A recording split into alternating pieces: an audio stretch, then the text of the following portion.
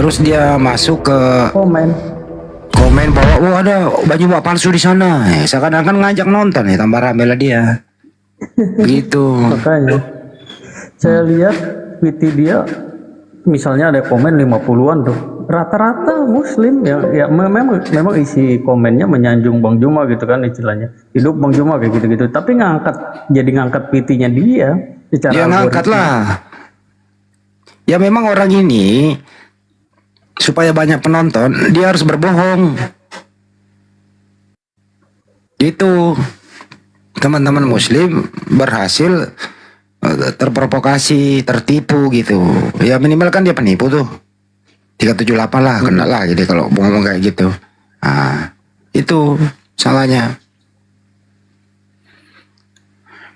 Respon dulu Per, lu yang atau dulu Per ya. Aku mau ngerokok Per. Iya Bang Handi, kemarin ada satu itu, saya sementara intai-intai akhirnya dapat, langsung dihantam roboh, alhamdulillah. Iya, nggak ada malu itu akun-akun kayak gitu. Ini masih ada 4 lagi ini yang sementara saya intai ini. Itu tadi apa? Bang Jul bukannya di komennya itu Bunda Semangkut. Hah? Gimana Fer? Bukan di komal Bunda Semangkut tadi udah turun. Nah, iya, saya kan tadi jagain di situ kan, itu Komal Mu'alaf, kasihan itu tadi siang aja dihantam sama Oten itu Komal. Iya. Siapa nih? Tombaknya. Bang Ditombak. Alejandro. Jadi saya nih dulu lagi awal-awal Bang Handi dan kawan-kawan dari Zoom pindah ke TikTok sempet lumayan sering juga nge-hostin Bang Handi nih. Cuman saya nggak terlalu fokus di TikTok, jadi hilang-hilangan. Iya. Oh, kalau zaman dari tapi profil saya dari dulu begini aja sih, nggak berubah. Kalau zaman dari Zoom pindah ke TikTok berarti tahu saya dulu itu yang Oten paling bandel itu. Dihantam-hantam sama Bang Handi. Siapa namanya Bang? Dulunya Go With Me. Go With Me. Akun Go With Me dulu. Nah ini udah ada Bang Zuma. Izin Kak Amir. Namanya siapa dulu akunnya? Go With Me, Go With Me. Ada Bang Zuma di. Nah itu ada sudah Bang Suma sudah masuk tuh. Iya. Ini Kak Amir Ditarik, selamat ya? malam. Kak Amir Kelak Muslim atau Kristen? Assalamualaikum. Waalaikumsalam. Waalaikumsalam. Nah, ini ada Bang. Assalamualaikum warahmatullahi wabarakatuh, Gurunda. Assalamualaikum warahmatullahi wabarakatuh. Pairing. Ini kan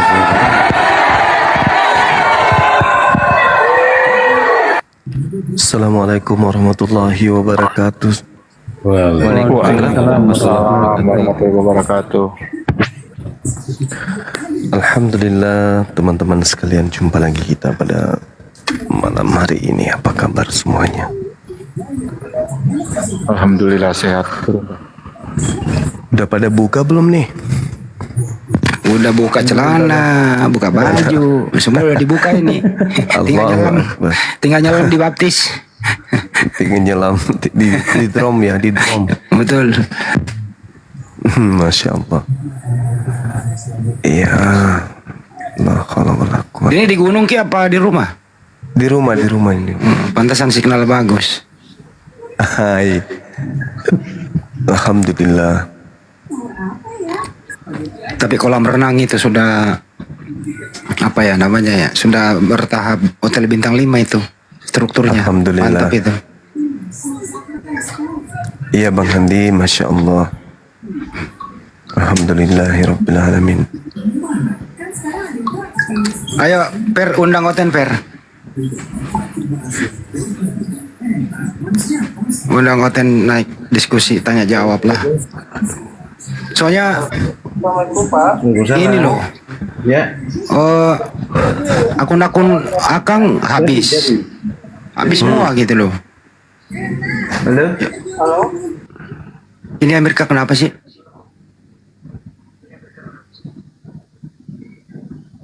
Gitu Per. Dihabisin sama Oten ya. Dihabisin. Habis semua. Kasihan si Akangnya. Coba gue kasih tahu si Akang dulu, suruh ke sini supaya dia bisa di follow.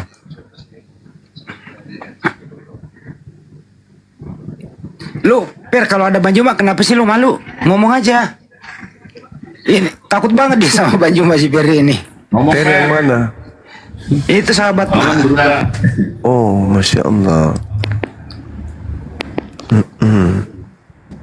Ini perdana Bang Andi buka komal Burunda. Oh, siap. Oh, Bang Aang. Iya, Masya Allah ya. Buka komal pertama minta dikawal. Dikawal. Kapan tuh?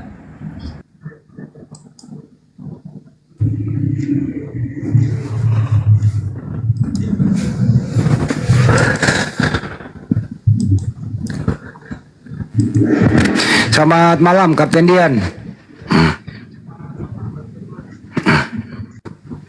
Kapten Dian, selamat malam. Dibuka minyak Bang. Widih. Idih.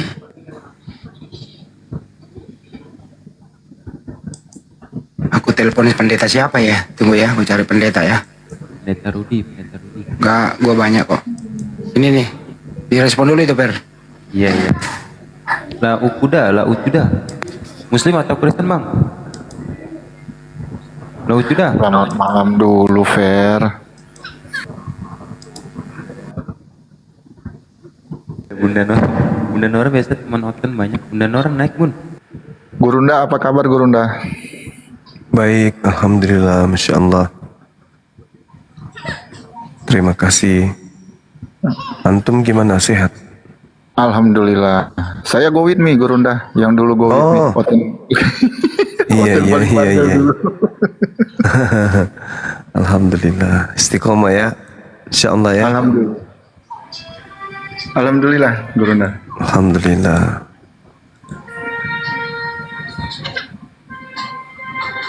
Jadi ini perjalanan 2 tahun 4 bulan. Setelah 2 tahun. Ya, 2 tahun 4 bulan setelah penegasan mualaf oleh Gurunda kemarin itu. Alhamdulillah. Alhamdulillah semua sudah kembali normal. Syukur Alhamdulillah, Masya Allah. Ini dengan siapa? Dengan Lina Wijaya ya, bukan? Lina tidak jaya Burunda. Lina tidak jaya. Oh, Lina tidak jaya. Wah, saya jadi istighfar aja terus ya. Setelah dibilang Lina Wijaya. Assalamualaikum warahmatullahi wabarakatuh. Waalaikumsalam warahmatullahi wabarakatuh. Saya bukan Lina Wijaya, Abang. Tapi siapa? Saya Nora. Iya.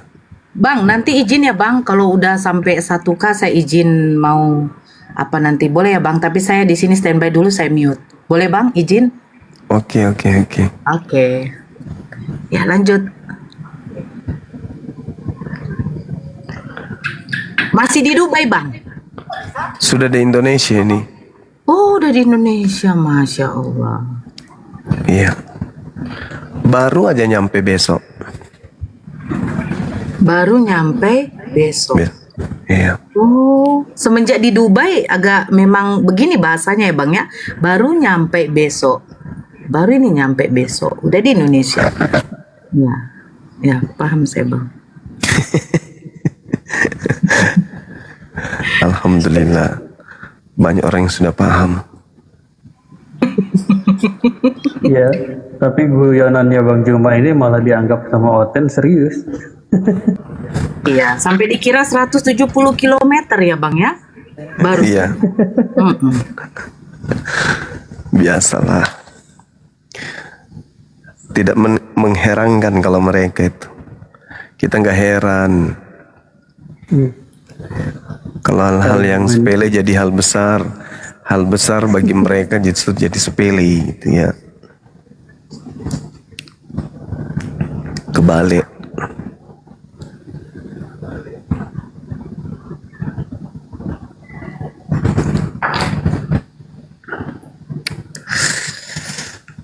Ada typingan di bawah Bang. Abang disuruh panjangin breok Bang. Apa itu? Janggut. Ya. Jamgut. Ya, janggut ya. Jenggot itu sama ya Bang ya? Iya, Oh. janggut.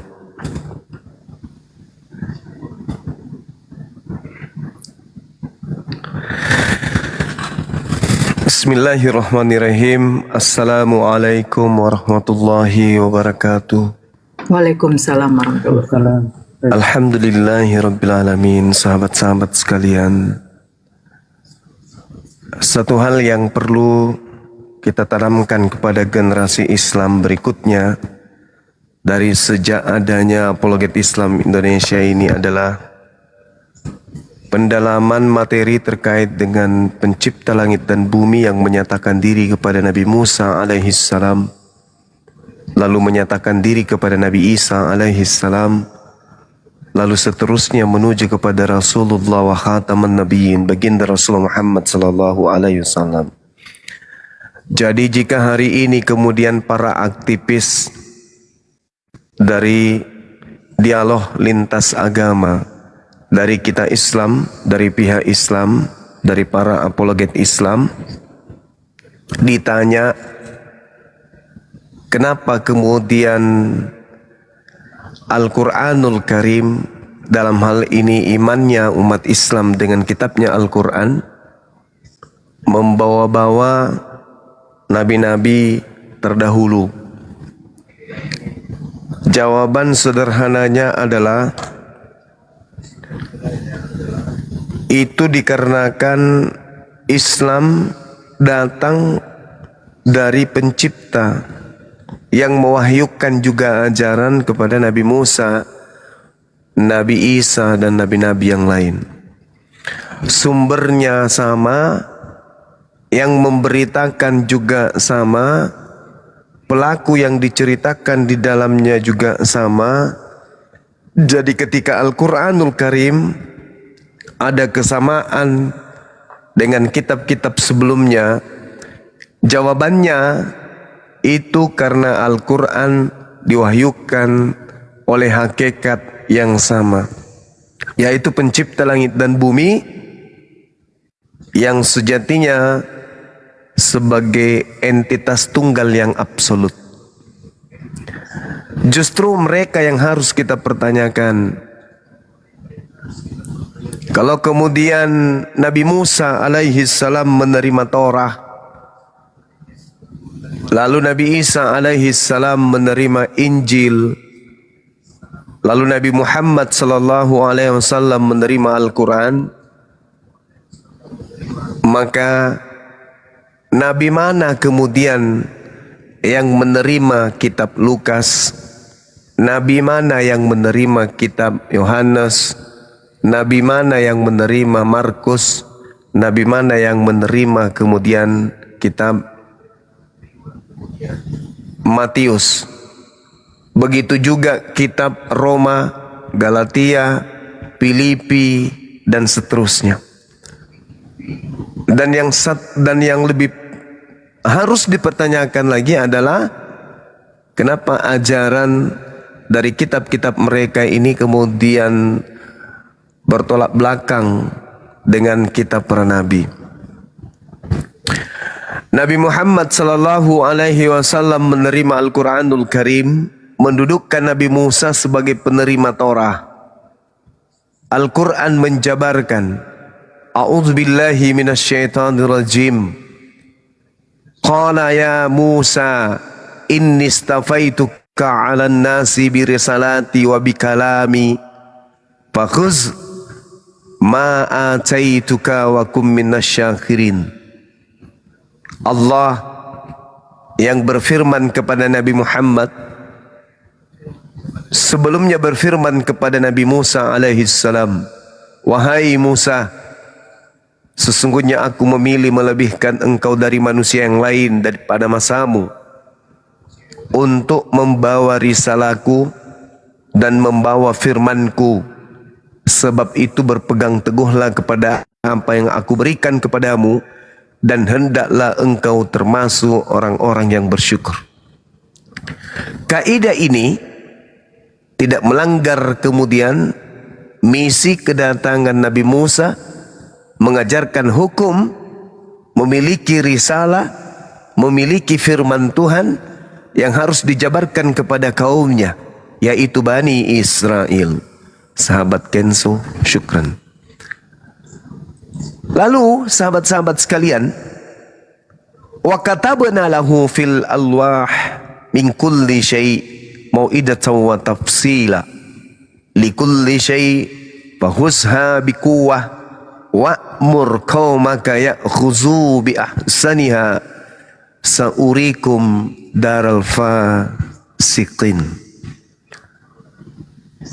Jadi Allah menyatakan, aku tertuliskan untuk Musa pada loh Taurat segala sesuatu sebagai pelajaran dan penjelasan untuk segala hal.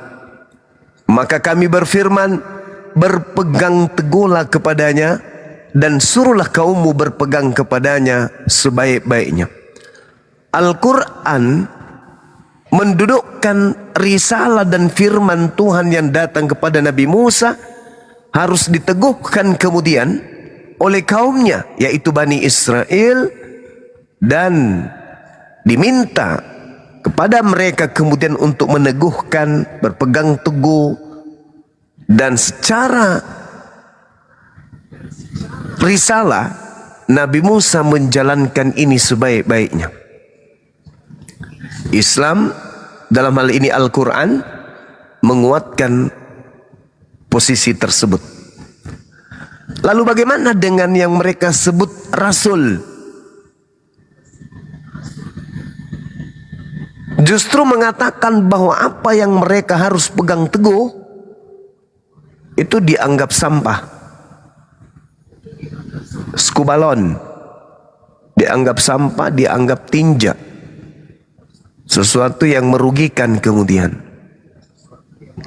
Artinya bahwa ketika Al-Quran menorehkan satu keadaan di mana Nabi Musa mendapatkan risalah, Nabi Isa pun mendapatkan risalah, lalu kemudian risalah itu disampaikan kepada baginda Rasulullah Muhammad SAW, kita umat Islam beriman terhadap keadaan tersebut.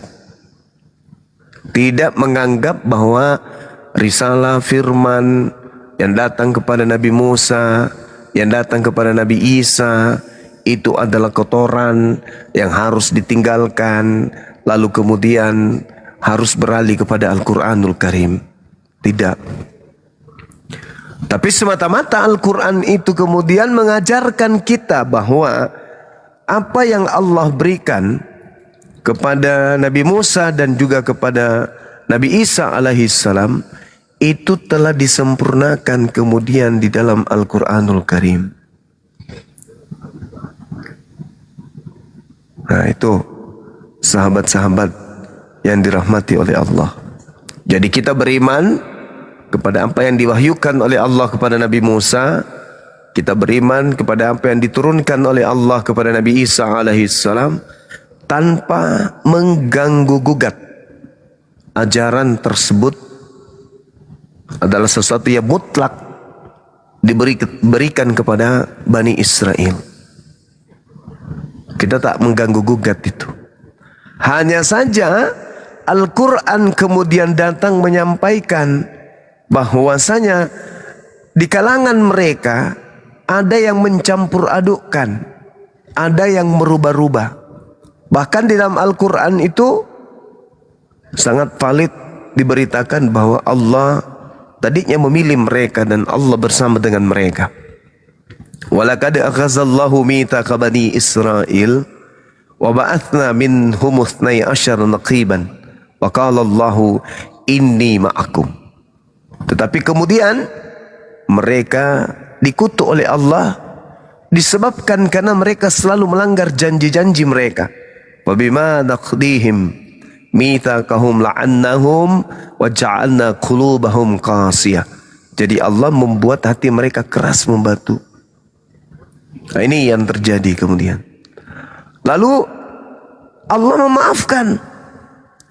Allah memberi ruang kepada mereka untuk bertaubat. Keturunan mereka kemudian diminta oleh Allah untuk menuju kepada Islam. Ya ahlal kitab, qad ja'akum rasuluna yubayyinu lakum katsira mimma kuntum tukhfuna minal kitab wa ya'funa an katsir. Jadi Nabi Muhammad datang kemudian mengajarkan kepada mereka tentang Al-Quran, mengulas sebagian dari isi kitab yang mereka sembunyikan, dan baginda Rasulullah Muhammad SAW tidak menjelaskan sebagian dari apa yang mereka sembunyikan. Jadi menjelaskan sebagiannya dan separuhnya tidak dijelaskan oleh baginda Rasulullah Muhammad SAW. Allah mengajak kemudian menuju kepada jalan keselamatan satu-satunya. Ya, setelah jalan yang lain itu tercemarkan, kemudian Allah memberikan Islam, memberikan Nabi Muhammad dengan petunjuk yang jelas melalui Al-Quranul Karim sebagai koridor jalan keselamatan terakhir satu-satunya. Yahdi bihillah manittaba'a ridwanahu subulas salam wa yukhrijuhum minaz zulumati ilan nuri biizni wa yahdihim ila siratim mustaqim. Ini kata Allah di dalam Al-Quran surah Al-Ma'idah ayat 16. Sahabat-sahabat yang dimuliakan oleh Allah, berbanggalah kita ini karena kita senantiasa selalu disanjung oleh Allah dengan dikatakan beruntunglah kita, kada aflahal mu'minun. Beruntunglah orang-orang beriman, beruntunglah orang Islam itu, beruntunglah orang-orang mukmin itu, kata Allah. Nah, ini tidak dimiliki oleh golongan di luar Islam.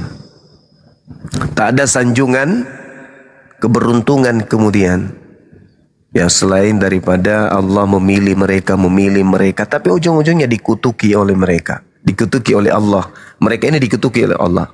Sedangkan kalau kita di Islam enggak. Umat Islam kemudian tidak dikutuk oleh Allah. Allah hanya menjabarkan wa qulil haqqu mir rabbikum. Kebenaran telah aku torehkan semuanya. Siapa yang mau beriman silakan, kata Allah. Yang tidak mau beriman alias kafir, kufur juga silakan, kata Allah. Tidak ada paksaan dalam Islam itu.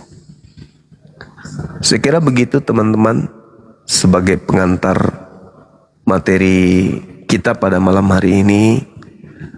Kembali yang ingin saya tegaskan adalah ketika Nabi Musa alaihissalam berbicara, maka Nabi Musa berbicara kepada kaumnya Bani Israel. Begitu juga ketika Nabi Isa alaihissalam berbicara, maka Nabi Isa alaihissalam berbicara kepada kaumnya Bani Israel. Sahabat, ada yang lucu. Kenapa saya katakan lucu? Karena ada yang merasa Nabi yang diutus kepada Bani Israel bukan kepada mereka, tapi mereka yang merasa. Bukan rahasia lagi. Yesus berbicara kepada kaumnya domba-domba yang hilang dari umat Israel. Tapi ada di antara mereka yang merasa seakan-akan mereka itu Bani Israel, seakan-akan Yesus itu berbicara kepada diri mereka. Padahal Yesus tidak pernah berbicara dan tidak pernah memberikan pengajaran di luar Bani Israel. Izin, Bang Juma. Iya Bang Handi. Ini ada Aldo. Tadi saya undang dia. Beliau mau diskusi sama Bang Juma dengan topik ajaran Yesua Amasia atau Yesua yang asli. Itu topiknya. Bisa nggak, Bang Juma? Boleh. Ya? Oke. Silakan. Oke. Baik. Silakan Romo. Aldo. Iya, selamat malam semuanya. Pak Iya. Juma, selamat malam. Malam Saudara Aldo, silakan. Ya, terima kasih buat undangannya dari Kak Handi ya. Dan saya ucapkan bagi teman-teman Muslim sini, selamat malam, selamat. Tadi udah ini ya, menunaikan ibadah puasa ya hari ini ya. Jadi semoga dalam keadaan yang baik menuju hari kemenangan ya. Baik. Ini saya diundang dengan topik yang sebenarnya cukup kontroversial ya di kalangan Kristen sendiri. Kenapa? Karena kekristenan itu saat ini memiliki 60.000 lebih aliran. Dan setiap aliran itu yakin ajarannya yang paling benar.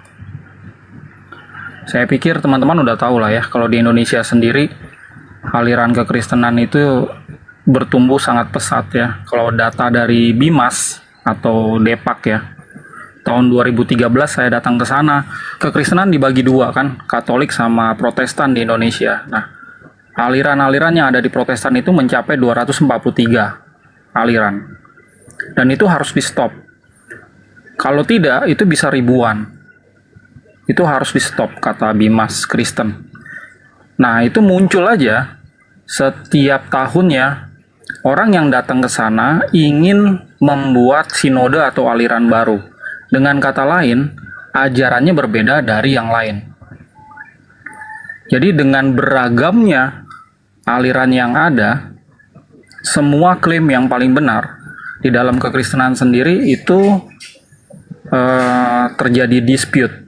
Ya, ini di luar dengan ini ya, di luar diskusi dengan non-Kristen. Kalau Kristen itu bergabung di dalam satu ruang diskusi, itu ada kemungkinan besar terjadi dispute atau perbedaan di dalam ajaran.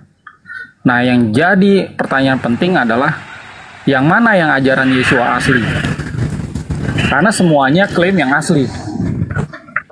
Itu. Ya. Nah, mungkin teman-teman di sini ada yang belum kenal saya ya. Saya izin memperkenalkan diri dulu deh. Jadi nama saya adalah Aldo Tulungalo. Saya sempat ditabiskan di komunitas Kristen Assyria tahun 2017 di Queensland, Australia. Makanya teman-teman itu ada yang manggil saya Romo gitu ya, karena saya pernah ditabiskan. Memang waktu bergulir itu saya tidak memutuskan untuk terus ya berkecimpung berkarir di kerohanian ya. Jadi saya memutuskan itu berkarir sekuler ya sekitar 6-7 tahun yang lalu, fokus ya. Jadi saya tidak lagi mengemban tugas kerohaniawan di gereja.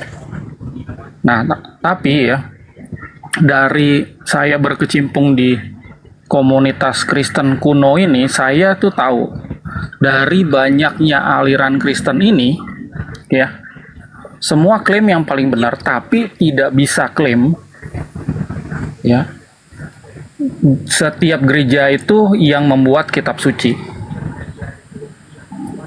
ya. Yang membuat kitab suci di dalam kekristenan itu cuma 3: Katolik, Ortodok, dan Assyria sendiri. Yang lainnya beli kitab dari toko. Kurang satu, Aldo, Saksi Yehova. Saksi Yehova itu baru muncul abad 19, dibuat oleh Charles Russell di Amerika. Kitabnya pakai kitab PB yang dibuat oleh umat Katolik dan Ortodok. Lalu mereka terjemahkan sendiri.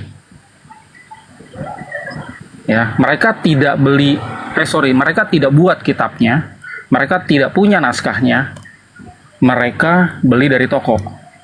Sama, Saksi Yehova di Indonesia, itu mereka punya tim penerjemah sendiri. Mereka menerjemahkan. Tapi tidak pernah mereka menyalin dan memelihara naskah-naskahnya. Dari ribuan ini, yang ada hanya 3.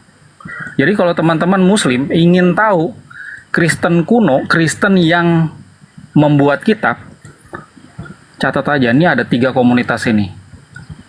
Ya, Katolik, Ortodok, dan Assyria. Hanya ini aja. Yang ada sejak abad 1 sampai terpelihara di abad 21 sekarang.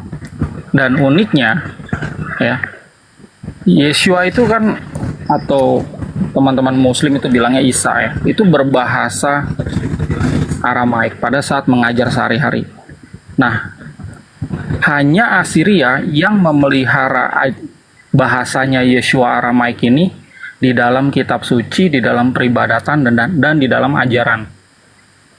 Sementara Katolik sama Ortodok itu hasil terjemahan dari Aramaik. Mereka pakainya PLPB Yunani. Kemudian Katolik menerjemahkan ke bahasa Latin. Jadilah varian. Nah, ini adalah pembukaan dari saya untuk memastikan teman-teman pada saat berdiskusi antar lintas agama itu, teman-teman bisa paham. Ini teman-teman ini berdiskusi dengan Kristen yang mana? Kristen yang bikin kitab suci atau Kristen yang beli kitab dari toko? Ini pembukaan dari saya. Terima kasih. Silakan Mbak Juma, topiknya tetap itu, ajaran Yeshua Masya yang asli. Lanjut. Baik. Bismillahirrahmanirrahim. A'udzubillahi minasyaitonirrajim. Afatatma'una ayyu'minu lakum wa qad kana fariqum minhum yasma'una kalam Allah thumma yuharrifunahu min ba'di ma aqalu wa hum ya'lamun. Maka apakah kamu wahai umat Islam sangat mengharapkan mereka akan percaya kepadamu, sedangkan segolongan dari mereka mendengarkan firman Allah lalu mereka mengubahnya setelah memahaminya padahal mereka mengetahui. Wa qala aidan fabaddala alladhina zalamu qawlan ghayra alladhi qila lahum fa anzalna 'alal ladhina zalamu rijzam minas sama' bima kanu yafsukun. Lalu orang-orang yang zalim mengganti perintah dengan perintah yang lain yang tidak diperintahkan kepada mereka, maka kami turunkan malapetaka dari langit kepada orang-orang yang zalim itu karena mereka berbuat fasik. Wa qala aidan wa inna minhum la fariqan yalwu alsinatahum bil kitab litahsabuhu minal kitab wa ma huwa minal kitab wa yaquluna huwa min indillah wa ma huwa min indillah wa yaquluna 'alallahil kadziba wa hum ya'lamun. Dan sungguh di antara mereka niscaya ada segolongan yang memutarbalikkan lidahnya membaca sebuah kitab agar kamu menyangka yang mereka baca itu sebagian dari kitab, padahal itu bukan dari kitab, dan mereka berkata itu dari Allah, padahal itu bukan dari Allah. Mereka mengatakan hal yang dusta terhadap Allah, padahal mereka mengetahui. Sahabat yang dimuliakan oleh Allah dan juga saudara Aldo ya, yang saya hormati, kalau dalam kaidah Islam, datangnya Al-Quranul Karim itu menceritakan tentang tipikal karakteristik ajaran agama yang ada sebelum Islam itu kemudian datang secara sempurna. Wa anna hadza sirati mustaqima fattabi'u wa la tattabi'u subula fatafarraqu bikum an sabili zalikum wasaqum bihi la'allakum tattaqun. Dan sungguh inilah jalan yang lurus, yaitu dinul Islam, maka ikutilah, jangan kamu ikuti jalan-jalan yang lain yang akan mencerai-beraikan kamu dari jalannya. Demikianlah Allah memerintahkan kepadamu agar kamu bertakwa. Dalam kaidah Islam ada satu hal yang menarik ketika berbicara mengenai kitab-kitab terdahulu. Dalam surah Al-Baqarah Allah Subhanahu wa taala menjelaskan bahwasanya orang-orang terdahulu itu menulis kitab dengan tangan mereka sendiri, kemudian berkata ini dari Tuhan. Fawailul lil ladzina yaktubuna al-kitaba bi aydihim tsumma yaquluna hadza min indillah. Jadi mereka menulis kitab dengan tangan mereka sendiri. Artinya tak ada tuntunan, tak ada legitimasi dari sang sumber. Yang kami paham, Nabi Musa alaihissalam kemudian diberi kitab. Jadi Nabi Musa menerima kitab langsung dari pencipta. Lalu kemudian Nabi Isa, yang kami tahu, Nabi Isa menerima hikmat Injil, mengajarkan Injil kepada Bani Israel. Nah, antara pengajaran Nabi Isa alaihissalam dengan Islam muncul kemudian kaidah-kaidah, muncul aturan, muncul sebuah pemahaman-pemahaman yang kemudian melahirkan seorang tokoh bernama Yesus. Nah, dari tokoh Yesus inilah seperti yang saudara gambarkan tadi, muncul berbagai macam aliran-aliran, sekte-sekte yang mengklaim diri mereka paling benar di antara sekte yang lain. Sedangkan Islam datang melihat itu secara garis besar, secara global, bahwa oknum Yesus yang kami sebut dengan Isa alaihissalam itu tidak pernah memberikan legitimasi agar muridnya atau orang lain menulis sebuah kitab. Nah, hal ini merupakan kekosongan yang tidak pernah terisi oleh dari pihak Kristen, dari sekte manapun, bahwa memang Yesus memberikan legitimasi kepada sekte-sekte tersebut atau legitimasi kepada penulis-penulis kitab yang kemudian digunakan oleh teman-teman, baik itu yang menggunakan bahasa Ibrani, Aramaik, menggunakan bahasa Septuaginta, bahasa Indonesia, bahasa Belanda, atau apapun itu. Yang pasti kekosongan itu tidak pernah terisi disebabkan tidak ada perintah dari Yesusnya untuk menulis atau menghafalkan. Seketika yang muncul adalah orang-orang masing-masing independen bercerita, menulis, menyusun cerita tentang apa yang mereka lihat, atau apa yang mereka dengar, atau apa yang mereka kemudian hasilkan dari hasil penyelidikan terhadap saksi-saksi yang ada. Sehingga Yesus sebagai narasumber itu tidak memberikan kemudian pemahaman khususnya kepada umat Islam yang belajar tentang Bible, yang belajar tentang kitab yang muncul kemudian di Indonesia ini. Kami tidak menemukan adanya legitimasi atau pengesahan ijazah kepada penulis-penulis Bible. Bahkan jauh daripada itu, ketika Yesus berbicara, tak ada satupun Yesus pernah berbicara di mana hasil pembicaraannya itu adalah merupakan satu hukum yang harus dipegang oleh non-Yahudi. Itu tak ada. Contoh misalnya, contoh nih, ini yang saya pegang, kitabnya yang saya pegang itu yang sampai kepada tangan saya itu, aku akan pergi ke rumah Bapak, karena di sana banyak tempat, aku akan menyiapkan tempat bagimu. Bagimu di situ itu hanya untuk muridnya Bani Israel, bukan untuk Kristen sekte manapun. Ketika Yesus berbicara tentang satu hukum, maka hukum itu hanya berlaku kepada bagi Bani Israel, tidak berlaku untuk non-Israel. Sekte apapun, termasuk sektenya saudara Aldo, Yesus tidak ada sedikit pun berbicara tentang agama yang Anda anut, agama Kristen, sekte apapun itu. Karena Nabi Isa atau Yesus itu hanya untuk Bani Israel, hanya untuk Bani Yakub, bukan untuk Kristen. Saya kira begitu untuk sementara, silakan.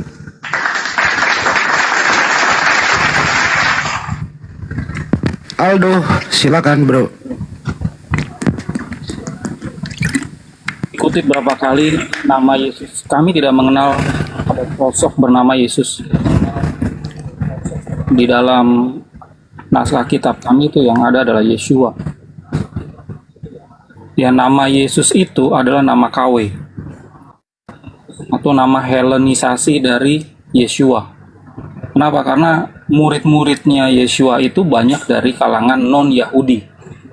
Mereka menyalin ya kitab Aramaik ke dalam Yunani, tapi nama-namanya diganti. Jadilah Yesus. Kemudian disalin lagi ke dalam bahasa-bahasa yang lain menjadi beragam bahasa. Ada Yesus, Yesus, Yesu, dan yang lain-lain. Tapi kalau kita lihat dari naskah aslinya, nama aslinya adalah Yeshua. Ya. Nah, Yeshua ini ya, dia mengajar orang-orang Yahudi dalam bahasa Aramaik yang pada saat ajarannya ditulis banyak disalahartikan, baik Kristen maupun oleh non-Kristen yang ingin mempelajari ajaran aslinya. Karena keterbatasan bahasa, ya, keterbatasan juga dokumen yang ditemukan gitu. Ya, sebagai contoh, pada saat Yeshua berbicara di Markus 12 ayat 29, dalam bahasanya seperti ini: Shema Israel, Maria Allahan, Maria Kathu. Itu kalau diterjemahkan dengan baik ke dalam bahasa Indonesia, tidak ada kata Allah, tidak ada kata Allah. Ya, yang betul adalah terjemahannya, dengarlah Israel, Maria Tuhan kami, Tuhan itu satu. Ya. Sorry, bukan Tuhan, Maria itu satu. Ya. Jadi sekali lagi, hai Israel, dengarlah, Maria Tuhan kami, Maria itu satu. Nah, kalau teman-teman belum tahu siapa itu Maria, itu hal yang wajar ya. Karena di dalam kekristenan pun ya, masih banyak orang yang belum tahu. Masih banyak orang Kristen di Indonesia yang belum tahu adanya naskah PB Aramaik ini. Ini adalah naskah sebenarnya yang ditulis oleh murid-muridnya Yeshua yang berbudaya Yahudi. Ya, pada saat mereka convert, lalu mereka kawin campur sama bangsa Aramean di Persia, inilah yang melahirkan komunitas Assyria. Nah, Kristen Assyria inilah yang ya, memiliki kitab-kitab PL maupun PB dalam bahasa asli Yeshua. Jadi komunitas inilah ya yang mengajarkan saya sampai saya akhirnya ditabiskan jadi imam dan memimpin seminari beberapa tahun. Nah, kalau kita pelajari naskah-naskah ini ya dan dokumen-dokumen kekristenan yang Yunani, sebenarnya ya Yeshua dan Allah itu tidak ada hubungan. Karena memang nama Allah itu tidak tercatat di dalam naskah-naskah kami. Nah, kalau kita lihat kekristenan di Indonesia ya, ini mayoritas Kristen di Indonesia mengajarkan Yesus adalah Allah. Ya, teman-teman udah pasti udah tahu lah ya. Nah, sebenarnya ini adalah Kristen minoritas. Saya garis bawah ya, Kristen minoritas. Mereka dari dulu sampai sekarang, mereka itu nggak pernah mayoritas. Ini hanya sebagian kecil aja yang menghubungkan gitu antara Yeshua sama sosok Allah atau sosok Allah. Ini mereka nggak bisa dibilang Kristen, tapi juga tentu mereka tidak bisa dibilang Islam. Mereka ada di tengah. Ya, bisa dibilang politeis, bisa dibilang sinkretisme, ya bisa dibilang Krislam. Kenapa? Karena tidak ada informasi tentang Allah di dalam dokumen-dokumen kami. Ya, seperti yang kita sudah ketahui, Allah atau Allah ya, itu baik itu di dalam kamus bahasa Indonesia, kamus bahasa Arab Al-Mujid fi Lokal Walam, atau kamus bahasa Inggris, contohnya Oxford, Cambridge, dan yang lain-lain. Allah itu adalah nama. Jadi kalau kita mau lihat ya, Yeshua yang asli ajarannya mana, kita bisa pahami dengan mudah sekali. Ya. Kalau kita bertemu dengan rekan-rekan Kristen yang mengajarkan Yesus adalah Allah, itu sudah pasti bukan. Karena di dokumen aslinya tidak pernah ada informasi Yesus adalah Allah atau Yeshua adalah Allah.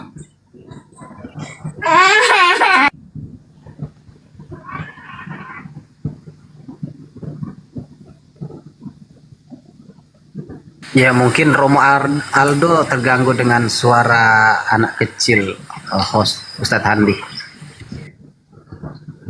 Iya, mungkin terganggu sama suara anak kecil. Udah ke Banyuma aja lagi. Silakan Banyuma. Silakan Bang. Iya. Baginda Rasulullah Muhammad sallallahu alaihi wasallam tidak melakukan penyelidikan lalu kemudian menyusun Al-Qur'anul Karim, tidak melakukan penelitian terkait dengan nama Tuhan atau sembahan-sembahan yang disembah oleh nabi-nabi terdahulu. Seketika beliau menerima wahyu menjabarkan kemudian tentang apa wahyu itu. Pencipta langit dan bumi datang kepadanya memperkenalkan diri. Innani anallah la ilaha illa ana. Terbukti keturunan dari Nabi Ismail, yaitu orang-orang Quraisy, itu masih menggunakan nama Allah. Nah, yang jadi permasalahan di sini putusnya mata rantai, tidak ada sanad dari Nabi Musa alaihissalam kepada Kristen sekte manapun, dan juga kemudian dari Nabi Isa yang lahir tanpa ayah kepada Kristen sekte manapun. Itu tak ada sanad. Begitu juga nabi-nabi yang diimani oleh orang-orang Yahudi, itu tidak ada sanadnya, tidak ada mata rantai penyambungnya sampai kepada meja Kristen sekte apapun. Jadi kalau itu dijadikan sandaran bahwasanya Yosua tidak ada hubungannya dengan Allah, ya itu bukan permasalahan bagi umat Islam. Tidak ada kaitannya umat Islam hadir untuk kemudian harus mengklaim Tuhan itu Allah dan itu harus diimani oleh orang-orang terdahulu. Tidak, karena di luar Islam itu namanya kufur, ingkar. Itu tak ada masalah bagi kita umat Islam, bahwa apakah Nabi Musa menyembah Allah, apakah Yesus menyembah Allah atau Yosua menyembah Allah, itu tidak ada urusan dengan umat Islam. Yang kita pahami, yang kami pahami sebagai umat Islam, pencipta langit dan bumi yang datang kepada baginda Rasulullah Muhammad sallallahu alaihi wasallam, dialah ya hakikat entitas tunggal yang pernah berfirman kepada nabi-nabi sebelum baginda Rasulullah Muhammad sallallahu alaihi wasallam. Dan kami tidak bisa menjadikan ajaran di luar Islam. Kenapa? Tidak ada mata rantai. Kristen seketika muncul, Yesus atau Yosua tidak ada memberikan legitimasi terhadap di luar Yahudi. Kalau kemudian ada perpecahan, ya Al-Quran juga sudah lebih awal menjelaskan itu, bahwa jalan yang ditempuh selain daripada yang diajarkan oleh Nabi Muhammad pasti melahirkan perpecahan. Itu diterangkan kemudian di dalam Al-Quranul Karim. Wa anna hadha sirati mustaqima fattabi'u wa la tattabi'u subula fatafarraqa bikum an sabili. Inilah jalanku yang lurus, Islam. Maka ikutilah. Jangan kamu ikuti jalan-jalan yang lain yang nyata mencerai beraikan kamu di jalannya. Nah, itu solusinya di Islam. Jadi Islam itu dalam hal ini Nabi Muhammad tidak melakukan penelitian, tidak jiplak menjiplak kitab terdahulu, enggak. Beliau menerima wahyu dari langit, menorehkan kemudian data-datanya, dan kalau hari ini tidak berkesesuaian dengan agama terdahulu, ya saya simpel, karena agama terdahulu itu tidak ada hubungannya dengan pewahyuan yang datang kepada Nabi Musa, dan tak ada hubungannya dengan pewahyuan yang datang kepada Nabi Isa alaihi salam. Agama yang muncul sebelum Islam, ya adalah agama yang mengklaim diri mereka sendiri, sibuk sendiri. Hanya dari hasil penyelidikan, penelitian, mereka membuat kemudian buku-buku, lalu buku-buku mereka itu dipilih dan dipilah. Lalu kemudian sekte-sekte menggunakan buku-buku itu sebagai pilihan untuk dijadikan sebagai kitab suci. Tapi apakah ada legitimasi dari Yosua Hamasyah kepada mereka? Tak ada. Mereka penumpang gelap, sekte apapun itu. Saya tegas mengatakan, sekte apapun itu, Yosua Hamasyah itu tidak memberikan kemudian legitimasi sedikit pun kepada mereka. Jadi kalau ada kesalahan atau kesimpang siuran terjadi di sana, ya wajar. Karena memang Yosua Hamasyah dalam hal ini Nabi yang datang lahir tanpa ayah, yang diberikan Injil untuk Bani Israel umatnya, itu tak ada hubungannya dengan mereka ini. Makanya wajar kalau mereka saling sikut satu sama lain, karena sesama penumpang gelap. Nabi Isa atau Yosua menurut saudara Romo itu tidak mengenal Kristen, sekte apapun itu. Dan saya jamin pendeta, pastor atau apapun titelnya yang tertinggi di dunia ini tidak akan bisa memberikan legitimasi dari Yesus kepada mereka. Nggak ada itu. Nggak ada. Mau dia bahasa Aramaik, mau bahasa Ibrani, bahasa langit, bahasa roh, apapun itu tercerita. Yesus yang adalah Yosua Hamasyah, yang adalah Isa dalam pandangan Islam, tidak mengenal non-Yahudi. Dia hanya diutus kepada Bani Israel saja. Al-Quran menceritakan itu dengan akurat. Wa isqala Isa bin Maryam ya Bani Israel inni Rasulullahi ilaikum. Yesus di dalam kitab yang muncul di Indonesia ini, ya, meskipun itu terjemahan yang sudah didaur ulang, tetapi faktanya di situ terang dikatakan kesaksian Yesus dalam Yohanes 5 nomor 37, kesaksiannya yang paling tertinggi di antara semua kesaksian. Dia diutus hanya kepada domba yang hilang dari umat Israel, dan posisinya memang hanya utusan kepada Bani Israel. Mau dirubah lagi dengan mengatakan nah itu masih itu palsu, itu mereka karang sendiri, yang benar adalah kitab kami. Tapi yang pasti oknum tersebut hanya untuk Bani Israel, bukan untuk orang Makassar, bukan untuk orang Jawa, bukan untuk orang Toraja, untuk Bani Yakub saja. Demikian.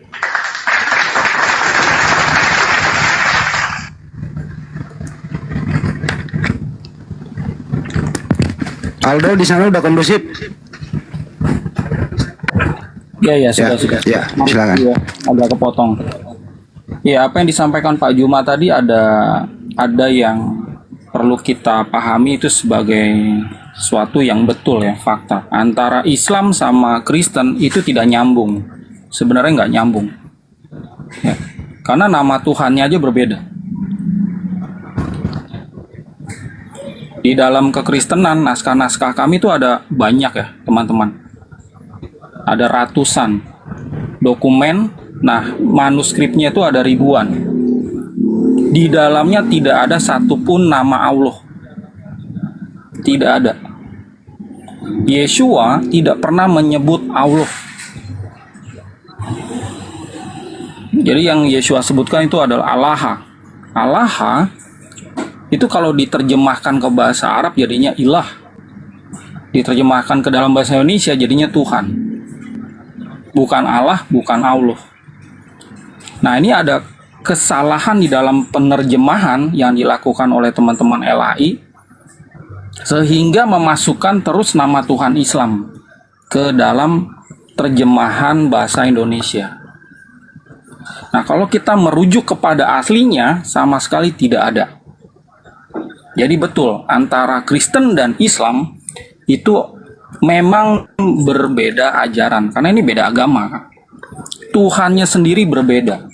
Bagi teman-teman Muslim pasti meyakini satu-satunya Tuhan adalah Allah. Yang lain itu bukan. Yang kalian yakini sebagai Muslim adalah Quran. Itu yang nomor satu kan. Itu pasti. Nah, kami ya sebagai umat Kristen, ya, saya menghormati apapun yang kalian ajarkan, termasuk kalian bilang kalau tadi kami nggak punya sanad. Itu saya hargai. Itu muncul keluar dari perkataan Pak Zuma, karena Pak Zuma belum mempelajari silsilah kami gitu. Ya, kami memiliki namanya tabisan rasuli atau kepemimpinan, mata rantai kepemimpinan dari abad 1 sampai abad 21. Itu kami punya, tapi tidak semua kekristenan punya. Ya, hanya Kristen yang membuat kitab suci yang punya. Jadi kalau teman-teman, ini saya coba buka kamera ya, supaya saya bisa menunjukkan tulisan saya di Wikipedia ya. Teman-teman cari aja di Google gitu ya, tabisan Gereja Nasrani Indonesia atau Gereja Nasrani Indonesia. Saya pernah memimpin di sini. Nah, ini ada rantai tabisannya atau rantai kepemimpinan. Dari Yeshua itu ke Petrus, ke Evodius, Ignatius, dan seterusnya ya, dari abad ke abad. Itu sampai nanti ada pemimpin-pemimpin sekarang. Dan tentunya ini mereka sudah ada di berbagai benua termasuk ke Indonesia. Di Indonesia yang membawa adalah ini ya, Romo Nicholas Lumbantoruan. Jadi betul ya, kalau kekristenan itu tidak ada sanadnya bagi Kristen-Kristen modern. ya. Tadi kan saya sebutkan ada dua macam Kristen ya. Ada Kristen yang membuat kitab suci dan ada yang beli kitab dari toko. Nah, yang beli kitab dari toko itu tidak ada sanad dalam tanda kutip. Tidak ada rantai kepemimpinan dari Yesua sampai sekarang. Ya. Nah, kalau kami itu ada, jelas. Dan pada saat teman-teman ingin tahu otoritas yang Yesua berikan itu juga sebenarnya ada. Ya, Yesua itu fokus ya, pelayanannya di tanah Yudea. Nah, setelah itu dia mengutus nih murid-muridnya untuk mengajar apa yang telah dia ajarkan kepada bangsa-bangsa. Itu adalah otoritas yang beliau berikan kepada para pemimpin kami sejak awal. Nah, kalau catatan atau dokumen ini itu tidak diindahkan atau istilahnya tidak diyakini sama saudara-saudara muslim, it's okay gitu ya. Tapi inilah keyakinan kami. Kami memiliki otoritas dari Yesua, ya. Kami memelihara ajarannya dengan cara menuliskannya dan kami menyebarkannya ke bangsa-bangsa. Gitu. Nanti lebih jauh ya, teman-teman kalau yang belum tahu ya, kami punya website ya. Ini website kami ya, pesitaindonesia.org ya. Kami menerjemahkan ya PB Aramaik ke dalam bahasa Indonesia. Ini adalah terjemahan pertama PB Aramaik ini. Ya, sebelumnya belum pernah ada yang menerjemahkan ke dalam bahasa Indonesia. Dan ini adalah terjemahan ke dalam bahasa Indonesia pertama. Kenapa saya bilang yang pertama? Karena gini, kalau teman-teman baca ya terjemahan bahasa Indonesia yang ada sekarang, kalau bisa di-download atau beli di toko buku ya, itu mirip bahasa Indonesia. Tapi para penerjemahnya belum menggunakan kaidah atau aturan tata bahasa sebagaimana dilakukan oleh para penerjemah di Indonesia. Makanya banyak kesalahan pada saat menerjemahkan ya, apalagi LAI. Ya, mereka tidak ada penerjemahnya yang punya kompetensi bahasa Indonesia, tapi mereka menerjemahkan ke dalam bahasa Indonesia. Masuklah di situ nama Tuhan Islam, Allah yang ditulis Allah. Nah, inilah yang membuat ya sering dispute ya antara sebagian Kristen ini sama teman-teman Muslim dan juga di kalangan Kristen sendiri. Jadi kalau teman-teman ingin tahu yang aslinya bagaimana, kami sekarang ini sudah share secara cuma-cuma terjemahan kami. Ya, ini ada 4 kitab Injil kanonik, Matius, Markus, Lukas, Yohanan, yang kami sudah selesaikan. Teman-teman bisa kunjungi dan bisa download sendiri, baca sendiri, lalu analisa aja. Di sini teman-teman bisa lihat sebenarnya dengan ajaran Islam itu saya bisa bilang ini tidak ada kesamaannya. Gitu. Oke, itu aja dari saya.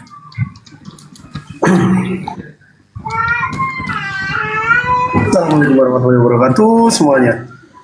Waalaikumsalam warahmatullahi wabarakatuh. Ya,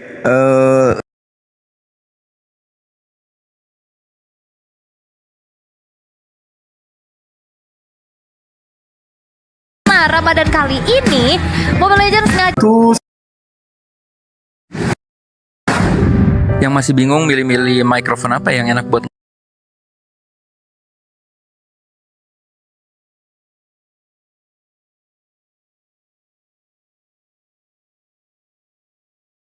adalah mendamaikan dua orang atau dua kelompok yang bertikai.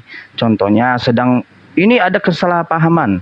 Lalu untuk memberikan waktu kepada antara dua belah pihak agar mereka menuju lebih menyenangkan, mereka itu diwajibkan yang mendengar itu berbohong. Contohnya bukan berbohong, agar tidak ada terjadi pertikaian, pertumpahan darah. Dalam keadaan itu, berarti 3 hal doang diperbolehkan. Sama halnya seperti ini, saudaraku. Babi haram, jelas hukumnya haram.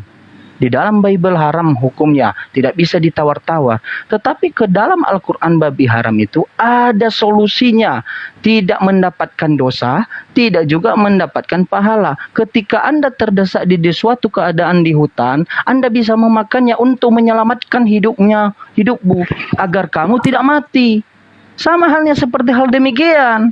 Ini menyangkut tentang kemaslahatan. Ini menyangkut tentang bagaimana kita menyikapi kebohongan itu pada tempatnya. Dan lebih eloknya sebenarnya bukan tentang kebohongan. Kebohongan beda lagi dengan kebohongan ketika Anda ditanya, apakah Anda itu berzina? Padahal faktanya Anda berzina, tapi Anda mengatakan, saya tidak berzina. Itu baru dusta. Karena kenapa? Efek dari kebohonganmu itu adalah dosa. Nah, saya tanya dulu, apa efek dari dosa yang dirasakan oleh perempuan ketika ditanya kepada suaminya, masakan saya mas enak atau tidak? Dia menjawab tidak enak, gitu.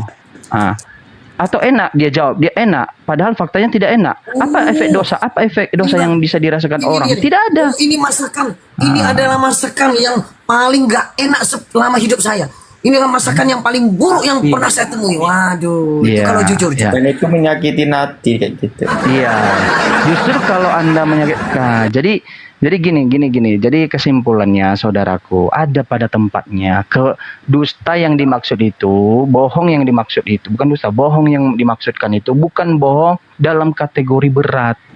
Tetapi justru kategori yang menyelamatkan, sama halnya dengan perumpamaan makan babi tadi. Babi jelas haram. Tetapi kenapa bisa diperbolehkan ketika babi itu dimakan ketika dalam kondisi terdesak? Karena ketika Anda mengklaim bahwa babi haram tapi tidak ada makanan di situ, Anda menahan perut Anda. Sama halnya Anda itu tidak ikhtiar dalam hidup Anda bunuh diri. Bunuh diri hukumnya dosa. Ya. Kali ya. Artinya di daerah itu, daerah yang burungnya nggak ada.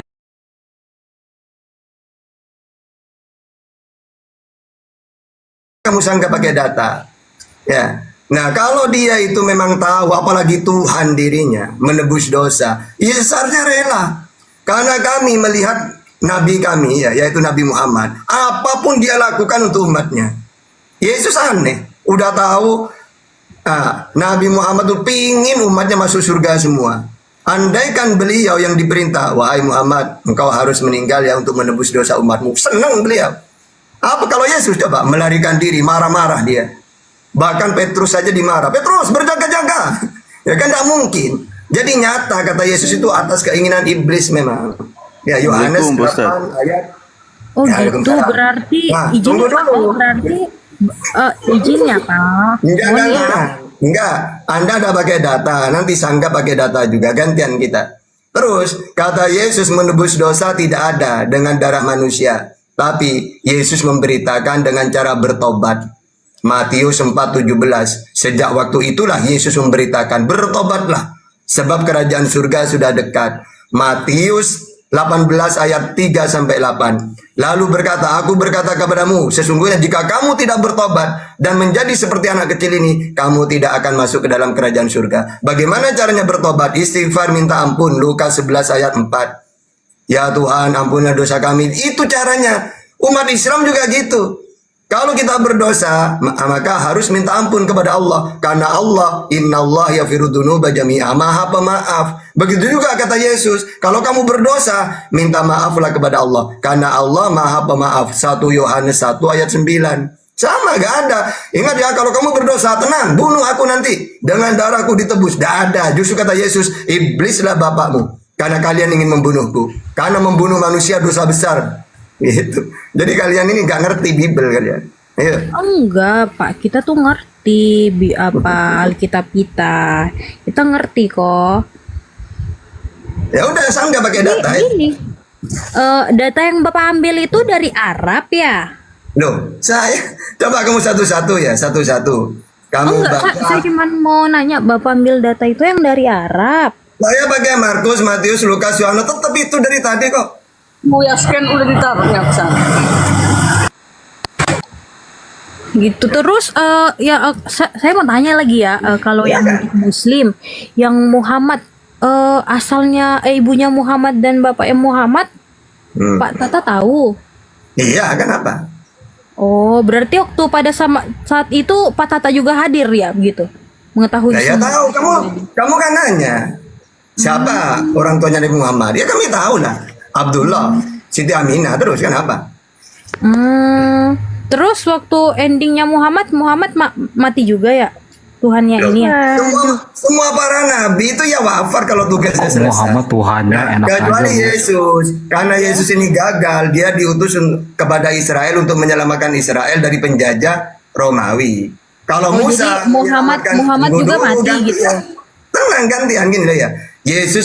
Nabi Musa diutus untuk menyelamatkan Israel dari Fir'aun. Fir'aunnya mati. Berarti Musa berhasil. Yesus diutus untuk menyelamatkan Israel dari Romawi. Tapi Yesus gagal, dia yang dibunuh.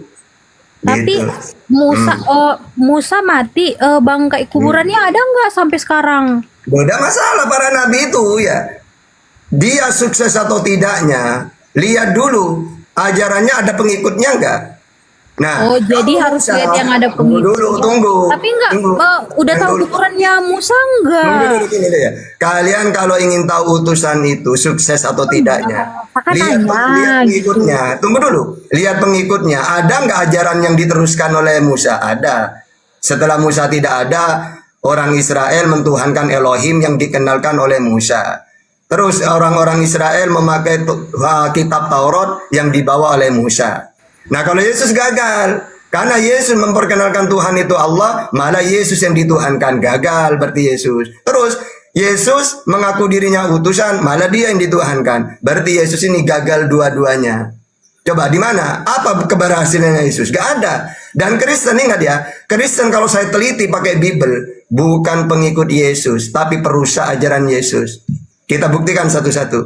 Nggak ada Kristen nggak merusak. Oke, sekarang kalau tidak merusak, saya nanya, Tuhan yang dikenalkan Yesus siapa? Ini, bentar, pas saya mau nanya dulu, kuburan Musa di mana? Terus Nggak Pak kamu Muhammad tanya di kuburannya. mana? Ya, kenapa tanya kuburannya? Untuk apa? Saya nanya kuburan Musa di Gini, mana mayat? kita harus mengetahui utusan itu apa tugasnya. Kalau sudah tahu tugas-tugasnya, baru nanti ya kita tahu dia itu memang benar-benar utusan atau tidak gitu loh. Tadi kan gitu, makanya saya tanya kan, Bapak kuburannya Muhammad di mana gitu. Di Madinah. Kenapa? Di Madinah. Terus kuburannya si Muhammad di mana juga? Di mana sih? Udah jawab gimana sih lu? Oh, di Madinah juga ya kuburannya. Kalau Musa yang di Bible Anda itu di mana? Ya kalau Musa kan nanya kan tadi kan Pak Tata kan punya data gini. Oke, sekarang enggak gini. Kamu tahu enggak Musa itu siapa Musa itu?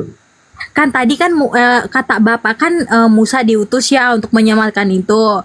Terus saya tanya lagi, berarti Musa kan meninggal nih atau ya almarhum ya dia. Terus kuburannya di mana gitu? Itunya di mana? Nah iya, terus kamu tahu kuburnya ziarah Musa kubur. Hah? Diserui mau ziarah kubur. Dia cuma tahu Bibelnya tapi dia gitu. Ya ampun, dia Bapak nggak ini tahu. Coba saya nanya ke kamu tahu nggak Musa itu? Enggak, Musa itu kan utusan Tuhan kan? Musa Kamu aja yakin nggak itu? tahu. Kan Aduh, punya ya data. Nggak tahu apa-apa, ganti Budarni aja. Budarni aja. Lah kenapa? Nggak ngerti apa. Nah gini, pertanyaannya simpel. Kamu tadi sekarang Ada ilmu. bukan Yesus ini manusia atau Tuhan sih, Mbak? Ih, saya kan tanya itu dulu, jawab dulu lah Pak. Iya, saya nanya dulu. Kuburannya Kenapa itu kalau di mana? Nabi Muhammad Kan SAW adalah manusia, siapa yang bernyawa pasti akan mati. Jawab. Ya ampun, Apa? Bapak. Jawabannya apa? Apa pertanyaannya? Ini Kak, kamu kan hanya kuburannya Nabi, sudah dijelaskan. Dia lahir di Mekah, wafat di Madinah, kuburannya di Madinah. Terus udah selesai udah. Kita kembali yang Nabi lagi. Musa.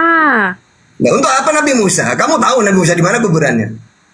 Lah saya kan tanya, karena saya nggak tahu kan saya tanya Bapak ini kan Bapak kan punya data gitu. Ya. Jadi saya mau tanya. Dia untuk Israel, dia nanya ke Israel. Gini loh, dia itu diutus untuk Israel. Ngapain kamu nanya ke saya? Di Israel. Nah, sama dengan gini, Yesus diutus untuk Israel. Ya sudah. Terus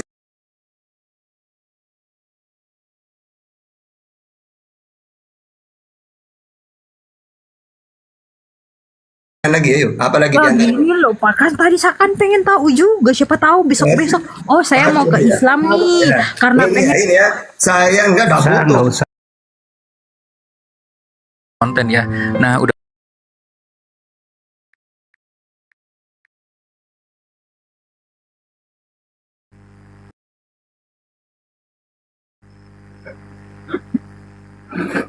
Ada yang tadi itu udah. Oke, sabar ya teman-teman, nggak tahu nih. Aku kan dikasih jeda doang 10 menit, nggak sampai 10 menit sih. Kacau juga nih.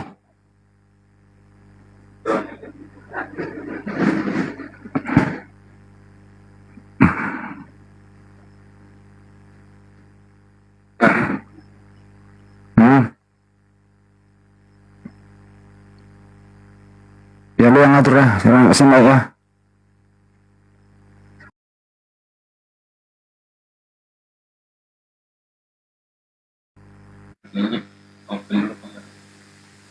Kamera siapa?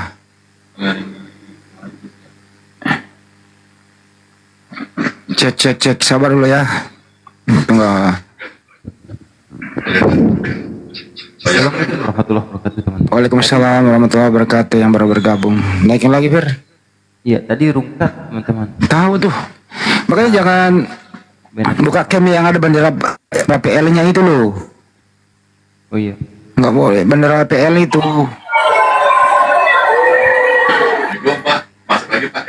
Oke, Masya Allah. Assalamualaikum warahmatullahi wabarakatuh.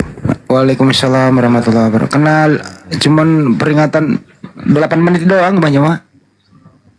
Kenapa emangnya? Gara-gara itu loh, siapa sih namanya, Christian itu buka cam ada bendera PL. Bukan karena si Aldo yang pura-pura nggak dengar penjelasan saya. Termasuk juga sih itu daripada tadi. Orang bahas legalitas, dia bahas nama Allah. Daripada monolog.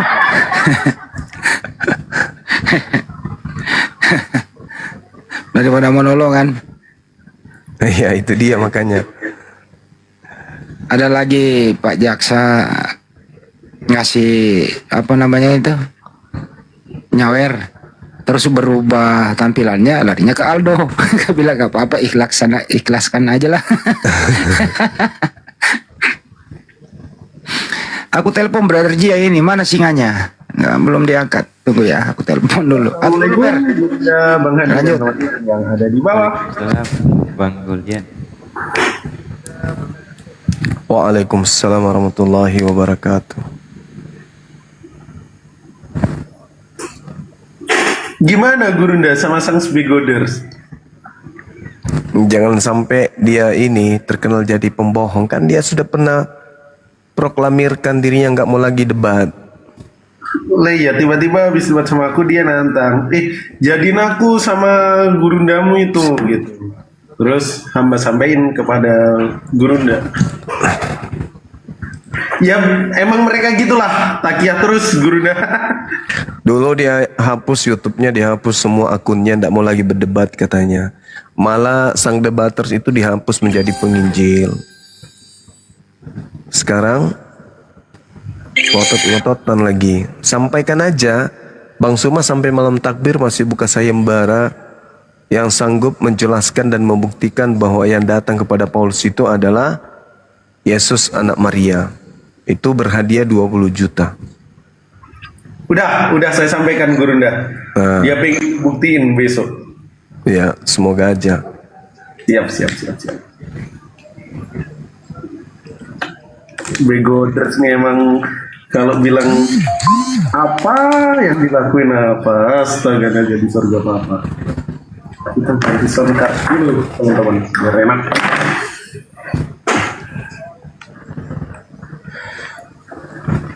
Aldo itu tadi lucu, yang dinarasi Gurunda Zuma apa masalah teologi, yang dijawab apa? Yang dijawab masalah penulisan Pesita Ramaiknya yang baru ditulis abad ke-6.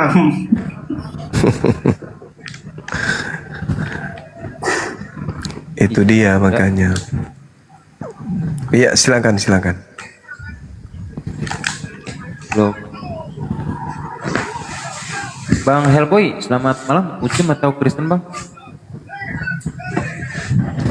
Bang Hellboy. Bang Helboy, gak ada suaranya, aku izin turun.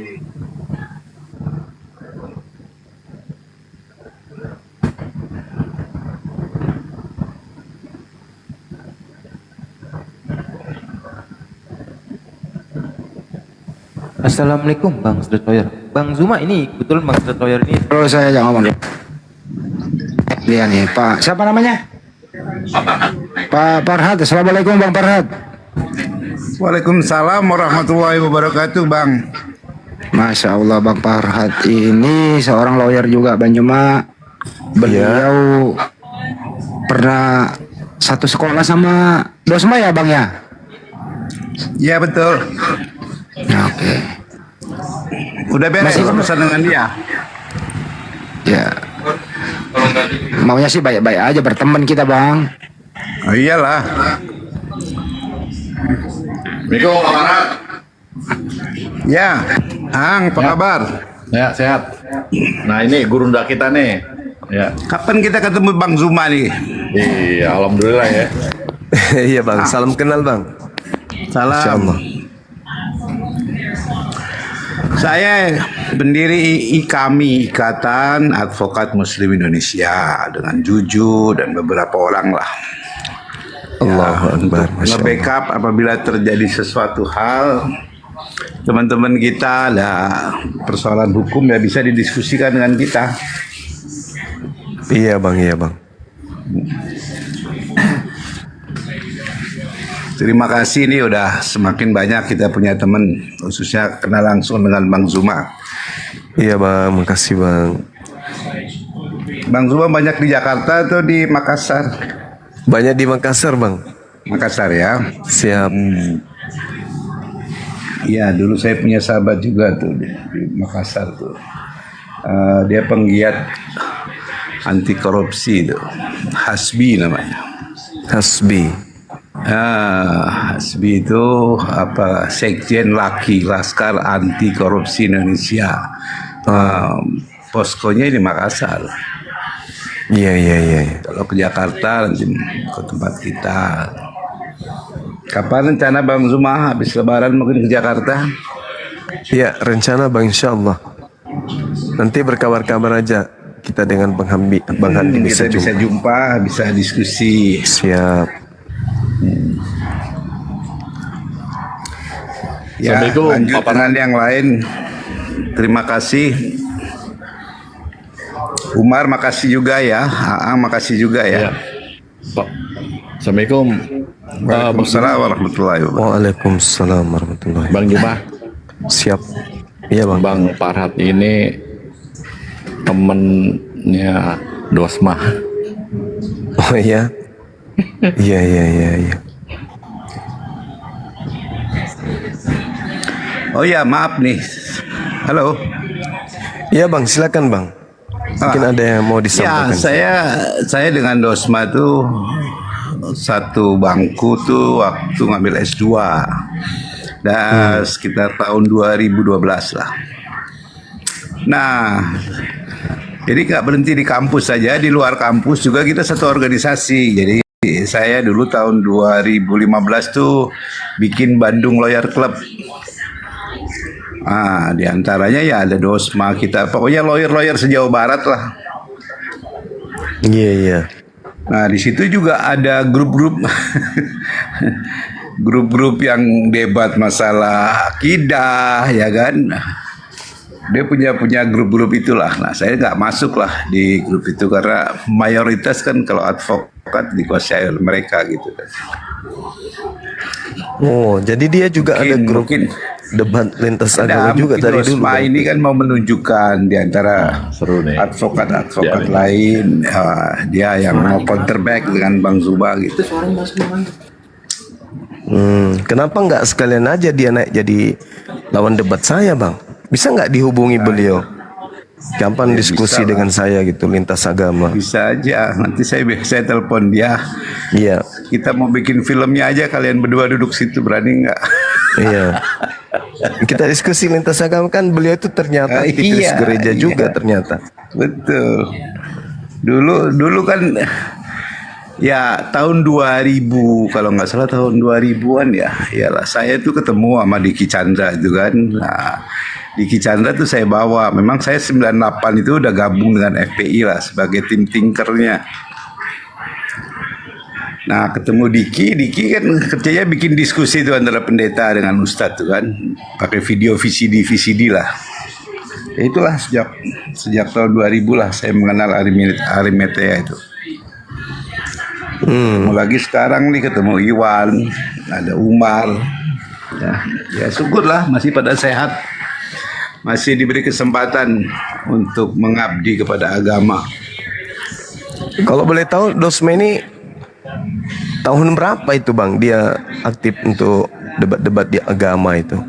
Ya baru setahun, baru kemarin lah cari panggung aja melawan Bang Zuma. Oh gitu.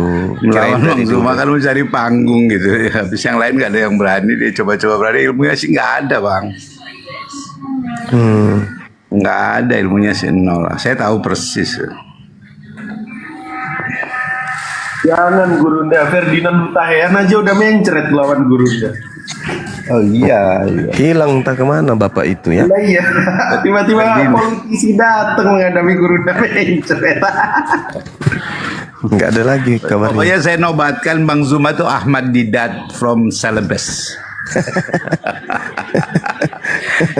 Karena masih muda dan masih panjang, insya Allah mudah-mudahan Allah berikan usia yang panjang gitu untuk bisa mengcounter mereka itu. Dijadwalkan sama Dosma Bang, kalau bisa Bang.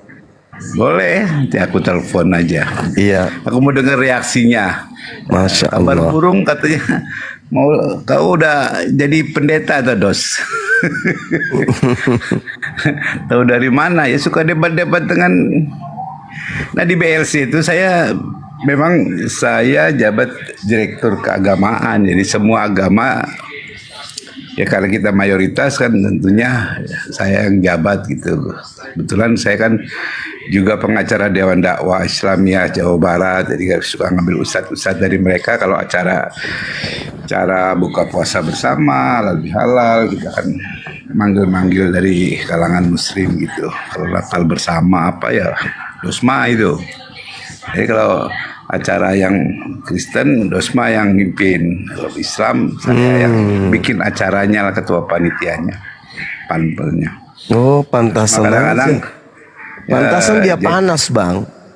Oh iyalah, dia makanya kan saya bilang mengambil panggung. Iya. Tapi tidak selevel gitu. Putar kacir pasti dibabat sama Zuma. Iya pastilah. Iya, disuruh aja dia belajar dulu. Suruh belajar 600 tahun kalau mau turun. Suruh belajar jadi laki-laki dulu aja. Oh, bahaya ini. Bahaya ini. Nah itu makanya aduh bahaya ini, repot. Nanti kapan-kapan saya coba telepon dia nanya. Tapi ada bini, beliau ada bini. Baru kawin kan? Dari dulu kan belum. Oh gitu. Iya. Baru pokoknya pacaran aja melulu. Saya bilang kapan kawinnya Dos? Oh iya. Diduga kamu plase ya Bang ya? Ah, iyalah. Pantasan kayak gitu gayanya. Nah itulah gayanya tuh. Gaya Ridwan Kamil. Allahu Akbar, Masya Allah. Saya pemerhati memang. Saya bisa baca ciri-ciri orang kayak gitu tuh. Abang kan temannya, apalagi teman kuliah S2-nya, berarti kan lama sama-sama. Mau tidak mau pasti tahu lah. Tahu lah. Iya. Tahu lah. Oh, jadi boleh dibilang diduga baru belajar jadi laki-laki atau gimana ceritanya ya? Belajar jadi pendeta, berani debat sama Zuma. Oh gitu. Kirain. Sebuah pertanyaan sih, bukan kesimpulan. Diinfokan aja Bang, minta tolong sampaikan. Lu kan aktivis gereja tuh bilangnya. Bang Zuma nantang kamu diskusi gitu. Iya, selama ini kan saya nggak pernah komunikasi langsung dengan Bang Suma kan, kabar gitu. Nah ini baru malam ini nih. Jadi saya mau ngebantunya juga kan bagaimana kalau nggak langsung dari Bang Suma kan. Nah itu aja. Jadi kalau tahu gitu ya nanti saya majulah ke Dosma. Iya. Bilang ditantang sama Bang Suma diskusi tuh. Iya kita mau bikin live, kita mau filmin videoin nanti kalau kita bisa jadikan sejarah gitu kan. Betul sekali. Kalau perlu kita kasih uang dia supaya dia berani. Mana tahu nggak ada nyali dia kalau debat agama, tapi giliran kita janjikan uang mau dia kan ya. Saya tuh ingin kayak dulu lagi tuh ya Bang Zuma berdebat gitu dengan tokoh-tokoh ya. Tapi ya kita publikasikan secara luas gitu Bang. Iya Bang, iya Bang. Iya kan, karena itu dakwahnya kan bisa kemana-mana gitu. Makanya saya bilang tuh Hari Metea tuh usianya udah 25 tahun. Bikinlah film-film pendek, kasus-kasus peristiwa-peristiwa. Kenapa orang bisa jadi berpindah keyakinan, apa penyebabnya, bikin ini aja. Sedangkan kita kan banyak sekali gitu. Iya. Ya, dibuatin film, kita kuatkan aja di tim sosial medianya gitu. Abang kalau nelpon dia itu diangkat? Ya diangkat lah, dia dulu nyontek punya saya kok. Mana tahu bisa ditelepon sekarang Bang, diajak sini biar kita kenal-kenalan sama dia. Nanti aku bikin janji lagi kan. Ini kan baru pertama kali saya masuk ke rumahnya Bang. Oh siap. Ya kan. Besok ngomong pagi nanti kalau dia bilang oh boleh tuh. Saya berani gitu ya udah saya fasilitasin, saya bilang kalau mau saya fasilitasin, mau di udara, di darat atau di dalam laut, siap kita bikin. Di dalam laut. Sekalian dalam air yang kalah kehabisan oksigen kan. Wassalam. Itu Bang. Nah, Bang kan sekarang ya artinya toko bikin sosial medianya untuk membuatkan film-film pendek tentang kelakuan-kelakuan mereka yang artinya ya bertentangan lah dengan undang-undang dan hukum yang berlaku kan ada ada undang-undangnya, siapa yang telah memiliki keyakinan ya kita tidak boleh mengubah keyakinan itu gitu, kecuali atas keinginan pribadi. Siap. Tapi sebenarnya fokus aja lah, membranding Islam rahmatan lil alamin, that's right, itu aja. Kalau ada yang keberatan dengan Islam rahmatan lil alamin, baru kita jawab keberatannya di mana. Nah, kita produktif aja lah, sumber daya manusia kita kan banyak gitu kan. Dengan dibuatkan tempat khusus untuk mengkaji ini dalam bentuk ya itulah film-film pendek atau apa. Bang Zuma kemana kita buatin ceritanya yang bagus. Jangan kayak terakhir tuh Iwan debat ya, manggil Bang Egy akhirnya jadi debat kusir nggak karuan. Cari yang kompeten, yang tenang ya. Itu Bang, sementara mungkin yang lain juga ingin banyak bercerita dengan Bang Zuma. Buat saya terima kasih banyak, waktunya udah diberikan. Makasih ya teman-teman yang lain, terima kasih banyak. Ya terima kasih Bang. Assalamualaikum warahmatullahi wabarakatuh. Waalaikumsalam warahmatullahi wabarakatuh. Bang Oi, Muslim apa Kristen Bang Oi? Halo, Kristen. Ya, gimana Bang Oi? Mau bertanya ke Zuma. Zuma, Gurunda.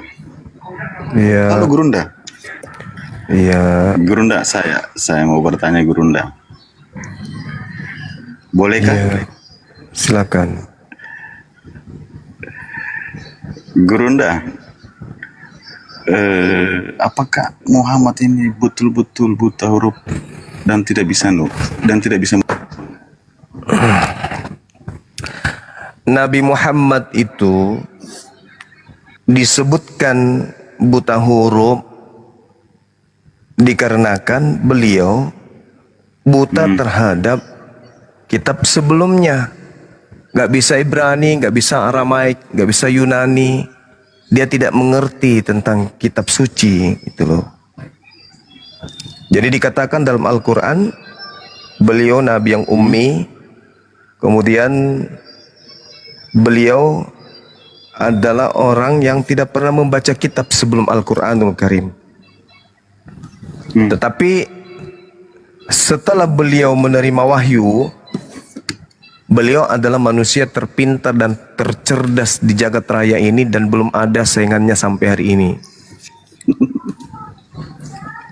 Gitu, saudara.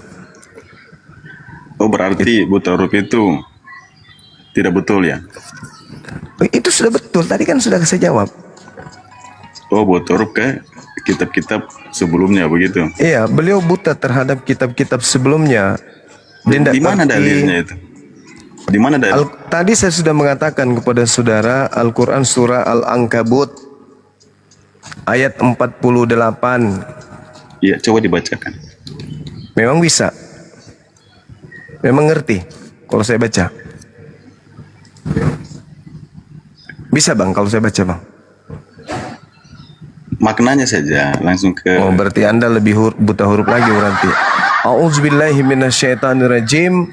Wa ma kunta tatslu min qablihi min kitab wala takhuttu biyaminika idzal lartabal mubtilun. Dan engkau wahai Nabi Muhammad tidak pernah membaca sesuatu kitab sebelum Al-Quran, dan engkau tidak pernah menulis suatu kitab dengan tanganmu. Sekiranya engkau pernah membaca dan menulis, niscaya ragu orang-orang yang mengingkarinya. Tapi kemudian setelah beliau menerima Al-Quranul Karim, beliau adalah manusia yang tercerdas di antara seluruh manusia yang pernah ada di atas muka bumi. Rasulun minallah yatslu suhufan mutahhara. Seorang rasul dari Allah, yaitu Nabi Muhammad, yang membacakan lembaran-lembaran yang suci, yaitu Al-Quranul Karim. Di dalam Al-Quran kemudian, kenapa? Contoh misalnya di dalam Al-Quranul Karim, beliau menjelaskan bahwa Allah Subhanahu wa Ta'ala menciptakan langit tanpa tiang. Khalaqas samawati bighairi amadin tarawunaha. Sedangkan di kitab terdahulu di Ayub 26 nomor 11 diterangkan bahwa tiang-tiang langit bergoyang-goyang, tercengang-cengang oleh hardiknya. Hari ini zaman modern, zaman canggih, zaman di mana pesawat bisa keliling dunia, belum pernah ada orang yang pernah melihat langit itu punya tiang. Nabiku Nabi Muhammad saking cerdasnya, dia bisa mana Zuma? Dalil apa? Dalil Muhammad apa? Itu bisa baca. Muhammad bisa baca. Nah tadi kan sudah dibacakan ayatnya. Berarti Anda lebih buta huruf lagi berarti ya. Tadi saya sudah bacakan loh. Bagaimana Al-Quran menceritakan tentang beliau. Rasulun minallahi yatslu suhufan mutahharah. Kalau sekarang ini, zaman sekarang ini, zaman modern, sudah canggih, zaman digital, masih ada orang yang tidak bisa membaca. Itu aslinya itu buta huruf itu. Itu benar-benar koplak. Nabi Muhammad kitabnya Al-Quran, beliau bisa baca Quran. Orang Kristen kitabnya Perjanjian Baru, Perjanjian Lama, tidak bisa baca Ibrani, tidak bisa baca Yunani. Itu aslinya buta huruf, buta koplak. Betul nggak? Yang dibilang-bilang itu tidak. Assalamualaikum warahmatullahi wabarakatuh. Tidak valid ya. Waalaikumsalam warahmatullahi wabarakatuh. Betul nggak? Betul nggak yang saya katakan? Soalnya Zuma yang saya dengar itu Muhammad itu buta huruf dan tidak bisa tulis di TikTok. Ya emang, memang butanya itu tidak diragukan lagi. Nabi Muhammad itu tidak bisa baca Ibrani, tidak bisa baca Yunani. Mana dalilnya kalau dia tidak bisa baca Ibrani? Astaghfirullahalazim, ya Allah. Wa ma kunta tatslu min qablihi min kitab wa la takhuttu biyamini izal lartaba mubtilun. Nah, itu ayatnya tuh. Al-Qur'an surah apa itu teman-teman? Wa ma kunta tatlu min qablihi min kitabin wa la tahuttu bi yaminika izal lartaba mubtilun. Surah Al-Ankabut ayat 48 gitu. Gitu ya. Jadi Nabi Muhammad tidak pernah belajar tentang kitab terdahulu. Berbeda dengan Kristen. Kristen itu sudah terjemahan demi terjemahan demi terjemahan demi terjemahan, Terjemahannya direvisi, dikoreksi, Supaya kita direvisi. umatnya paham. Tapi orang Kristen sedunia pun tak bisa membedakan antara manusia dengan Tuhan. Ini bukan buta huruf lagi, buta kopla. Saudara bisa nggak membedakan antara manusia dengan Tuhan? Bisa nggak, saudara Oi? Nggak bisa kan? Tapi cuma kalau seandainya itu kan saya menerangkan seperti kau menerangkan. Oh begini itu pasti kau tidak terima juga loh. Mana dalilnya, mana giliran ditanya dalilnya. Sekarang kamu minta dalil, saudara, saya kasih kamu dalil. Wa ma kunta tatslu min qablihi min kitab. Dan engkau Nabi Muhammad tidak pernah membaca sesuatu kitab sebelum Al-Quran. Dan engkau tidak pernah menulis suatu kitab dengan tanganmu. Itu dalilnya sudah kubacakan. Berarti kamu itu bukan cuma buta huruf, tapi buta otak, buta akal. Parah kau itu. Parah. Berarti pernyataan saudara itu parah loh. Anda minta dalil, tak kasih dalil. Pernyataannya minta lagi dalil. Nah sekarang saya mau uji Anda. Gantian kita. Kabur dia. Cobalah saudara-saudara Kristen itu ya. Kalau Anda bertanya itu atau naik di Komal Islam itu, jangan anggap diri Anda itu sendiri. Ya, belajarlah memahami bahwa di luar Anda banyak orang Kristen yang nyimak diskusi Anda itu. Banyak yang menyaksikan Anda naik di Komal Islam dari kalangan Anda Kristen. Mereka malu dengan perilaku Anda begitu. Anda minta dalil, dikasih dalil. Ya kan? Dikasih contoh pula tuh. Bagaimana Nabi Muhammad menjelaskan langit diciptakan oleh pencipta langit dan bumi tanpa tiang. Meruntuhkan ajaran sebelumnya yang ada di kitabmu. Ayub 26 nomor 11. Tiang-tiang langit bergoyang-goyang. Berarti menurut kitab yang kamu ambil dari agama lain, ya, kamu ambil kitabnya Yahudi, di mana kitabnya Yahudi mengatakan langit itu punya tiang. Sekarang tolong buktikan dan perlihatkan ke kami mana tiang langit itu. Silakan. Nah ini Pirboy mau diskusi apa mau bertanya doang? Ya, saya ajukan tanpa bahas Alkitab dan bahas Al-Quran. Oke. Tanpa menyinggung kita semua saudara. Di sini saya tegaskan, dicari di Al-Quran kalian, dunia diciptakan. Katanya jangan bahas Al-Quran tadi, gimana sih? Ada bahasa. Enggak, ini bahas dua. Buktikan. Nah, sekarang gini aja. Bahas Al-Quran atau Alkitab, buktikan di Al-Quran kalian, dunia diciptakan pertama kali itu langit atau dunia itu. Mati nih. Terus nabi kalian yang kalian anggap. Kalau diskusi dua arah, Pir. Gimana sih mau diskusi tapi mana duluan dua arah dia? Mana duluan diciptakan langit atau dunia? Gimana sih? Allahu Akbar, Masya Allah. Cobalah ya. Kalau saudara itu mewakili agama saudara, diskusilah kita dengan baik-baik, itu ya kan ya. Ayo kawan, silakan.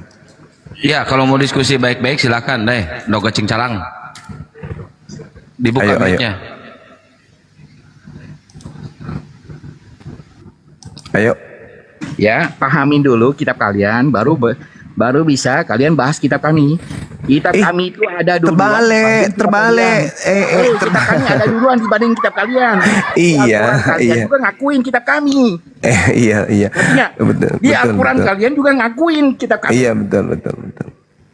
Terus masalahnya di mana? Masalahnya di mana, Dek? Adek. Malah ngopi dia tenggelam. Adek, masalahnya di mana? Tadi dengan Aldo, saya sudah bahas kitabmu itu. Seorang Nggak perlu bahas kitab kami. Kitab kami ada duluan daripada kitab kalian. Di kitab kalian. Kitab kalian pun mengakuin kitab kami ada dulu. Ngerti nggak? Iya. Sekarang yang namanya nabi palsu, ya, nabi kami itu Yesus melakukan mukjizat. Oke. Menyembuhkan orang sakit, membangkitkan orang mati. Ya, itu nabimu. Ya, iya nabiku. Di mana Nabimu Yesus ada diutus nggak? untuk orang Kristen? Di mana dalilnya? Dia nabi untuk Ada. Kristen. Silakan. Udah. Sekarang Silakan. gini aja. Tunjukkan Nah, dulu. Nabi Muhammad. Cendol basi. Yesus itu hanya untuk Bani Israel. Kalau yang kamu maksud mungkin Kristus yang datang ke Paulus. Nah, itu untuk Kristen, itu betul. Beda antara Yesus anak Maria yang untuk Bani Israel dengan makhluk berupa cahaya yang datang mengaku-ngaku sebagai Yesus Kristus kepada Paulus. Itu beda sosok, beda orang, beda pribadi. Jadi Yesus itu ada dua, ada yang asli, ada yang palsu. Nah, yang kamu ikuti itu yang datang setelah Paulus diduga palsu. Makanya kamu makan babi, tidak bersunat karena kamu mengikuti Yesus yang diduga palsu. Kalau Yesus yang asli mengajarkan Bani Israel taat kepada hukum Taurat. Itu Yesus asli. Lah kamu bukan pengikutnya, kamu mengikuti sosok cahaya yang ngaku-ngaku Yesus. Akulah Yesus yang menganiaya. Nah, itu yang kau ikuti tuh. Yang ngaku-ngaku pernah dianiaya sama Paulus. Nah, itu yang kau ikuti. Pahan Kak? Woi!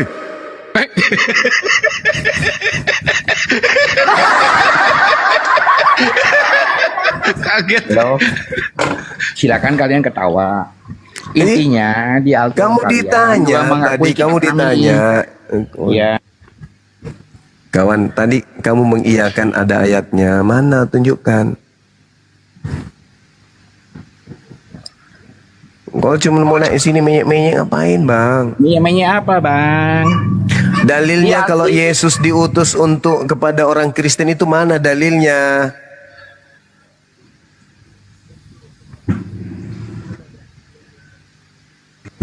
Ayo Intinya nabi dibuka, yang Mit. benar itu nabi yang menyembuhkan, Aduh, parah ini orang. Kalau nggak bisa diskusi jangan minta naik. Udah. Cendol basi. Kalau nggak bisa diskusi jangan minta naik, bikin malu aja kau. Mikrofon saya jangan di on off dari host. Lu belum jawab, Firway, jawab dulu itu. Mic saya jangan dikontrol, oke? Jangan di apa? Mic saya jangan dikontrol, jadi jangan ngomong jelasin dulu. Ngomongnya kok gitu? Kok gitu? Ini aja udah. Jorok, jangan jorok. Aduh. Udah dengar dulu. Udah, ya kan? Di nabi kalian ada nggak yang menyembuhkan, Waduh. Ciri-ciri nabi palsu itu justru Ya, bisa nabi kalian menyembuhkan. itu kawinnya anak di bawah Matius 24 Nabi kalian itu nomor yang kawin di bawah 24. Aduh, gimana saudara ini? Nabi kalian itu yang kawin di bawah umur. Nabi kalian itu yang Ya, Bang Liping. Selamat malam, Bang Liping. Bang Liping. Waalaikumsalam warahmatullahi wabarakatuh. Muslim. Ya, baru mualaf 2 bulan kemarin, Bang. Masya Allah, alhamdulillah. Bukan yang jualan karpet ini, bukan? Bukan. Bukan, Kirain Bang. yang jualan karpet nih. Salam kenal saja sama Gurunda Bang semua dengan sahabat Handia Lebes. Iya, iya, Sahabat Bang. siapa ini, Bang? Makasih, Bang. Masya Allah. Sama Istiqomah ya, Bang ya. Alfi, Iya. Iya. Amin. Oke, Bang. Gurunda satu dulu. Makasih ya. Lu kenapa mualaf, kan enak kayak tadi. Kerjanya nista, tidak suka Nabi Muhammad. Kenapa lu gak ikut dia tadi aja, Bang? Asing nggak tuh kalau gitu? Awalnya sih saya membenci agama Islam, hanya saya pelajari Alkitab, endingnya di situ Yesus bukan Tuhan. Di situ tidak ada data jelas akurat bahwa Yesus adalah Tuhan. Gimana mau Tuhan bang, wong dia manusia. Itulah. Susah. Baru di gereja dengan di Alkitab beda bang. Nah, di gereja prakteknya beda. Iya. Nah itulah. Minta di follow dulu saya teman-teman di bawah, mohon. Iya. Kecil Siap. ini. Mualafnya di mana bang? Syahadatnya di mana bang? Di masjid bang. Oh di masjid, Masya Allah. Iya. Udah punya sertifikat mualafnya? Sudah ada sama Ustadz itu. Oh iya, alhamdulillah. Siap. Iya. Oke, buat teman-teman Kristen yang punya akal, yang punya ilmu, silahkan naik ke atas ya. Terutama buat para pendeta, pastor, atau biarawati yang ingin belajar tentang Bible, silahkan naik ke atas. Saya yakin mereka nggak ada yang paham Gurunda tentang Bible. Ini ada Kak Pankes nih, Bang Kian. Ini ada Pain. Selamat malam Pain. Ya, halo. Ya, selamat malam Mbak. Ya, lo ini kemarin yang sama Bang Juma sama Unirifa juga. Oh, dari Kristen ya Mbak Grace? Iya. Ya, silakan mau diskusi apa mau bertanya aja Mbak Grace. Apa ya yang mau sekitar nanya-nanya aja sih sama Bang Juma. Oh iya. Ya, buat teman-teman silakan di follow akun yang di atas ya, terutama yang Akang nih, yang ini. Belum 1000. Silakan Mbak Grace kalau belum bertanya. Bang Juma masih ingat gak kemarin yang sama Unirifa itu? Yang kemarin di tempat Bang Juma hujan. Yang di pojokan sekolah itu? Bukan. Yang pakai dress merah. Yang pakai dress merah itu Gurunda lagi belajar. Iya, dia. yang pas rintik hujan itu kamu bawa payung berdua, bukan? Itu mah lagu Obi Mesak. Oh iya.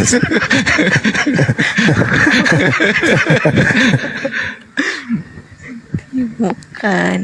Ya, saya izin turun dulu Gunda, sahabat awal. Ya, siap. Assalamualaikum warahmatullahi wabarakatuh.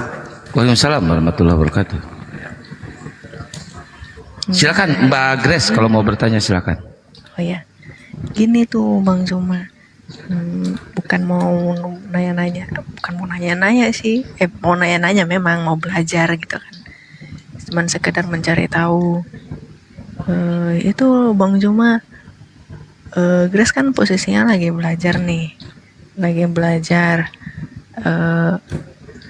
pertanyaan Grace itu yang pertama, dosa nggak ya kita kalau posisi kita itu 50-50, gimana Bang Juma?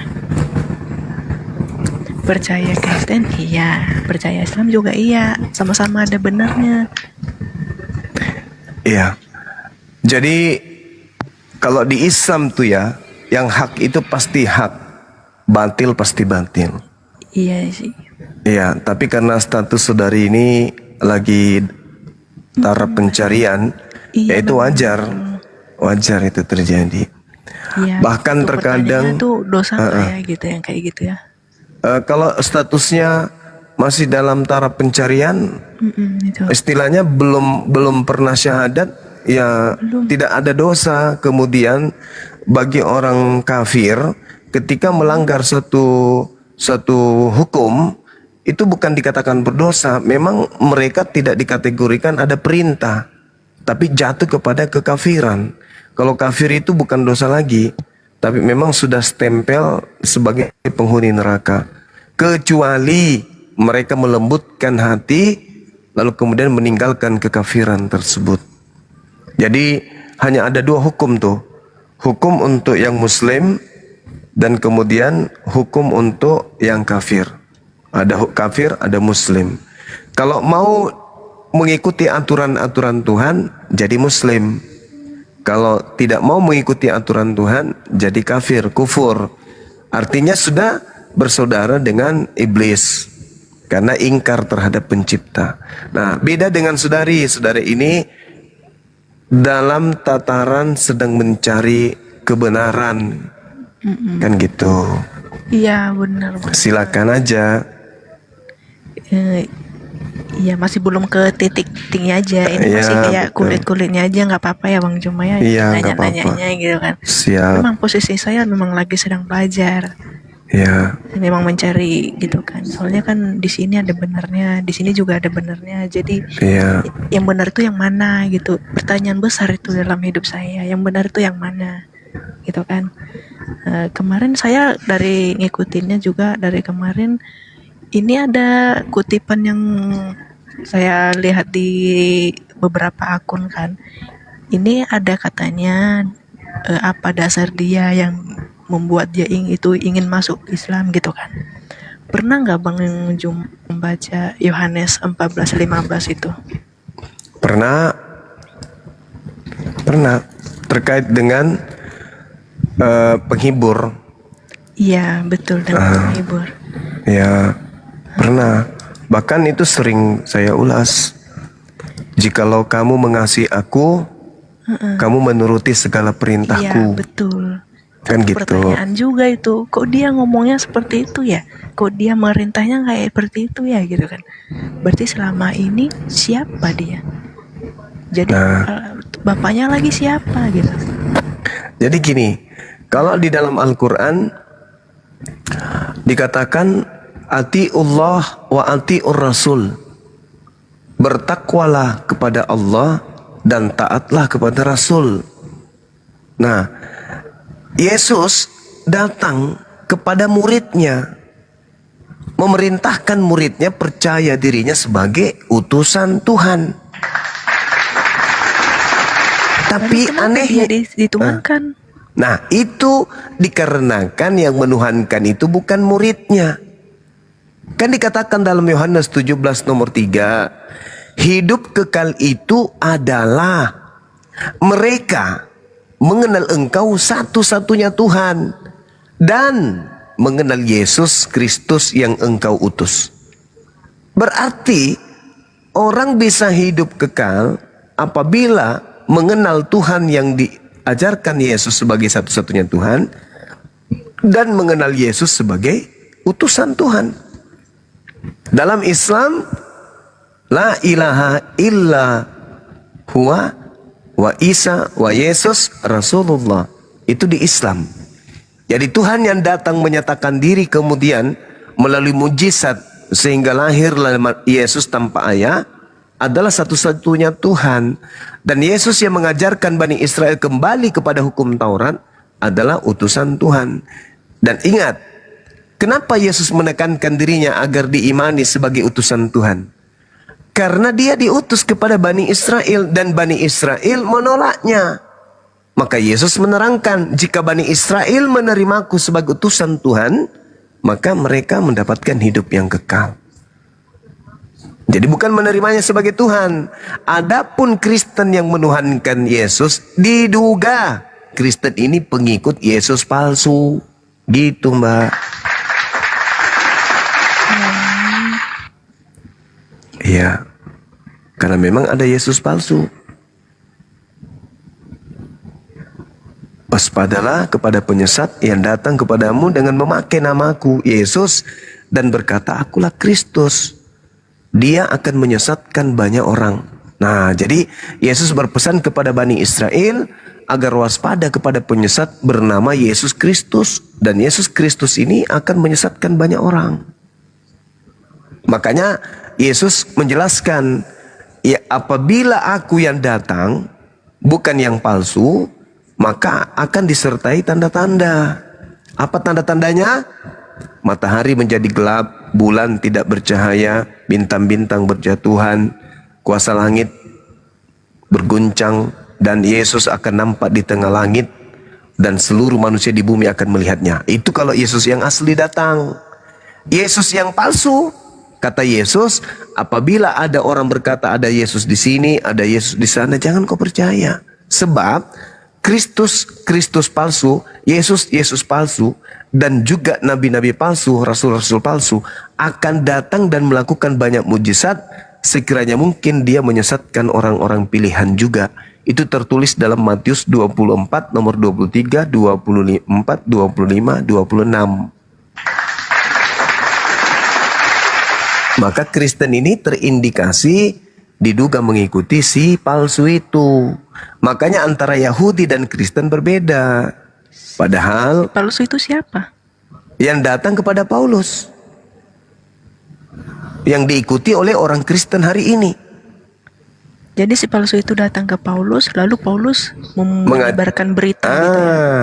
Betul sekali. Itu yang betul itu. Coba lihat di dalam pengakuan Paulus dalam Galatia 1 nomor 1, nomor 11, nomor 12. Aku menerima Injil dari Yesus Kristus, tapi Yesus yang bukan manusia. Aku menerima Injil bukan dari manusia. Syukran Bang Stilo. Aku menerima Injil bukan dari manusia, tetapi dari Yesus. Lah, Yesus datang sebagai manusia. 2 Yohanes 1 nomor 7, siapakah penyesat itu? Bukankah dia yang pergi ke seluruh dunia mengajarkan bahwa Yesus datang bukan sebagai manusia? Itulah penyesat, itulah antikristusnya. Nah, Paulus memenuhi kriteria penyesat itu. Karena Paulus mengaku Yesus datang bukan sebagai manusia. Galatia 1 nomor 1, nomor 11, nomor 12. Sementara dalil dalam 2 Yohanes 1 nomor 7, penyesat itu yang tidak mengaku Yesus datang sebagai manusia. Kami umat Islam kalau ditanya, hei saudara Handi, ya paman, Yesus itu datang sebagai apa? Manusia. Bang Suma, ya paman, Yesus datang sebagai apa? Manusia. Siapapun di Islam kalau ditanya Yesus itu datang ke bumi sebagai apa, pasti jawabannya manusia. Tapi giliran Paulus ditanya, hei Paulus, iya paman, Yesus yang datang kepadamu itu manusia atau bukan? Bukan. Maka penyesatnya siapa? Paulus. Siapa pengikut Paulus? Kristen. Sederhana bukan? Sederhana bagi orang yang berpikir. Makanya kalau hari ini kemudian saudara mengatakan 50-50, ya jelas. Karena tidak mungkin penyesat itu segala-galanya menjadi buruk, diperlihatkan, enggak. Pasti dia memperlihatkan sisi-sisi baik. Namanya penyesat. Kayak uang palsu kan. Uang palsu itu tidak mungkin hanya selembar kertas. Pasti melakukan tiruan-tiruan. Angka-angkanya, huruf-hurufnya, warnanya, benang-benangnya. Pasti disama-samakan. Supaya dianggap benar. Begitu juga penyesat.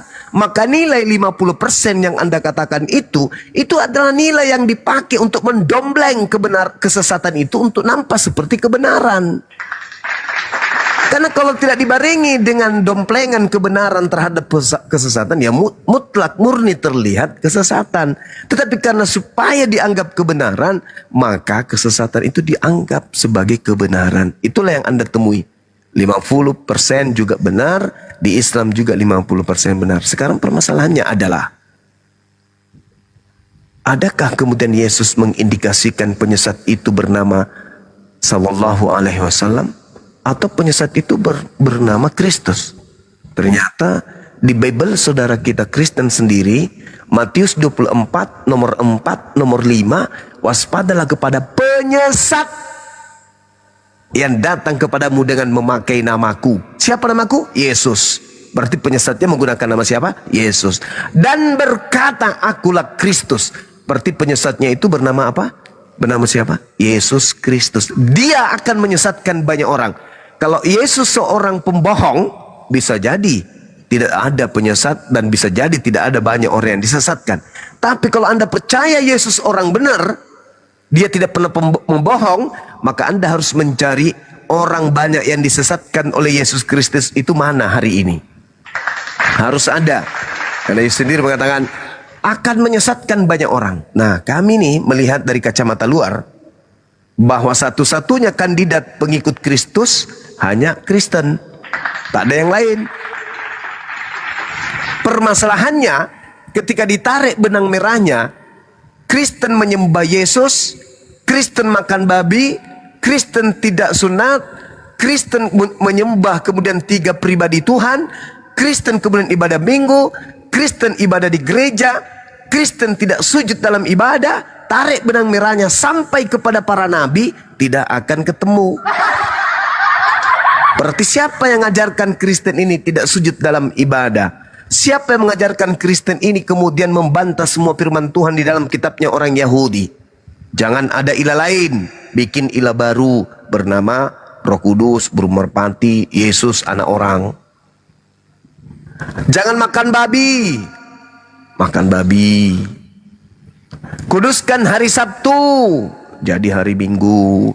Jangan kau menambah firmanku, jangan kau mengurangi. Muncul Roma, Galatia, Filipi, dan seterusnya. Semua yang diperintahkan pencipta langit dan bumi kepada Bani Israel dibantah semua oleh Kristen. Melalui siapa? Melalui Paulus. Paulus dapat informasi dari mana? Dari sosok cahaya yang datang kepadanya mengaku, akulah Yesus yang kau aniaya. Pertanyaannya, siapa itu? Dia Yesus katanya. Kok bisa? Dia datang dalam rupa apa? Dalam rupa cahaya. Tunggu dulu. Kalau dia datang berupa cahaya, Yesus berkata di dalam Lukas 10 nomor 18, aku melihat iblis jatuh dari langit ke bumi dalam rupa cahaya. Sedangkan Yesus berkata, ketika ditanya secara rahasia oleh muridnya di Bukit Zaitun, di Matius 24 nomor 1, nomor 2, nomor 3, ditanya oleh muridnya, wahai guruku yang ganteng, ya paman, apa tanda-tanda kedatanganmu nanti? Kalau yang datang itu kamu, apa? Yesus menjawab, tanda kedatanganku adalah matahari menjadi gelap. Pernahkah itu terjadi? Bulan tidak lagi bercahaya. Apakah itu sudah terjadi? Bintang-bintang berjatuhan. Apakah itu sudah terjadi? Ternyata belum. Berarti yang datang kepada Paulus tidak memiliki tanda kedatangan Yesus. Tetapi makhluk itu mengaku Yesus. Berarti bukan Yesus. Kenapa bukan? Karena memang di dalam Matius 24, nomor 23, nomor 24, nomor 25, nomor 26, Yesus berpesan. Jadi apabila ada orang yang berkata kepadamu, aku melihat Yesus di sini, jangan pergi ke sana. Atau Yesus ada di sana, jangan kau percaya. Sebab Kristus palsu alias Yesus palsu akan datang dan akan melakukan banyak mujizat dan menyesatkan orang-orang pilihan juga. Camkanlah, aku telah mengatakannya terlebih dahulu kepadamu. Jadi apabila ada orang berkata ada Yesus di padang gurun, ada Yesus di dalam bilik, jangan kau percaya, sebab sama seperti kilat memancarkan cahayanya dari timur sampai ke barat, demikianlah nanti tanda kedatanganku. Jadi kalau belum ada cahaya, pada saat matahari menjadi gelap, bulan tidak bercahaya, gelap gulita, tiba-tiba kau melihat ada cahaya terpancar dari timur sampai ke barat, dan kau melihat anak manusia di tengah langit, dan seluruh manusia akan meratap akan keadaan tersebut, maka itu tanda bahwa yang di langit yang kau lihat itu adalah aku. Yang tadi, yang hanya ngaku-ngaku akulah Yesus, tapi tidak ada tanda-tanda yang saya sebutkan samamu, jangan kamu percaya. Itu bukan aku, itu Kristus palsu. Nah ini, saudari, coba Anda renungkan. Jadi kalau Anda mengatakan 50% baik, ya iya, Al-Quran memang mengatakan itu. Iblis di dalam menyesatkan, menjadikan kejahatan itu nampak seperti indah. Itu yang diterangkan di dalam Al-Quranul Karim surah Al-Hijr ayat 39. Allah subhanahu wa ta'ala berfirman, ketika ditanya iblis, kenapa engkau tidak sujud kepada Nabi Adam, menghormat kepada Nabi Adam? Beliau mengatakan, aku lebih baik dari Adam. Maka dikutuklah iblis itu. Lalu iblis minta, oke, aku rela, aku dikutuk menjadi penghuni neraka, tapi izinkan aku untuk menghancurkan anak keturunan Adam, dan aku akan menyeret mereka semuanya masuk ke dalam api neraka bersamaku, kecuali mereka yang bertakwa. Qala rabbi bima aghwaytani, la uzayyinanna lahum fil ard wa la ughwiyannahum ajma'in. Kata iblis, ya Tuhanku, oleh sebab engkau telah memutuskan bahwa golongan aku, yaitu golongan iblis, itu adalah golongan sesat, maka pasti aku akan menjadikan anak keturunan Adam memandang baik perbuatan maksiat mereka di atas muka bumi ini, dan pasti aku akan menyesatkan mereka semuanya. Jadi kalau saudari melihat mereka bagi-bagi Indomie, itu nampak seperti baik, tapi sebenarnya itu adalah trik iblis di dalam menyesatkan manusia. Coba bandingkan. Yesus berkata, Yohanes 5 nomor 30, aku tidak dapat berbuat apa-apa dari diriku sendiri. Lantas bandingkan dengan makhluk yang keluar dari kubur, yang berkata, kepadaku telah diberi kuasa, baik di langit maupun di bumi. Pergilah, jadikanlah seluruh bangsa menjadi pengikutku. Ucapan Yesus di angka 1, beliau bersabda, aku tidak dapat berbuat apa-apa dari diriku sendiri. Yesus senantiasa memperlihatkan keadaan di mana dia bersungguh-sungguh berdoa. Dalam ketakutannya dia bersungguh-sungguh berdoa, memohon kepada Allah untuk diselamatkan kemudian. Saking tak ada kuasanya dia, berdoa dan berdoa semalam-malaman, karena dia tidak ada punya kuasa. Kuasa hanya ada pada Allah. Ada, itu poin pertama. Yesus pada angka 1. Angka 2, yang duduk di angka 2, ini saya kasih analogi sederhana. Lukas 4 nomor 6, iblis berkata, kepadaku telah diberi kuasa dan kemuliaan langit bumi.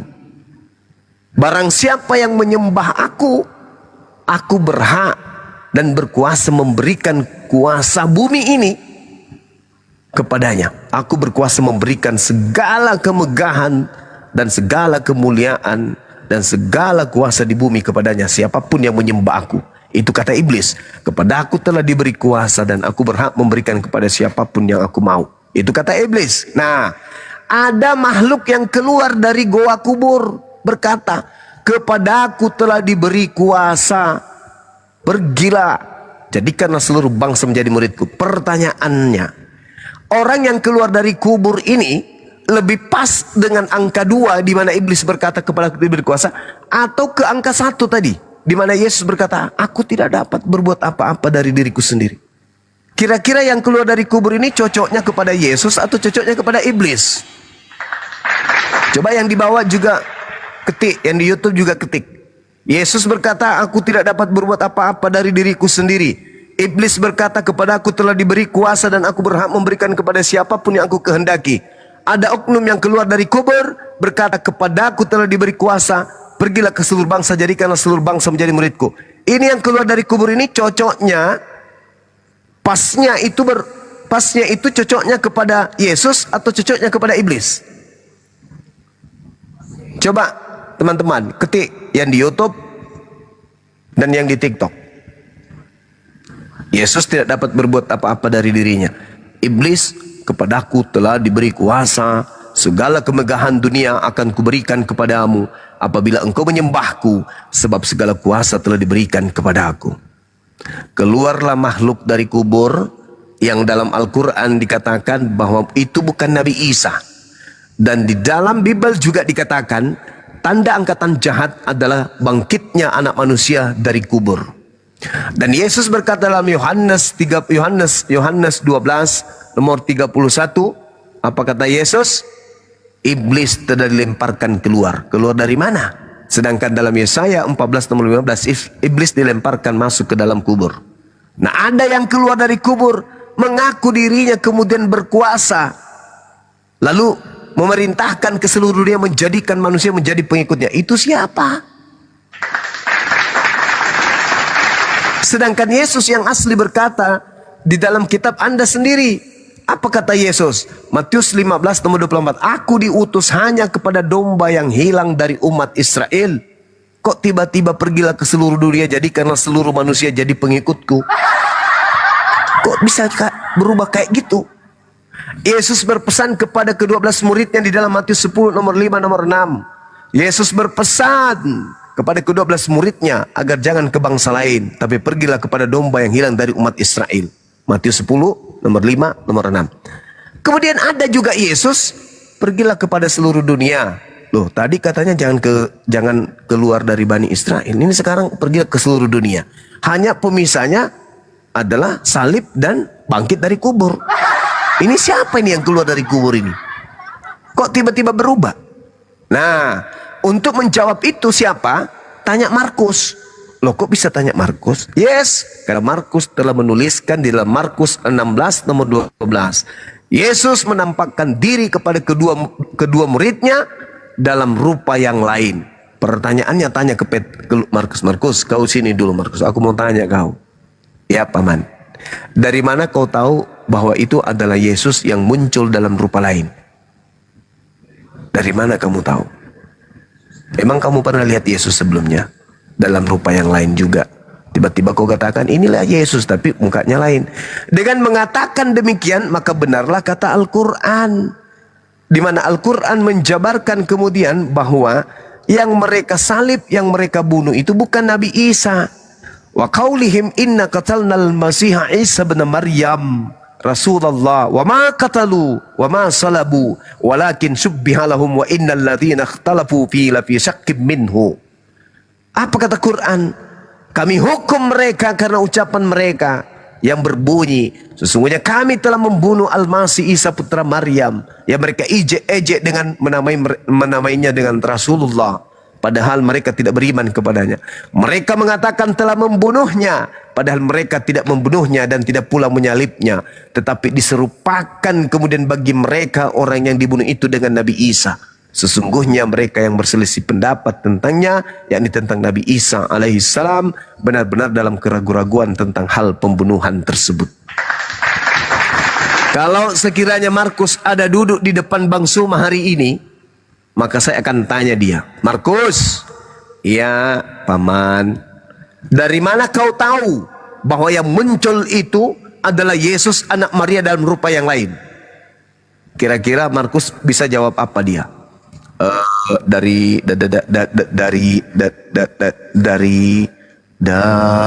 yakinku, dari hatiku, yakinku teguh, hati ikhlasku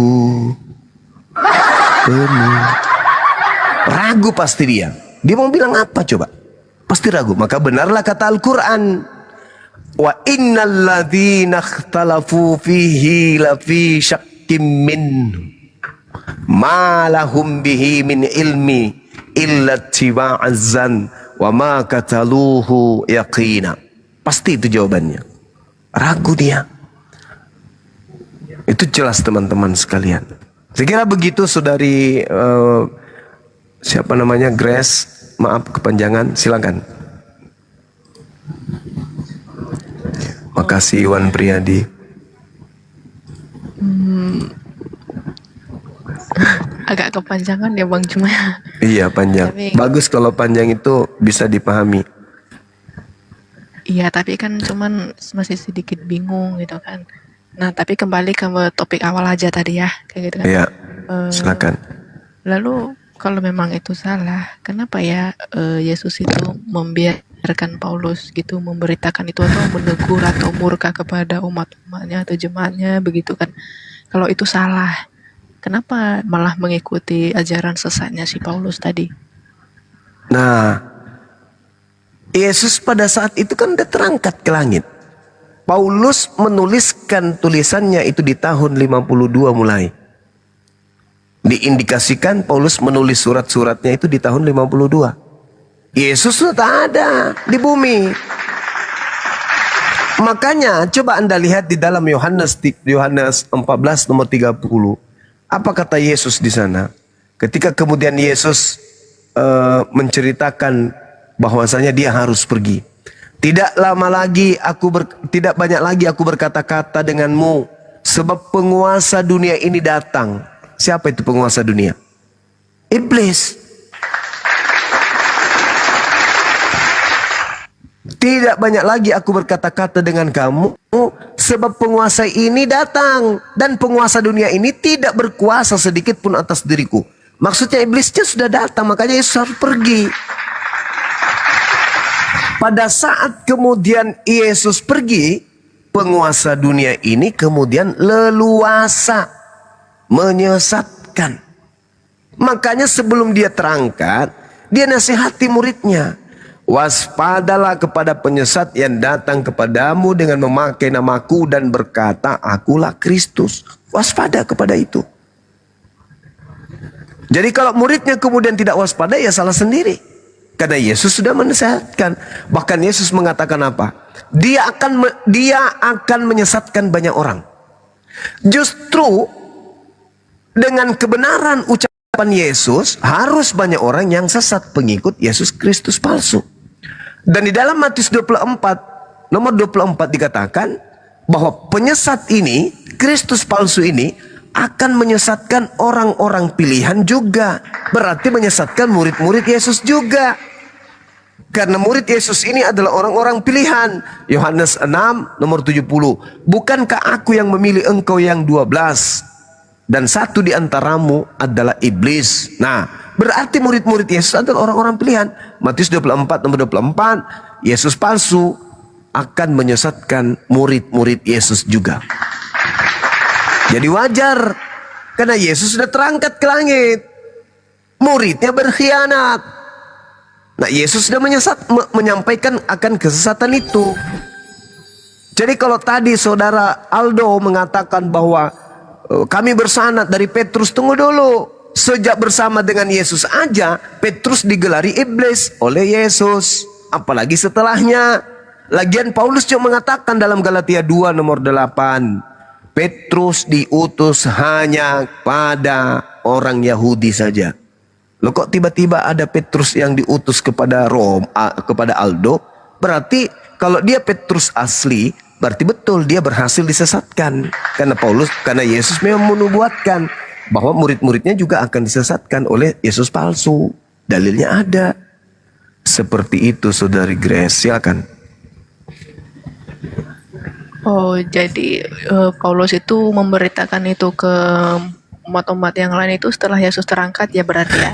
Yes, betul sekali. Nah, pertanyaannya lagi itu, kok di Islam katanya Yesus nggak disalib ya, tapi di Kristen disalib? Iya, jadi gini. Di dalam Al-Quran, surah Al-Ma'idah ya, sorry. Di dalam Al-Quran surah Al-Ma'idah ayat 33 diterangkan begini. A'udzubillahi minasyaitonirrajim. Innama jazaa'ul ladzina yuharibuna Allah wa rasulah wa yas'auna fil ard fasadan aw yuqattalu aw yusallabu aw tuqatta'a aydihim wa arjuluhum min khilaf. Dikatakan begini. Hukuman bagi orang-orang yang membenci Allah, yang memerangi Allah dan memerangi kemudian Nabi Isa dan membuat kerusakan di bumi, hanyalah dibunuh atau disalib. Jadi yang disalib menurut Al-Quran adalah orang yang memerangi Allah dan memerangi Rasulnya, termasuk Nabi Isa. Yang membenci Nabi Isa itulah kemudian yang disalibkan. Berdasarkan Al-Quran surah Al-Ma'idah ayat 33. Nah, ternyata di dalam Ulangan 21 nomor 22 sampai nomor 23 dikatakan yang disalib itu adalah pelaku dosa, di mana dosanya itu setara dengan hukuman mati. Jadi Al-Quran dan kitabnya orang Yahudi menyimpulkan bahwa yang disalib itu adalah pelaku dosa. Pertanyaannya sekarang, apa yang Yesus lakukan sampai dia dikatakan pelaku dosa? Sedangkan Yesus itu orang suci. Kisah Para Rasul 4 nomor 30, Yesus itu hamba yang suci. Al-Quran surah Maryam, Nabi Isa itu adalah laki-laki yang suci. Lalu apa alasannya dia disalib? Bukankah Tuhan mengatakan dalam Keluaran 7, Keluaran 23 nomor 7 nomor 8, jangan kau membunuh orang yang benar, jangan kau membunuh orang yang tidak bersalah. Amsal 6 nomor 16, 6 perkara yang dibenci oleh Tuhan, bahkan 7 kekejian di dalam hatinya. Salah satunya adalah menumpahkan darah orang yang tidak bersalah. Jadi kalau Yesus yang orang benar, orang yang tidak bersalah, ditumpahkan darahnya apalagi dibunuh, itu adalah kekejian bagi Tuhan. Maka yang dibunuh jelas bukan Yesus, anak Maria, bukan. Yang dibunuh adalah pelaku maksiat. Siapa pelaku maksiat yang dibunuh? Ya orang yang dikutuk. Siapa orang yang dikutuk? Baca Ulangan 27 nomor 25. Orang yang dikutuk adalah orang yang menerima suap. Siapa yang menerima suap? Yudas. Maka wajar ketika Yudas disimpan di dalam gua, lalu iblis masuk ke dalam tubuhnya, lalu dia keluar dari kuburan. Mengaku-ngakulah kemudian menjadi Yesus Kristus. Padahal itu adalah bisa jadi diduga Yudas yang digerakkan oleh iblis. Bukankah di dalam kitab saudara sendiri, Yohanes 6 nomor 70? Apa kata Yesus? Bukankah aku yang telah memilih engkau yang 12 orang ini? Dan satu di antaramu adalah iblis. Jadi kalau Yudas yang kemudian dikubur, disalib dan dikubur, dan kalau Yudas kemudian yang keluar dari kubur, maka yang keluar dari kubur itu adalah iblis. Nyambung kan? Tidak ada yang direkayasa di situ, nggak ada. Al-Quran dan kitabnya Yahudi mengatakan yang disalib adalah pendosa. Yang dikutuk, yang disalib adalah yang dikutuk. Mana buktinya? Yang disalib adalah yang dikutuk. Baca Galatia 3 nomor 13. Kristus telah menebus kita dari kutuk hukum Taurat dengan jalan menjadi kutuk. Sebab ada tertulis, terkutuklah orang yang mati digantung di atas salib. Apa alasannya Yesus dikutuk? Tak ada. Makanya Islam datang mensucikan Yesus dari tuduhan fitnahan orang-orang kafir. Tapi anehnya orang kafir ini mati-matian memperjuangkan Yesus yang harus mati. Yesus yang harus mati. Iblis menginginkan Yesus mati. Berapa kali iblis mencobai Yesus agar mati? Bagaimana Yesus dibawa ke jurang, dibawa lagi ke bumbungan bait suci, dibawa ke padang gurun untuk dibunuh oleh iblis. Kristen juga sama. Kristen pingin kali Yesus itu dibunuh. Supaya apa? Supaya dosa Kristen kemudian ditebus, katanya. Itu pertanyaannya tuh. Belum pernah ada seorang pendebat dari Kristen yang pernah menjawab pertanyaan saya itu. Kenapa iblis dan Kristen cita-citanya sama? Nah, sehingga pernah muncul pertanyaan, hei saudara, ya paman, andai saja kamu hadir pada saat Yesus tereksekusi, apa yang Anda lakukan? Menolong Yesus supaya tidak disalib? Atau kemudian membiarkan atau membantu orang-orang untuk supaya Yesus disalib? Bingung. Dia mengatakan, saya akan menolong Yesus. Nah, kalau kau tolong Yesus, dosamu tidak ditebus dong. Kalau kamu menolong atau membantu pelaku-pelaku pembunuh Yesus, apa bedanya kau dengan setan? Jadi serba salah. Bingung langsung. Mau menolong Yesus, dosa tidak ditebus. Tidak menolong Yesus, berteman dengan setan. Ya, pilihannya sama-sama setan. Saya kira gitu, Saudara Grace. Maafkan saya kalau saya terlalu jujur, ya. Yang mau belajar juga namanya begitu. Tapi ini kan katanya tadi yang disalib itu cuman yang berdosa kan? Iya. Yesus juga disalib karena mau menebus manusia kan? Nah, itu alasan dia mau disalib. Tapi sebenarnya yang mana itu benarnya ceritanya ini? Oke. Jadi kita lihat kemudian. Nah, ya penyaliban itu memang ada, betul. Penyaliban itu ada. Tidak ada yang mengatakan bahwa penyaliban itu tidak ada. Berarti kita itu lihat fakta ya, bukan cuma cerita karangannya si Paulus iya, tadi. memang ada penyaliban. Memang fakta ya? Iya. Memang ada Yesus benar disalib. Penyaliban itu ada, penyaliban itu ada, penyaliban itu terjadi. Tapi yang disalib ini adalah orang yang terkutuk. Orang yang terkutuk itulah yang disalib. Sekarang pertanyaannya, adakah Yesus itu terkutuk? Apa yang menyebabkan Yesus dikutuk? Sedangkan kitabnya Yahudi mengatakan yang dikutuk itu adalah pelaku maksiat. Ada nggak dosa Yesus sampai dia harus dikutuk?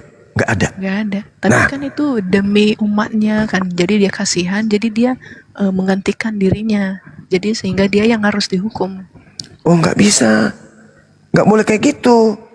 Untuk apa dia dihukum? Coba kita lihat di dalam kitabnya orang Yahudi. Penyaliban itu terjadi, penghapusan dosa itu terjadi hanya berlaku untuk hewan.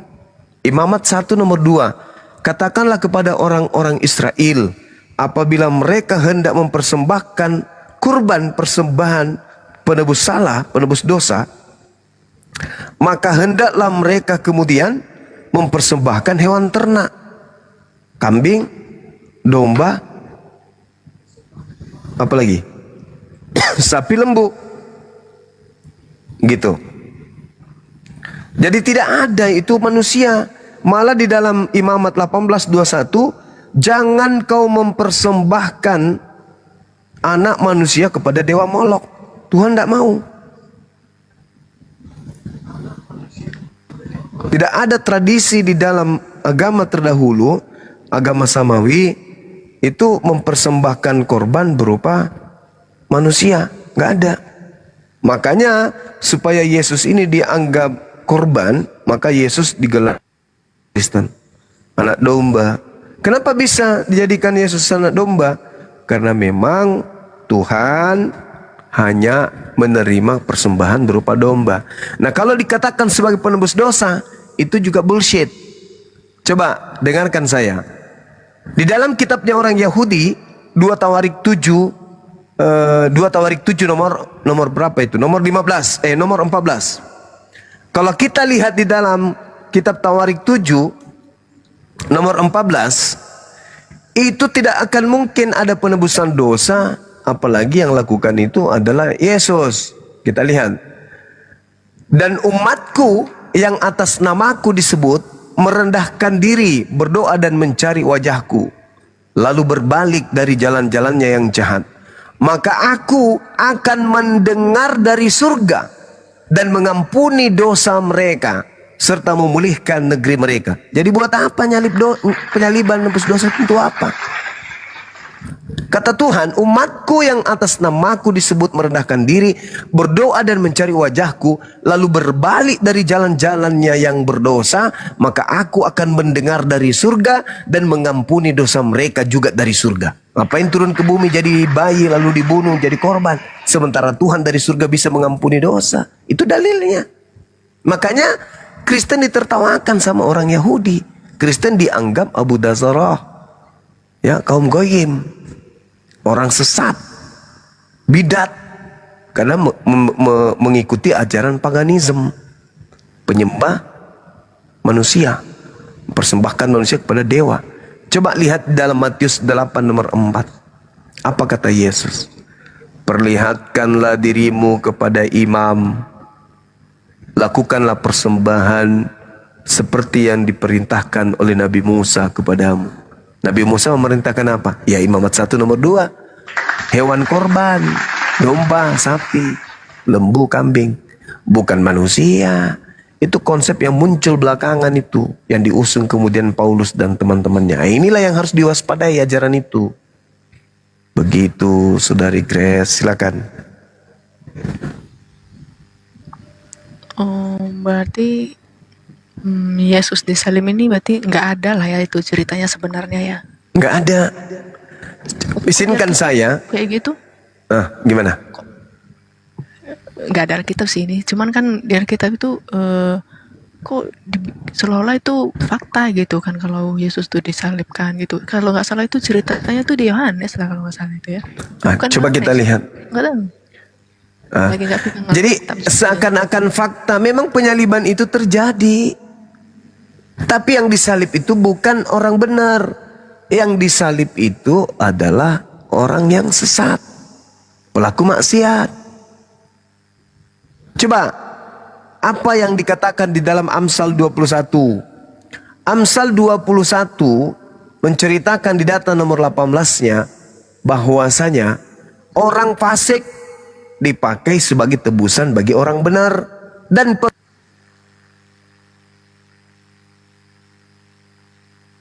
Ya, kena report Gurunda. Sabar ya teman-teman ya. Mohon sabar di tab-tab layar, di gaspol tab-tab layarnya teman-teman ya. Gurundanya kena report. Nanti naikin lagi ya buat para moderator. Tolong Bisa. bantu di tab-tab layar di Bisa share begitu barang. ya? Iya, padahal nggak ngutak-atik mereka ya. Dan di follow-follow akun yang di atas ya teman-teman. Siap. Coba saya cek nih, udah ada belum Gurunda? Kendalikan dulu Pi di bawah ya. Saya nggak ngerti nih. Gua nggak ngerti Ya, buat komen. aman. Alfi standby nih, tengok Bang Zuman. Ya, minta narik lagi Gurunda. Akun saya habis nih. Tinggal yang ini sama yang Banpol Bang Andi. Aduh. Ya teman-teman di bawah, kita kejar yuk 1 juta like-nya. Dan di follow-follow ya teman-teman ya, narasumber muslim kita yang Masya Allah keilmuan mereka itu sangat luar biasa. Biar teman-teman tidak ketinggalan seputar pendiskusian mualim-mualim kita yang di atas ini teman-teman. Jadi kita saling menyokong, kita saling mensupport. Semoga apa-apa yang kita usahakan Allah permudahkan teman-teman. Ini Oke. udah naik Gurunda. Abang kita ada kembali lagi teman-teman. Assalamualaikum Gurunda. Waalaikumsalam. Tadi udah masuk Gurunda. Kena tombak Romawi Gurunda. Iya betul. Ya, dilanjut. Benar. Iya.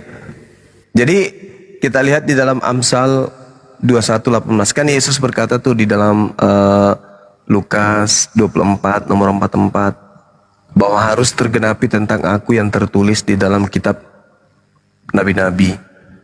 Nah, di dalam Amsal 21:18 itu tertulis tentang Yesus. Orang fasik dipakai sebagai tebusan bagi orang benar dan pengkhianat dipakai sebagai ganti orang yang jujur. Ini harus tergenapi nih. Harus tergenapi. Karena Yesus sendiri yang mengatakan itu. Sedangkan kalau kita lihat di dalam Yohanes 11 nomor 45 dan seterusnya, di situ diterangkan begini. Banyak orang di antara orang-orang Yahudi yang datang melawat Maria ketika adiknya, saudaranya Lazarus meninggal, mati, lalu dibangkitkan oleh Yesus. Lalu percaya kepada Yesus karena saking banyaknya mukjizat yang dilakukan.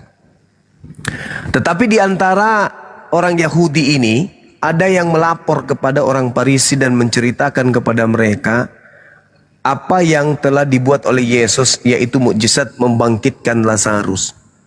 Lalu imam-imam kepala dan orang-orang Farisi memanggil mahkamah agama untuk berkumpul. Dan mereka berkata, apa yang harus kita lakukan? Sebab Yesus ini membuat banyak mujizat. Apabila kita biarkan Yesus, maka semua orang akan percaya kepadanya. Dan jika itu terjadi, maka orang-orang Roma akan datang dan akan merampas tempat suci kita serta bangsa kita. Ini kalau Yesus, kata mereka, dibiarkan saja, maka orang akan semakin percaya kepada dia. Dan kalau itu terjadi, maka orang Roma akan datang merampas tempat suci kita dan bangsa kita. Jadi ada kekhawatiran mahkamah agama, orang Farisi, orang Yahudi, imam kepala, ada kemudian kekhawatiran bangsa mereka akan dirampas oleh orang Roma kalau Yesus ini dibiarkan saja kemudian bermujizat. Harus dihentikan.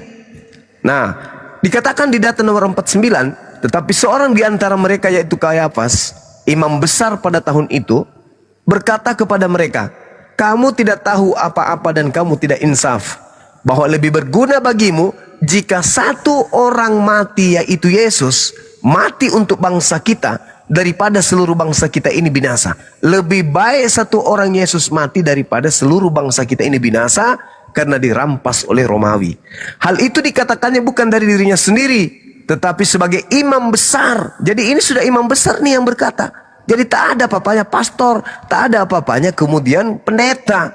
Ini imam besar Yahudi yang berbicara bahwa Yesus harus mati untuk bangsa Israel. Karena kalau tidak mati, maka bangsa Roma dan akan datang merampas bangsa Israel. Maka imam besar Kayafas pada tahun itu juga bernubuat bahwa Yesus akan mati untuk bangsa Israel. Mulai hari itu kemudian mereka sepakat untuk membunuh Yesus. Jadi tidak ada itu bahwa Yesus itu harus dibunuh untuk dosa-dosa, nggak ada. Itu karangan muncul belakangan. Yang ada di TKP adalah orang-orang Yahudi, tuan rumah, sepakat membunuh Yesus karena Yesus itu ancaman politik bagi mereka, ancaman perekonomian bagi mereka, ancaman kedaulatan bagi mereka. Apabila kita biarkan Yesus melakukan mujizat dan semakin banyak orang percaya kepada dia, maka bangsa kita ini terancam dirampas oleh bangsa Roma. Gak ada hubungannya dengan dosa waris. Mulai hari itu mereka sepakat membunuh Yesus. Jadi pembunuhan yang dilakukan oleh tuan rumah, asasnya, dasarnya itu karena mereka takut bangsanya dirampas sama Romawi. Itu masih ada dalilnya di Bible. Jadi kalau ada pendeta, ada pastor mengatakan sudah dinubuatkan di dalam kitab Yesaya, bullshit, kampret.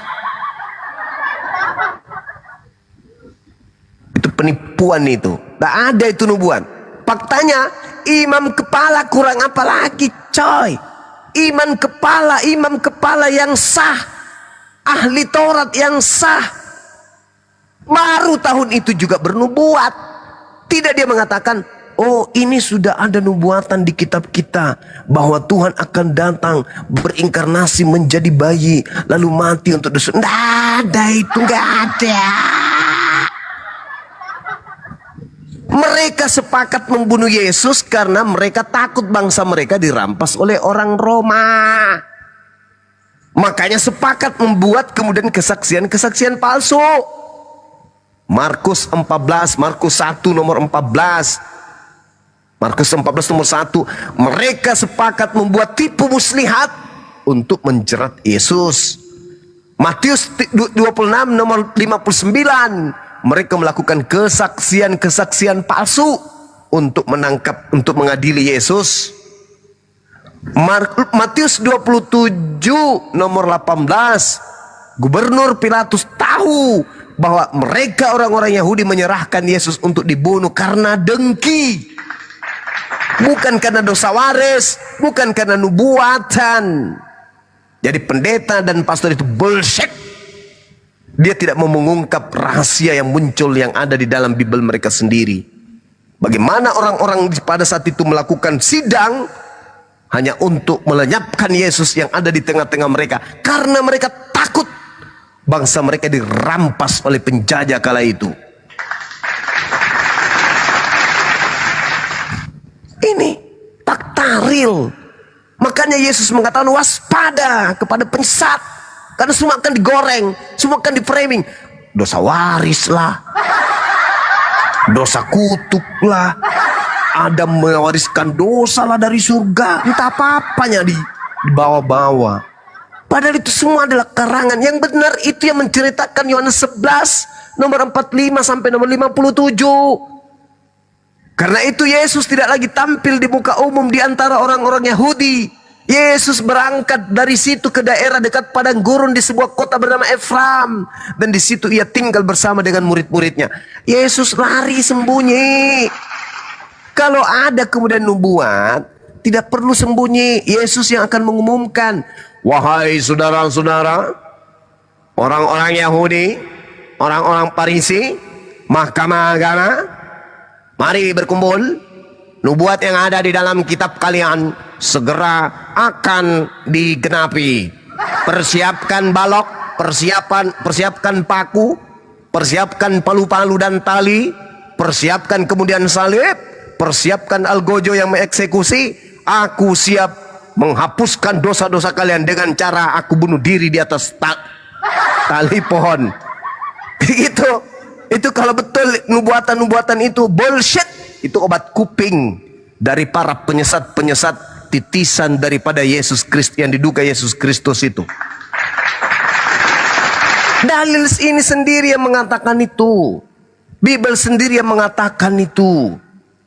Jadi kalau ada muncul, untuk itulah Yesus mati agar dia disalibkan, agar dia mati dan bangkit untuk menjadi Tuhan.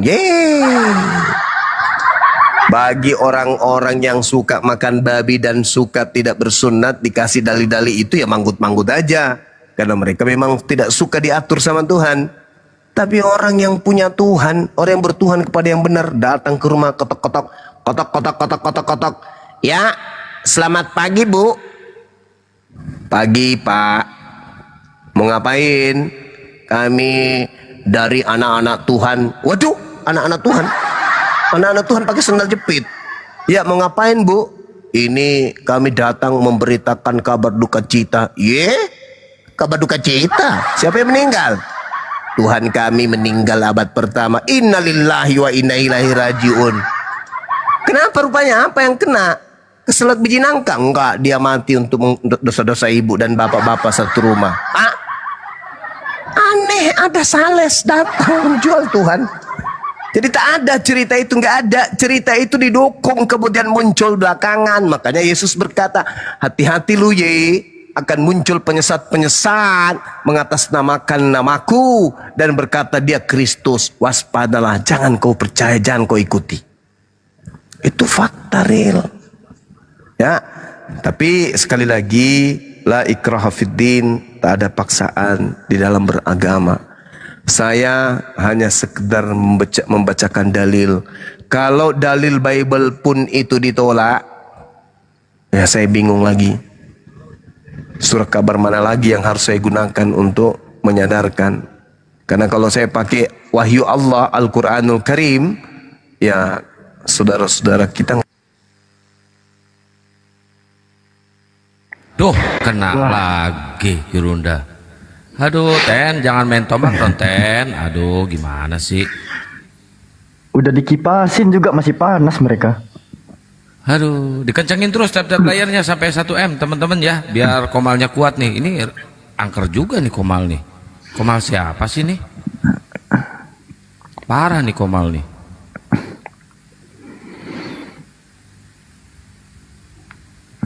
Ya, kita tunggu lagi kedatangan Bang Zuma, teman-teman. Kita nggak perlu nunggu 3 hari untuk melihat Bang Zuma bangkit lagi. Ntar ya teman-teman ya. Ya, di tab layar, dikencengin. Ayo, di share ulang, di posting ulang ya teman-teman. Ayo, silakan. Kok bisa? Ayo, 1M bisa teman-teman. Ayo, sambil di follow akun yang di atas nih. Nih akun Alpi, Nora, Kang Dito, Bang Handi, Goldian. Ini punya saya juga nih. Tinggal satu-satunya ini, semua kena tombak. Aku nente. Habis, tinggal yang ini nih. Sampai tanggal 27. Sambil dicek moderator juga dong. Iya, Alfi cek ini. Nah, udah. Ya, langsung mau bangkit setelah 3 menit bukan 3 hari, teman-teman.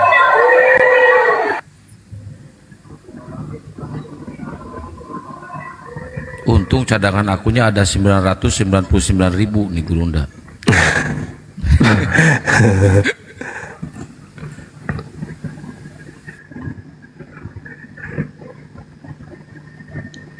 Ya, itu ya. Jadi apa ya bilangnya ya? Semuanya saya kembalikan ya kepada saudara, karena kedatangan kami sebagai apologet Islam itu hanya sebagai pemberi peringatan saja. Anda mau menerima silakan, tidak menerima juga silakan. Ya, mungkin Mbak Grace mau ditanggapi dulu, Mbak Grace, silakan. Iya, nggak apa-apa Bang Juma, kan posisi juga saya memang lagi bukan mau menuju kayak yang dibilang di bawah inilah ya kan, mau mualif, enggak.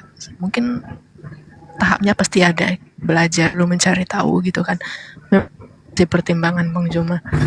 Cuman kan itulah, saya juga memang baca kutipannya juga itu sih, ini kan yang dibilang kan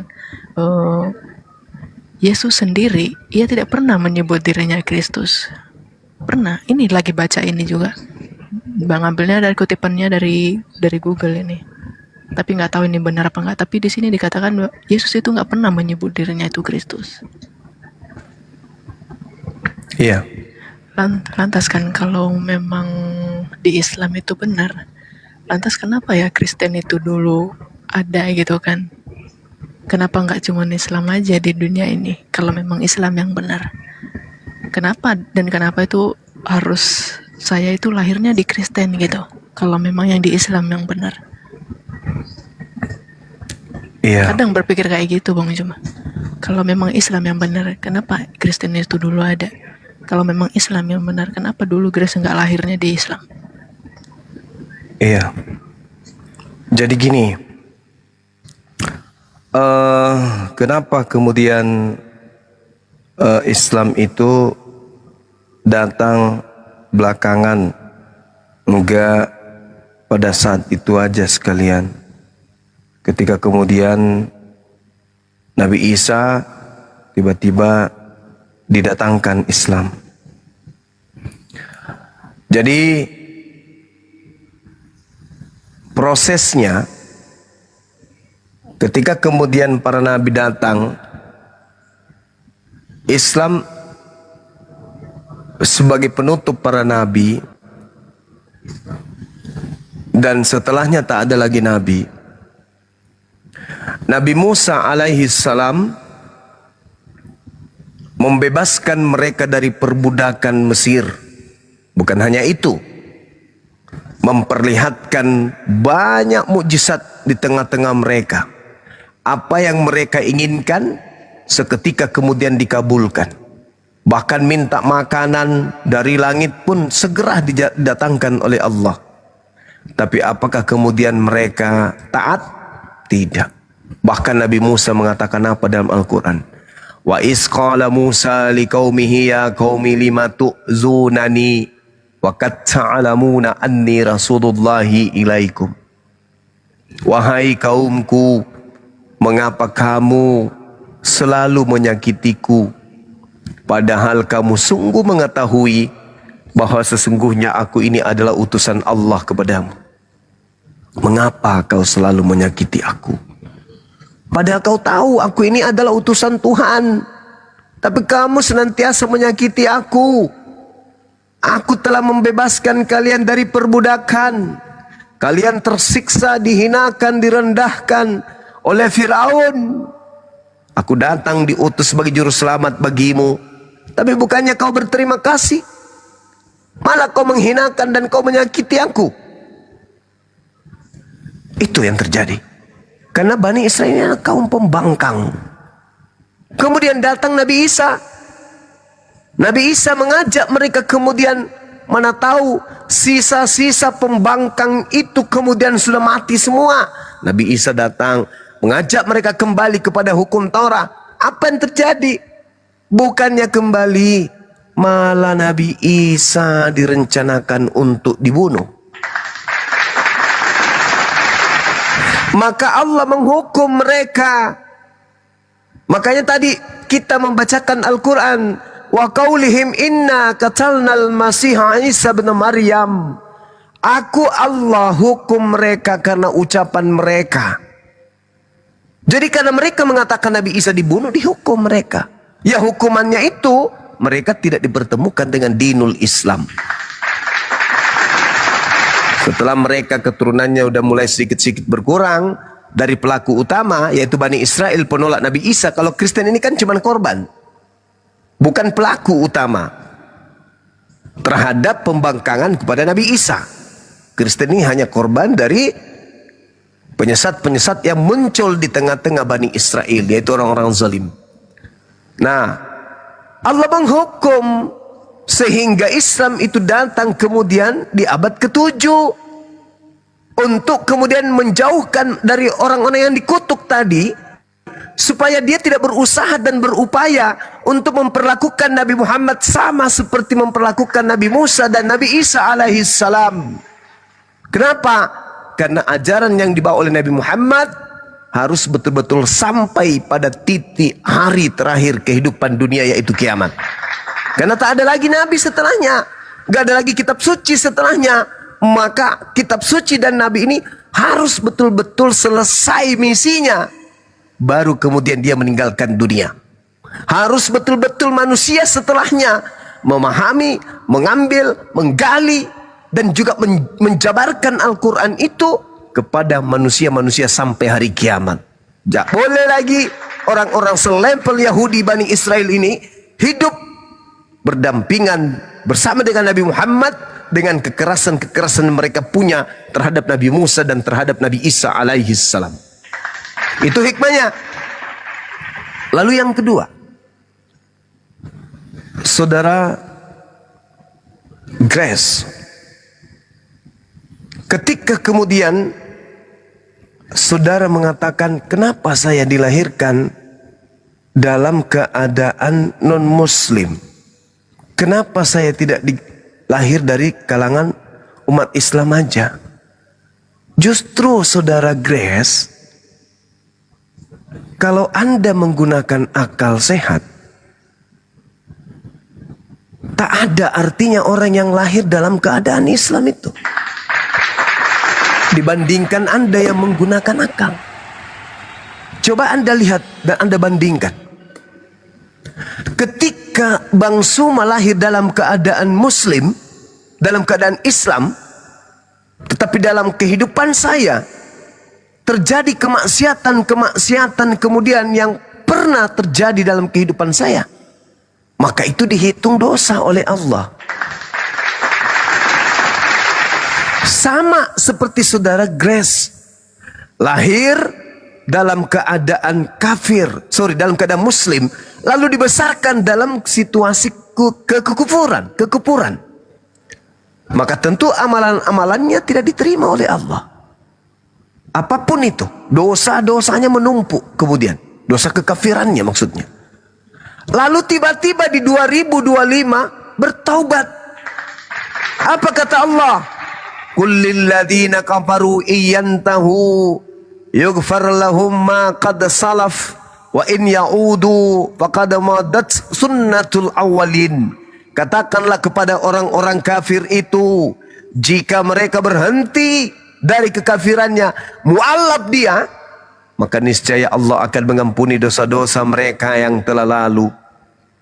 Dan ini adalah kenikmatan yang paling tertinggi di antara orang-orang yang pernah ingkar kepada Allah. Apa itu? Seketika Grace mu'allab bertobat hari ini, maka seluruh dosa-dosanya yang lalu-lalu dihapuskan.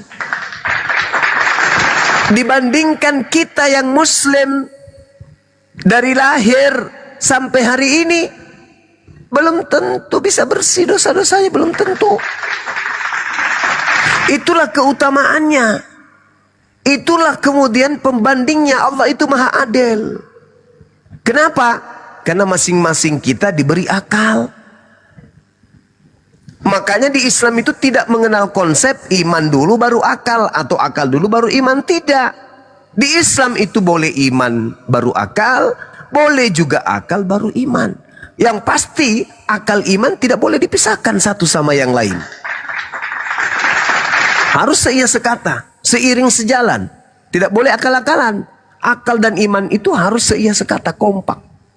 Nah, sehingga ketika saya lahir dari Islam, besar menjadi Islam, sangat tidak menutup kemungkinan saya memiliki dosa. Tapi kalau saudara lahir dalam keadaan Kristen, bukan besar dalam keadaan Islam, lalu mu'allab kemudian, maka dosa-dosa Anda bersih seperti anak bayi yang baru terlahir. Berarti Anda hari ini ketika bersyahadat lebih bersih dari dosa dibandingkan kami yang Islam. Kecuali umat Islam yang senantiasa istighfar, bertaubat, dan taubatan nasuha. Mereka adalah orang-orang yang suci. Sama seperti Anda, orang-orang yang suci. Bedanya, Anda sudah pernah merasakan nikmatnya makan babi, kami enggak. Nikmatnya makan pecel lele yang kemudian lemaknya dari babi, kami enggak.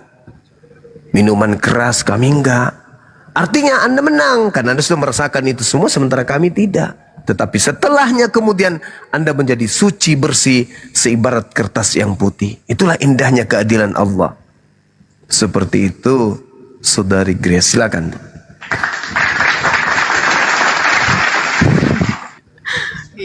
Bang Juma, tadi masih menjangkal ya yang ini ya. Tadi katanya kedatangannya Nabi terakhir itu yang dibawa sama Nabi Muhammad itu agama Islam ya kan. Kenapa tadi Bang Juma mengatakan kalau Nabi Isa itu mengutuk Kristen dan berjarak dengan kedatangannya Islam tadi ya?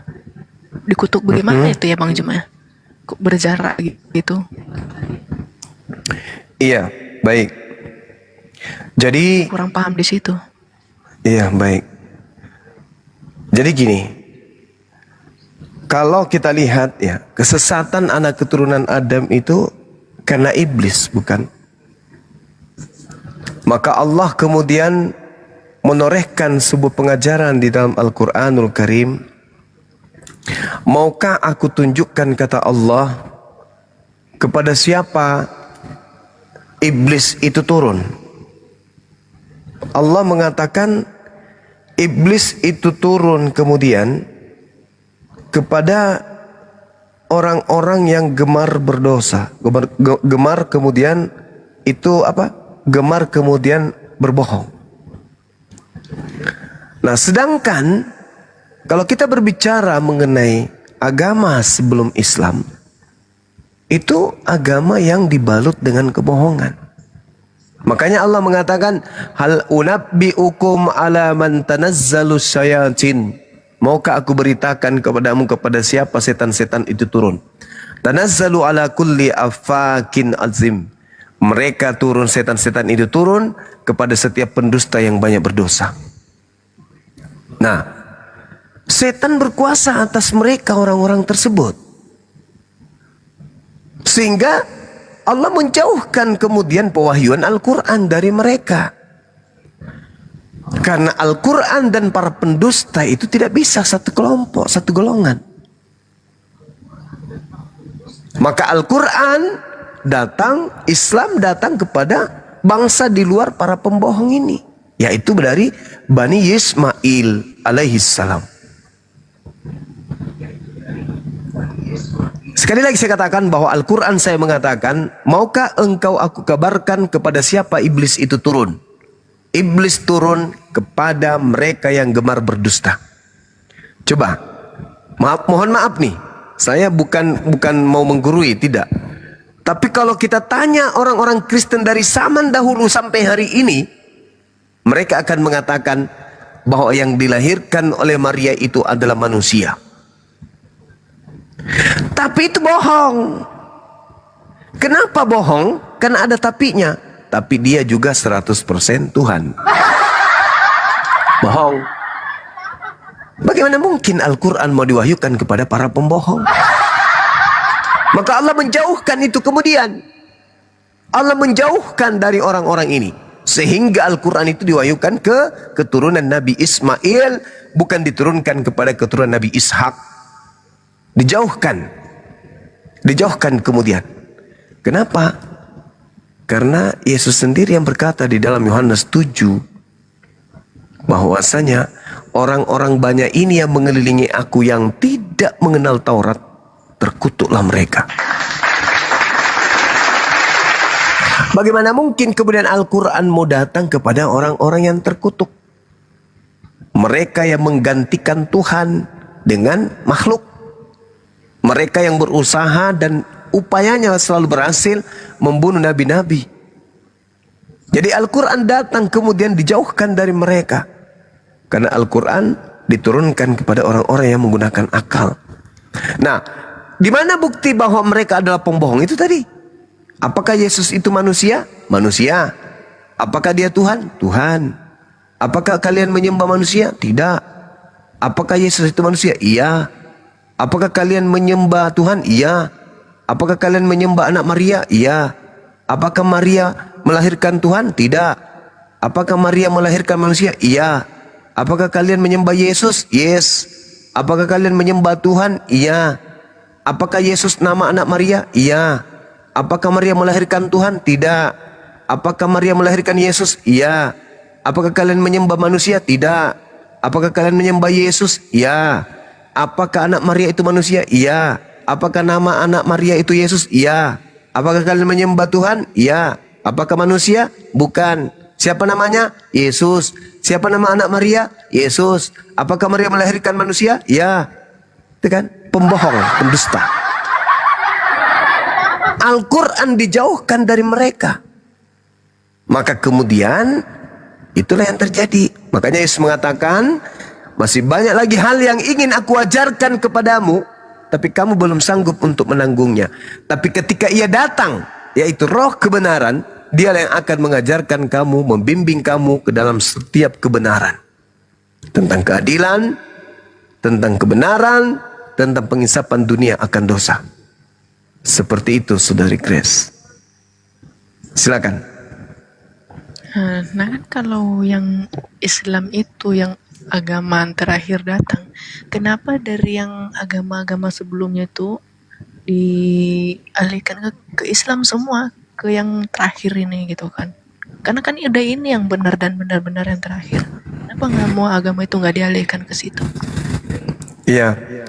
Di dalam Al-Quran surah Al-Ma'idah, Allah Subhanahu wa Ta'ala, tadi di awal saya sudah menjelaskan bagaimana Allah memilih kemudian Bani Israel ini. Allah memilih Bani Israel, tetapi Bani Israel kemudian membangkang akan perintah-perintah Tuhan. Mereka mengingkari kemudian firman Tuhan. Al-Ma'idah di ayat 12, Allah Subhanahu wa Ta'ala berfirman, "Walaqad ahzallahu mitsaqa bani Israil wa ba'atsna minhum 12 naqiban wa qala Allahu inni ma'akum la in aqamtumus shalah wa ataitumuz zakah wa amantu bi rusuli wa azzartumuhum wa aqradtumullah qardan hasana."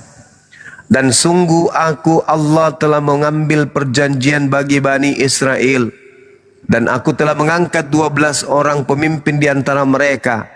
Lalu aku berfirman, aku bersamamu wahai Bani Israel. Sungguh jika kamu melaksanakan ibadah salat dan menunaikan zakat serta beriman kepada utusan-utusanku, dan kamu bantu mereka dengan pinjaman kepada Allah, pinjaman yang baik, pasti akan aku hapus dosa-dosamu dan pasti aku akan masukkan kamu ke dalam surga. Tetapi barang siapa kafir di antara kalian, maka sungguhnya dia telah tersesat dari jalan yang lurus. Fabima naqdihim mitsaqahum la'annahum wa ja'alna qulubahum qasiyah. Tetapi karena mereka melanggar janjinya, maka aku melaknat mereka dan aku jadikan hati mereka keras membatu. Mereka suka mengubah firman Allah dari tempatnya, dan mereka sengaja melupakan sebagian pesan yang telah diperingatkan kepada mereka. Engkau wahai Nabiku Muhammad senantiasa akan melihat pengkhianatan dari mereka, kecuali sekelompok kecil di antara mereka yang tidak berkhianat. Maka maafkanlah mereka dan biarkan mereka, sungguh Allah menyukai orang-orang yang berbuat baik. Lalu Allah mengatakan kemudian setelahnya, ya ahlal kitab, kan dipanggil tuh mereka. Kaumnya Nabi Musa, kaumnya Nabi Isa, kaumnya Yesus dipanggil. Ya ahlal kitab, qad ja'akum rasuluna yubayyinu lakum katsiran mimma kuntum tukhfuna minal kitab wa ya'funa an katsir. Wahai ahli kitab Bani Israel, sungguh Rasul kami Nabi Muhammad telah datang kepadamu, menjelaskan kepadamu banyak hal dari isi kitab yang kamu sembunyikan, dan banyak pula yang dibiarkannya untuk tidak dijelaskan. Sungguh telah datang kepadamu cahaya dari Allah, yaitu Islam dan Nabi Muhammad, dan kitab yang menjelaskan, yaitu Al-Quran. Yahdi bihillah manittaba ridwanahu subulas salam. wa yukhrijuhum minaz zulumati ilan nur bi'izni wa yahdihim ila siratim mustaqim. Dengan Al-Quran itu kalian wahai Bani Israel, ahli kitab, Allah akan memberi petunjuk pada kalian yang mengikuti keridaannya kepada jalan keselamatan. Dan dengan Al-Quran itu pula Allah mengeluarkan orang dari gelap gulita kepada cahaya dengan izinnya. Dan Allah menunjukkan kepada jalan yang lurus melalui Al-Quran. Jadi diseru, mereka diseru. Wahai Alkitab, sini. Sudah datang Nabiku Muhammad, ikutlah dengannya. Itu perintah. Kalau ahli kitab aja dipanggil, ya semuanya manusia dipanggil. Makanya dalam Al-Quran itu diterangkan bahwasanya bil bayyinati was zubur wa anzalna ilaika dzikra litubayyana lin-nasi, kepada seluruh umat manusia. Nabi Muhammad diutus kepada seluruh umat manusia. Musa diutus hanya kepada Bani Israel. Yesus diutus hanya kepada Bani Israel. Nabi Isa hanya kepada Bani Israel. Maka satu-satunya jalan keselamatan hari ini hanya baginda Rasulullah Muhammad SAW, karena beliau diutus kepada seluruh umat manusia. Silakan.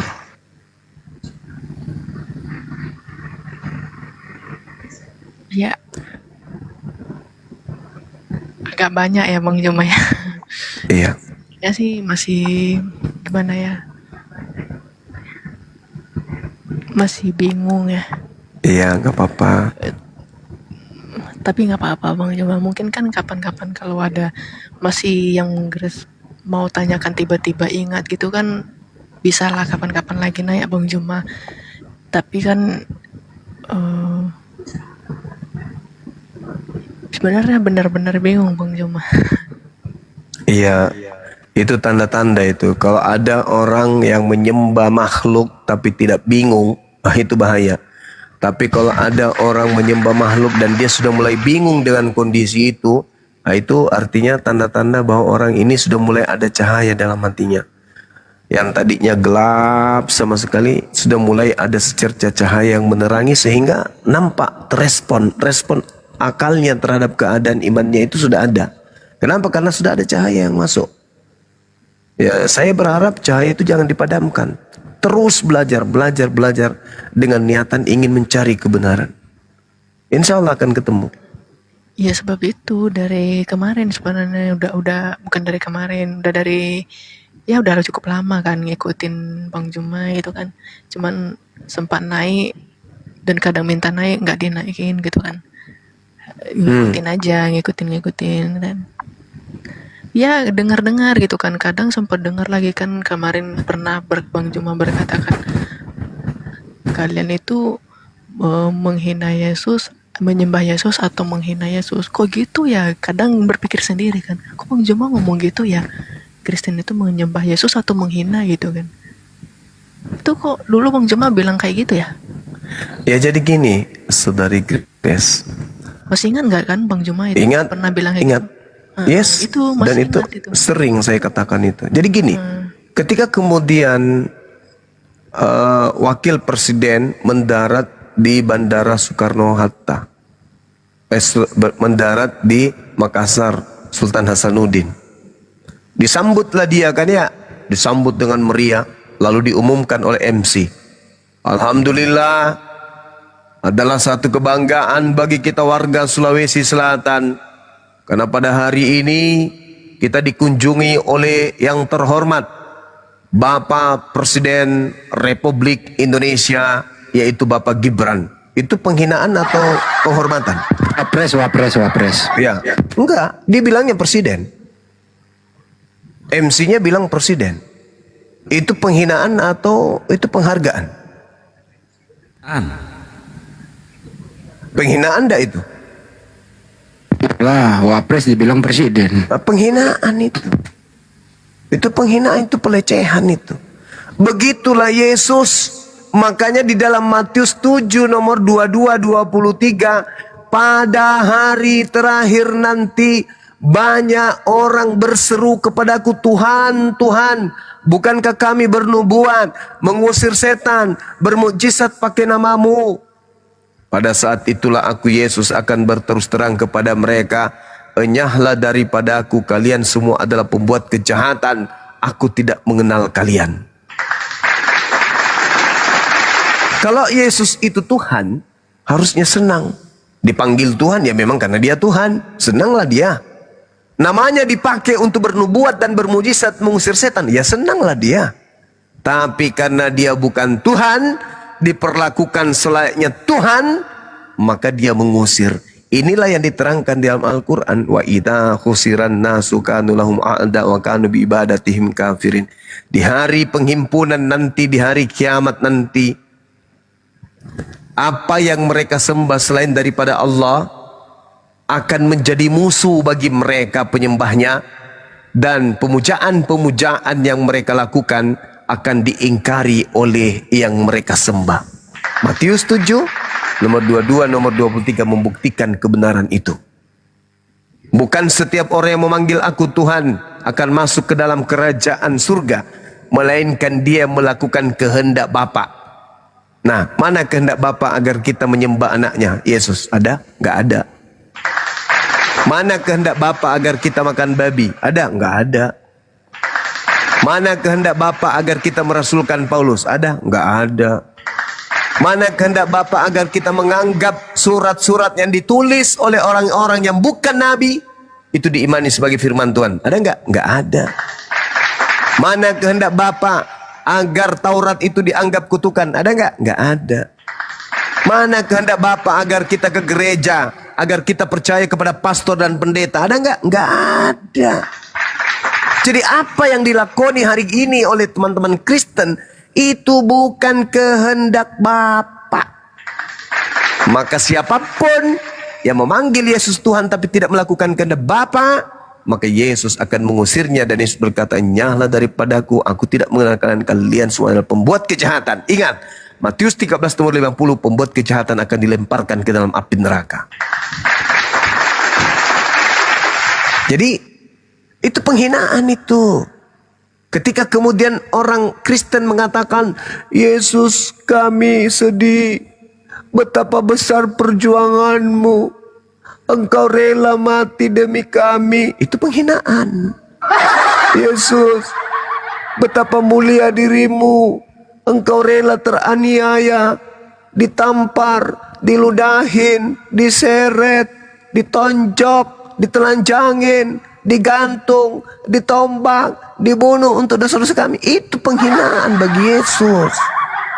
Umat Islam mengatakan, tidak, Yesus kami tidak dibunuh, Yesus kami tidak ditelanjangin, Yesus kami tidak ditombak, Yesus kami tidak ditampar, Yesus kami tidak diludahin, Yesus kami tidak dibunuh. Maka siapa yang memuliakan Yesus? Umat Islam. Yohanes 15 nomor 13 nomor 14, Yohanes 16 nomor 13 14. Apabila roh kebenaran itu datang, maka dia akan memuliakan aku. Siapa yang memuliakan Yesus hari ini? Kristen. Dengan apa? Dengan menyembahnya. Oh, Anda menghinakan dia. Yesus mengajarkan, mempraktekkan dan menteorikan menyembah hanya kepada hakikat yang ada di langit. Yohanes 17 nomor 3, hidup kekal itu adalah mereka mengenal engkau satu-satunya Tuhan, tak ada yang lain. Bukan aku hanya utusan. Siapa yang menjalankan itu? Umat Islam. Bagaimana dengan Kristen? Orang Kristen mengikuti yang datang kepada Paulus.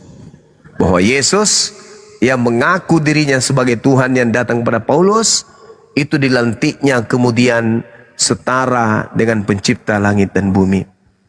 Sebab Bapa itu esa, maka esa pula Yesus Kristus yang adalah perantara. 1 Timotius 2 nomor 5. Dengan kata lain, Paulus ingin menyetarakan antara Allah, antara Tuhan pencipta dan bumi dengan makhluk yang bernama Yesus tersebut. Karena Allah itu esa, dan esa pula dia yang menjadi perantara antara Allah dan manusia, yaitu manusia Yesus Kristus. Artinya Paulus sedang ingin mendoktrin bahwa Yesus Kristus yang datang kepadanya juga esa, sama seperti Allah itu esa. Berarti ada berapa esa? Ada 2 esa. Paulus sedang ingin menyamakan antara Yesus yang datang kepadanya dengan pencipta langit dan bumi. Saya kira begitu, Saudara Grace. Mudah-mudahan bisa menambah pembenaran ilmu saudari ya. Silakan. Iya, makasih Bang Juma atas pencerahannya. Sedikit Grace mengerti, berarti suatu penyembahan bagi dia itu malah terbalik ya, jadi suatu penghinaan ya jadinya ya kan? Ya iyalah. Jadi gitu ya. Kan kepada iblis aja ketika Yesus dicoba dalam Lukas 4 itu, kamu harus menyembahnya kepada siapa? Iya ya. Nah, kan gitu. Jadi kebanyakan yang Kristen yang berdoa gitu kan, misalnya kan terima kasih Tuhan gitu kan, engkau rela mati gitu kan, rela mati atas penebusanku. Berarti itu sebenarnya doa bagi dia tapi penghinaan bagi Yesus. Penghinaan, bener. Iya, Sejak kapan aku mati buat kalian? Betul. Itu penghinaan. Yohanes 17:3, hidup kekal itu adalah mereka mengenal engkau satu-satunya dan mengenal aku sebagai utusanmu. Utusan ya bukan Tuhan lah.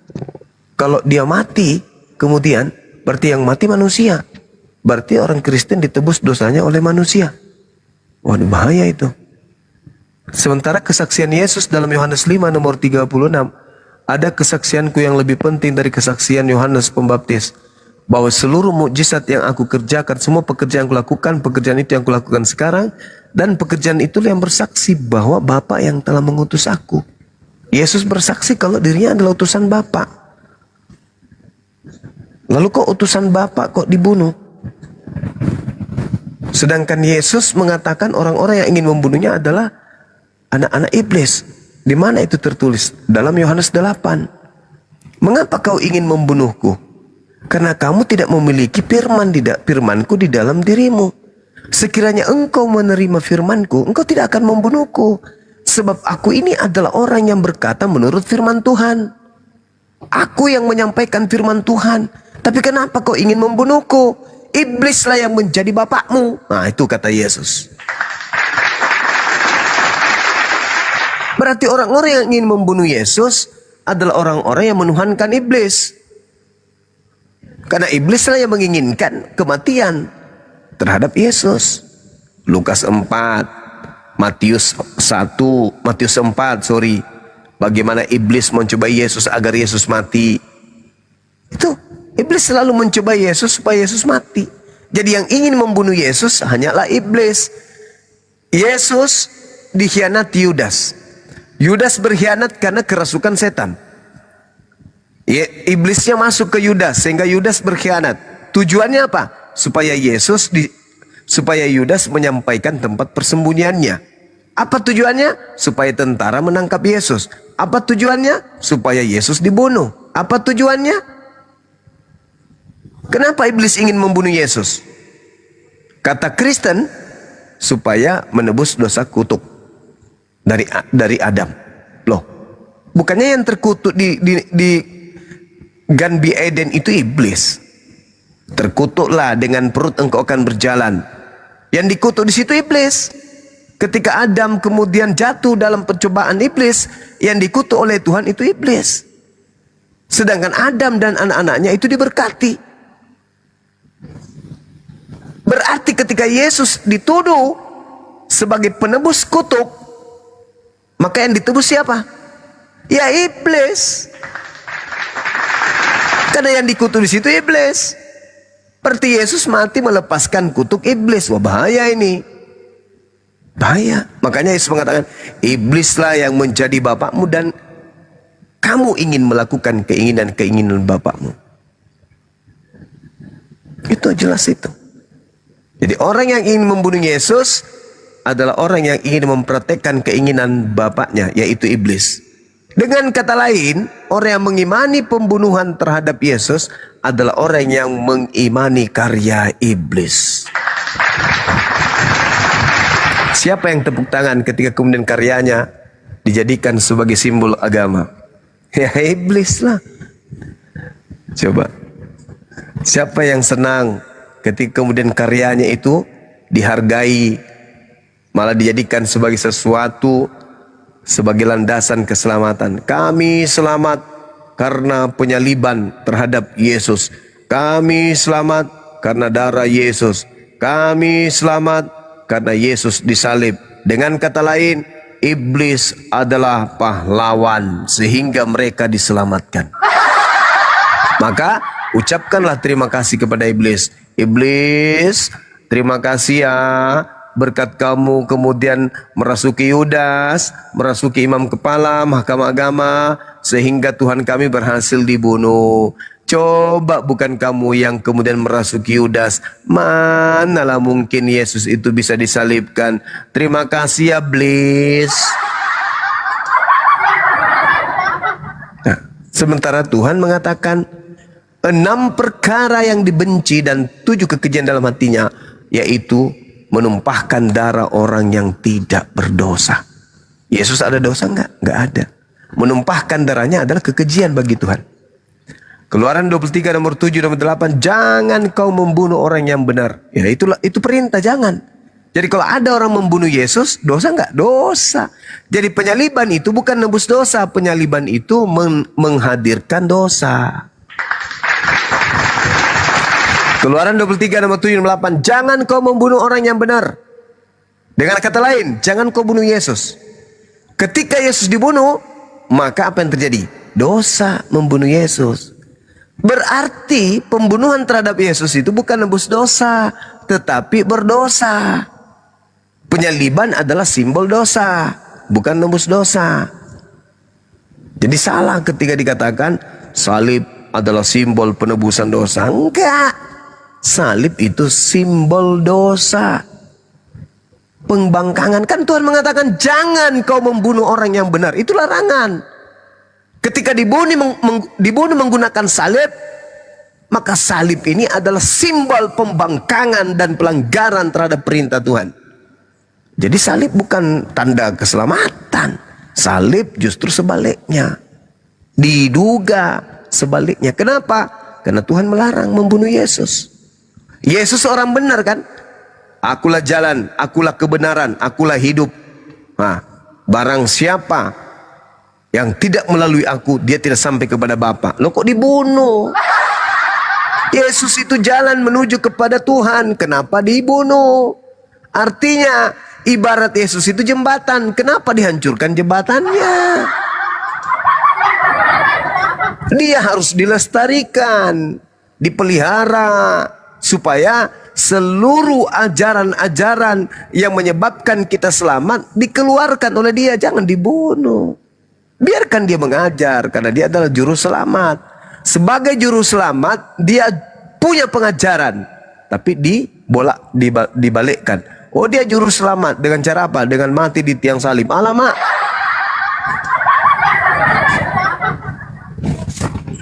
Itu rekayasa dari Paulus yang adalah utusan dari Yesus Kristus yang adalah diduga palsu. Demikian Cakaruk di Indonesia. Ya, silakan Mbak Grace. Ya, Bang Juma. Mungkin udah pada bosan juga ya. Banyak kali nanyanya si Grace ini, tapi nggak gini, Mbak Grace, apa sih yang menjadi ganjalan Anda sehingga berat untuk memeluk Islam? Bukan berat, Bang. Sebenarnya tidak berat. Masih mau belajar. Masih mau belajar. Oh iya. Banyak pertimbangan. Pertimbangannya itu banyak. Ada keluarga, apa tanggapan keluarga terhadap diri saya gitu kan. Banyak, Bang. Nggak gampang. Cuman kan sebelum untuk benar-benar menerapkan atau memberitakan ke mereka itu, Grace udah ada bekal. Jadi itu tidak segampang itu semua, Bang. Gitu ceritanya. Bukannya tidak gampang. Cuman kan nanti untuk menjelaskan pertanyaan-pertanyaan mereka itu jadi saya sudah ada bekal, udah ada persiapan gitu. Kenapa dan kenapa, kan pasti pada bertanya kenapa gitu kan. Jadi kan adalah bekalku untuk menjelaskan ke mereka, ini loh yang benarnya, ini loh ini gitu kan. Jadi kan perlu dulu Grace itu belajar gitu ceritanya. Ya, betul. Belajar itu penting, belajar penting. Iya, itu makanya tadi Bang Juma masih banyak nanya. Ya mungkin cukuplah dulu sampai di sini kan. Nanti kalau ada Grace tanyakan lagi kapan Grace balik, mungkin Grace juga bakal mengumpulkan beberapa pertanyaan lagi gitu. Iya. Iya, baik. Tapi untuk hari ini makasih buat pencerahannya Bang Juma. Sedikit Grace juga bisa mengikuti, bisa ngerti gitu kan. Iya, betul. Ya kalau ada yang lain mau bertanya, dipersilakan. Tapi untuk Mbak Grace, ya. Mbak Grace coba bertanya tentang Islam ke Gurunda coba. Satu aja pertanyaan Mbak Sebenarnya Grace. mau bertanya dan sudah mendapat Silakan. jawabannya. Cuman kan takutnya mungkin itu cuman pertanyaan sepele ya.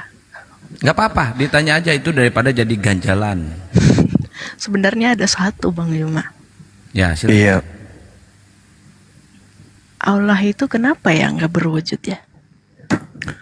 Allah itu wujud itu berasal dari bahasa Arab.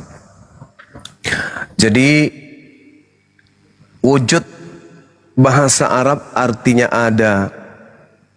Kemudian adanya Allah itu bisa dipahami oleh orang yang berakal. Sekarang begini, batok kepala Anda, saudariku Grace, bagian belakang antara kuping belakang dan kuping kiri dan kanan, apakah ada? Batok kepala Anda bagian belakang itu apakah ada? Coba Anda, dari mana Anda bisa tahu kalau itu ada? Dengan menyentuhnya. Menyentuhnya. Nah, artinya mata ini bukan satu-satunya panca indera yang kita gunakan untuk mengetahui sesuatu itu ada atau tidak ada, betul? Betul. Al-Quran mengatakan sanurihim ayatina fil afaq wa fi anfusihim. Aku akan memperlihatkan kepada mereka manusia tanda-tanda kebesaranku, tanda-tanda keberadaanku di segenap penjuru dan pada diri mereka sendiri. Jadi ketika kemudian Allah tidak memperlihatkan wujudnya, bukan berarti Allah itu tak ada. Ada banyak hal dalam kehidupan kita sehari-hari yang tak bisa kita lihat, tapi bisa kita rasakan kehadirannya. Contoh, rasa manis. Ada yang bisa melihat rasa manis itu? Tidak ada. Bisa enggak rasa manis itu kita rasa? Bisa. Dilihat boleh enggak? Enggak bisa. Pahit, rasa sakit, ada enggak yang bisa melihat rasa sakit? Tak ada. Tapi merasakannya ada enggak? Ada. Tiap hari kita rasakan sakit, sakit gigi, sakit hati, sakit dompet, banyak. Nah, sekarang ternyata rasa itu bisa menjadi alat deteksi sesuatu itu ada. Sekarang kita rasa-rasa nih. Contoh, ketika Al-Quran mengatakan, aku memberikan simbol, memberikan tanda-tanda kehadiranku pada diri manusia. Contoh, kira-kira yang menghentikan laju pertumbuhan gigi saudara Grace sehingga dia tidak laju bertumbuh seperti rambutnya, itu siapa? Mbak Grace sendiri kah yang menahan giginya supaya tidak tumbuh seperti rambut, memanjang dia? Atau siapa yang menahannya? Ibu kah atau kakeknya? Atau pernah menerima mantra-mantra supaya giginya nggak bertumbuh seperti rambut? Gimana, saudariku Grace? Coba Anda rasa-rasa yang menahan gigi Anda tidak bertumbuh seperti rambut panjangnya itu siapa? Atau coba Anda rasa-rasa kenapa Anda sebagai manusia dewasa tidak berkumis layaknya Bang Suma? Kira-kira yang menahan laju pertumbuhan kumisnya sehingga tidak bertumbuh itu siapa? Anda? Bukan. Lalu siapa? Ya pastinya dari Allah juga ya kan. Sanurihim ayatina fil afaq wa fi anfusihim. Bagi orang yang berakal tidak butuh melihatku, dia hanya butuh akalnya untuk merasakan bahwa aku ada. Bahkan Al-Quran mengatakan dalam surah Qaf ayat 16, apa kata Allah? Walaqad khalaqnal insan wa na'lamu ma tuwaswisu bihi nafsuh wa nahnu aqrabu ilaihi min hablil warid. Dan sungguh aku telah menciptakan manusia dan mengetahui apa yang dibisikkan oleh hatinya, dan aku lebih dekat kepada manusia itu daripada manusia itu terhadap urat lehernya sendiri. Allah mengatakan aku lebih dekat kepada manusia daripada manusia itu kepada urat lehernya. Mari kita buktikan. Kalau kita bertanya nih kepada saudara Grace, apakah saudara Grace itu tahu roh yang Anda adalah Anda? Roh yang adalah Anda. Yang Anda temanin duduk, baring, berdiri, berjalan, tertawa, sedih, merasa puas, merasa kecewa. Itu ada unsur roh. Di mana roh itu adalah setitik dari cahaya ilahi yang Allah, yang Tuhan pencipta langit dan bumi titipkan pada manusia yang berakal ini. Pertanyaan saya, adakah saudari tahu makhluk roh yang ada pada diri saudara? Anda tiap hari bersihkan gigi, rapikan wajah, mempercantik kulit, jari-jarinya dikasih parfum segala macam. Tapi apakah Anda sadar tentang apa yang Anda lakukan itu adalah efek dari reaksi makhluk imaterial yang disebut roh yang ada pada diri saudara? Apakah Anda tahu roh itu seperti apa? Enggak. Nah, kok enggak? Padahal sudah berpuluh tahun hidup dengan rohnya sendiri, yang dipakai berbicara, yang dipakai berpikir, yang dipakai merasakan lapar, haus, tapi kok enggak tahu. Itulah yang Allah katakan, walaqad khalaqnal insan wa na'lamu ma tuwaswisu bihi nafsuh wa nahnu aqrabu ilaihi min hablil warid. Kita nih, kita dengan kita dengan kita itu nggak ada batasan. Yang tahu tentang Grace adalah Grace. Yang paham tentang Grace adalah Grace. Yang tahu kesedihan Grace adalah Grace itu sendiri. Tetapi coba tanya Grace, tak bisikin, kamu kenal dirimu? Kenal dong. Ada berapa urat saraf yang ada di sebelah kiri yang berhubungan dengan ginjal, dengan tulang rusuk, yang kemudian melingkar sampai tulang belikat, tembus ke bagian pundak sebelah kanan? Ada berapa? Nggak tahu Bang Suma. Subhanallah. Masya Allah. Masya Allah. Inilah yang Tuhanku sampaikan. Nggak perlu kau mencariku, nggak perlu. Apa tujuanmu mencariku? Tugasmu hanya beribadah. Sebab aku mendengarkan setiap bisikan hatimu. Ketika engkau meminta kepada manusia yang engkau anggap Tuhan, wahai Tuhanku yang adalah anak Maria, berikan kepadaku kesehatan. Tuhan yang kau seru itu tidak mendengarnya. Aku yang mendengarmu. Annallaha sami. Aku Allah itu maha mendengarkan. Aku mendengarkan bisikan kalbumu. Apa yang terlontar dalam hatimu, dalam pikiranmu, aku dengarkan. Jadi aku tak perlu datang karena aku maha tahu. Aku tidak perlu datang karena aku maha melihat. Aku tidak perlu turun ke bumi karena aku maha mendengarkan. Untuk apa aku turun menjadi makhluk? Sementara semua kebutuhanmu aku penuhi. Semua keinginanmu aku berikan. Apa yang menjadi kemaslahatan hidupmu aku penuhi semuanya. Tugasmu hanya beribadah.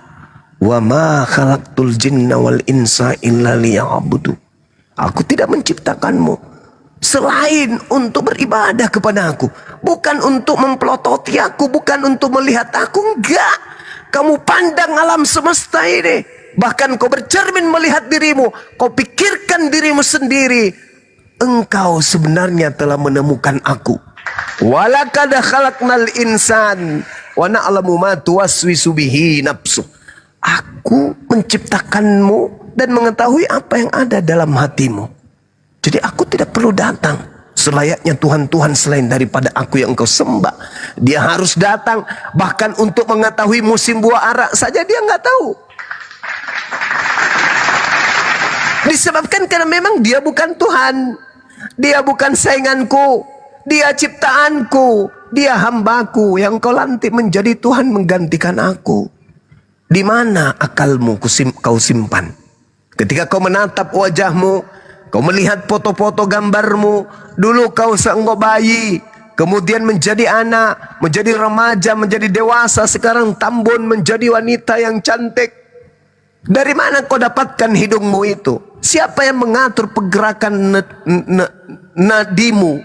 Siapa yang mengatur kemudian ritme suaramu? Siapa yang mengajarkan kamu kemudian itu semua? Aku. Tapi kenapa engkau membelakangiku? Kamu mengatakan aku tak ada karena kau tak mampu menatapku. Bisakah kau menatap akalmu? Bolehkah kau mengatakan kau tidak punya akal disebabkan kamu tak mampu melihat akalmu? Sedangkan dengan akalmu kau mampu menaikkan, menerbangkan besi yang bertonton beratnya. Engkau mampu memperjalankan benda-benda yang tak bernapas, yang tak berruh dengan akalmu. Tetapi kau tak mampu melihat akal itu. Akalmu saja kau tak mampu melihatnya. Bagaimana aku yang maha besar? Nah, itu jawaban Al-Quranul Karim. Sehingga Al-Quran mengatakan bahwa umat Islam hanya diberi tugas kemudian untuk memberi peringatan. Innama tunziru manittaba'a dzikra wa khasyar rahmana bil ghaib. Fabashshirhum bimaghfirati wa ajrin karim. Sesungguhnya engkau hanya memberi peringatan kepada orang-orang yang mau mengikuti peringatan dan takut kepada Tuhan yang Maha Pengasih, walaupun mereka tidak melihat Tuhan tersebut. Jadi di Islam itu, saudari Grace, karena sadar bahwa hatinya senantiasa dilihat oleh Allah, ungkapan-ungkapan, bisikan-bisikan kalbunya senantiasa dilihat oleh Allah dan disadari sepenuh hati oleh umat Islam, maka hati umat Islam itu kecenderungannya jarang yang munafik. Orang yang beriman, saudara Grace, jangankan mereka kemudian bermaksiat, mereka bersetubuh dengan pasangan mereka saja. Kalau mereka benar-benar orang yang beriman dan takwa dan takut kepada Allah, mereka tidak bugil, mereka tidak mau dilihat oleh malaikat, mereka tidak mau dilihat langsung. Meskipun Allah Maha melihat, mereka kemudian melakukan kewajiban suami istri masih di bawah selimut. Itu orang yang sangat berhati-hati. Orang yang beriman dengan makrifat yang sempurna, ketika mereka mandi, mereka nggak pernah telanjang. Kenapa mereka malu? Karena mereka tahu Allah sebahan mereka maha melihat. Maka mereka mandi masih menggunakan kain. Sementara orang yang tidak beriman, jangankan dalam keadaan seorang diri, Justru mereka berkongko-kongko dengan orang-orang lain yang ada di sekelilingnya, yang dibawa kuasanya untuk bermaksiat, melancarkan aksi maksiat berjamaah, korupsi berjamaah, mencuri berjamaah, dikarenakan tak ada malu, karena mereka tak menyadari bahwa Tuhan itu maha melihat. Orang yang menyadari bahwa bisikan-bisikan hati ini dibaca dan diketahui oleh Allah Tuhannya, mereka tidak akan punya niat busuk. Mereka tidak punya rencana-rencana jahat kepada saudara-saudaranya. Dan orang yang cenderung menyadari bahwa makrifat itu adalah sesuatu yang harus dipenuhi dalam konsep ibadah, dalam konsep penghambaan kepada Tuhan, mereka akan senantiasa menjadi hamba yang pemaaf. Kenapa orang itu jadi pemaaf? Karena hatinya selalu dia jaga. Dia tidak ingin ada irama dendam dalam hatinya. Dia tidak ingin ada gelombang kata-kata dalam kalbunya yang kemudian bisa menyakiti dirinya dan orang lain. Itu orang yang baik, itu orang yang suci. Orang yang menyadari bahwa Allah senantiasa melihat hatinya ketika berbicara. Bisikan hatinya senantiasa didengarkan oleh Allah. Maka yang ada dalam hatinya hanya perkataan-perkataan yang baik. Jadi kasih yang sempurna adalah kasih yang bersumber dari hati. Hati yang sempurna adalah hati yang menyadari dengan akalnya bahwa apapun bisikan hatiku dibaca dan didengarkan oleh Tuhanku. Anallaha sami'. Pencipta langit dan bumi, Allah maha mendengarkan. Jadi itu tadi, ketika Anda bertanya, kenapa Tuhannya umat Islam bisa dilihat? Segala sesuatu yang dilihat itu adalah makhluk. Di alam ini ya, segala sesuatu yang dapat dilihat itu pasti makhluk. Makanya dikatakan di dalam kitabnya orang Yahudi, Keluaran 33 nomor 20, dan juga di dalam Yeremia 10 nomor 6, 2 Samuel 7 22, tidak ada yang serupa dengan Tuhan. Laisa kamitslihi syai'. Tidak ada yang serupa dengan Tuhan. Ketika Anda memejamkan mata, mengambil pulpen, mengambil kertas putih, lalu Anda mencoba untuk menggoreskan wujud Tuhan. Anda tutup mata, Anda goyang-goyangkan pulpen itu, oh inilah wujud Tuhan. Anda goyangkan, goyang terus. Karena tidak mungkin Anda ingin menyerupakan goresan tangan Anda dengan makhluk yang ada. Seperti sapi, kambing, rumah, gedung, jalan. Tidak mungkin. Maka Anda mencari gambar yang tidak serupa dengan apapun. Anda coret terus. Setelah Anda buka mata, ternyata Anda buka mata Anda. Ingin melihat bentuk Tuhan yang Anda gambarkan. Ternyata yang ada di atas kertas adalah gambar benang kusut. Apakah Tuhan segambar dengan benang kusut? Tidak mungkin. Laisa kamitslihi syai'. Tuhan pencipta langit dan bumi tidak serupa dengan apapun. Maka cukup kita sadar Tuhan maha melihat kita. Tidak perlu kita yang melihat Tuhan. Toh alam semesta ini sudah ada. Maka Allah mengatakan, aku menampakkan kebesaranku di segala penjuru. Jadi tidak perlu kita mencari Tuhan. Karena Tuhan ada memenuhi segala penjuru. Kita duduk, Tuhan ada. Kita baring, Tuhan ada. Tidak ada yang lolos dari pengawasan Tuhan. Allahus samad. Kita tergantung pada Tuhan. Walam yakul lahu kufuwan ahad. Tidak ada yang serupa, tidak ada yang menyamai Tuhan itu. Oleh karena itu, ya nggak perlu cari Tuhan, karena Tuhan ada. Tuhan itu mau melihat apa yang kita lakukan. Tuhan melihat. Jadi tidak perlu kemudian kita mencari mana Tuhan itu. Enggak. Dengan adanya kita, bukti adanya Tuhan. Karena kita ini adalah bukti jejak Tuhan. Apa bukti Tuhan itu ada? Adanya kita. Karena mustahil sesuatu yang ada diciptakan oleh sesuatu yang tidak ada. Meskipun pencipta itu kita tidak lihat, tetapi dia wajib ada. Nah inilah yang ada di Islam. Bahwasanya Allah pencipta langit dan bumi itu maha melihat, sedangkan kita tidak maha melihat, sehingga kita tidak mampu melihat hal-hal yang gaib. Rasa manis aja kita tidak bisa lihat. Rasa kecut, rasa sakit tidak bisa kita lihat, hanya bisa kita rasakan. Maka dengan adanya siang dan malam, turunnya hujan, bertumbuhnya kemudian tumbuh-tumbuhan, berbuahnya kemudian pokok-pokok yang ada, pohon-pohon yang ada, bukti bahwa penjaga alam semesta itu ada. Itulah yang disebut Sang Khalik, Rabbus samawati wal ard. Demikian. Garut di Indonesia. Ya, makasih Bang Juma. Iya, sama-sama. Cukup paham sih. Memang Alhamdulillah. angin Masya tidak Allah. dapat dilihat tapi dapat dirasakan. Iya. Ya, mungkin Gimana? itu saja sih Puas, pertanyaan. Mbak Grace? Iya, puas dengan jawabannya. Dan memang saya sudah memang tahu jawabannya itu. Cuman kan Grace mau mendengarkan dari Bang Juma lebih detailnya itu seperti apa. Tapi contoh yang cuman Grace bisa dapat itu kemarin seperti angin tadi, perumpamaan angin. Angin cuma dapat dirasakan tapi tidak dapat dilihat. Gitu. Iya. Ya, terima kasih Saya mau Bang bertanya Juma ke ya, Pak. Gurunda, boleh? Satu aja Gurunda. Boleh, boleh. Ini Mbak Grace ini kan lagi belajar ke Islam, tapi dia belum sepenuhnya memeluk Islam. Kalau misalkan ya, tapi nauzubillah min dalik, Mbak Grace tidak ada umur lagi, tidak sempat mengucapkan 2 kalimat syahadat, status Mbak Grace ini gimana Gurunda?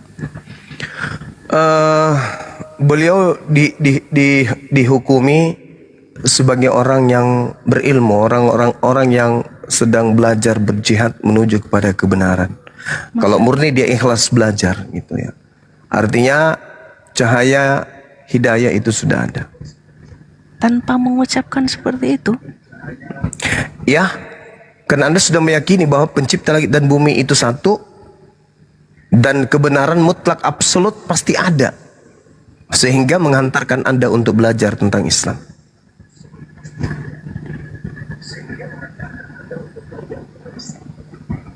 Seperti itu. Banyak ya. Seperti yang tadi Grace dengar lagi. Itu yang baru mualaf itu kayak bayi baru lahir tanpa dosa gitu kan. Ini baru dengar lagi kan kalau belajar lagi posisinya belajar kayak gini dan udah percaya gitu ya kan tanpa menyebutkan itu udah bisa sebaik itu Tuhannya. Iya, karena sudah ada prasangka positif terhadap pencipta langit dan bumi. Menggugurkan item-item kefasikan, kemusyrikan. Ada orang yang paham itu salah, tapi tak mau belajar. Ada. Ibarat hadiah. Iya. Banyak gift-nya dari Tuhannya. Ya itu dia makanya. Dan adalah hak prerogatif setiap hamba Allah, setiap manusia untuk mendapatkan hidayah.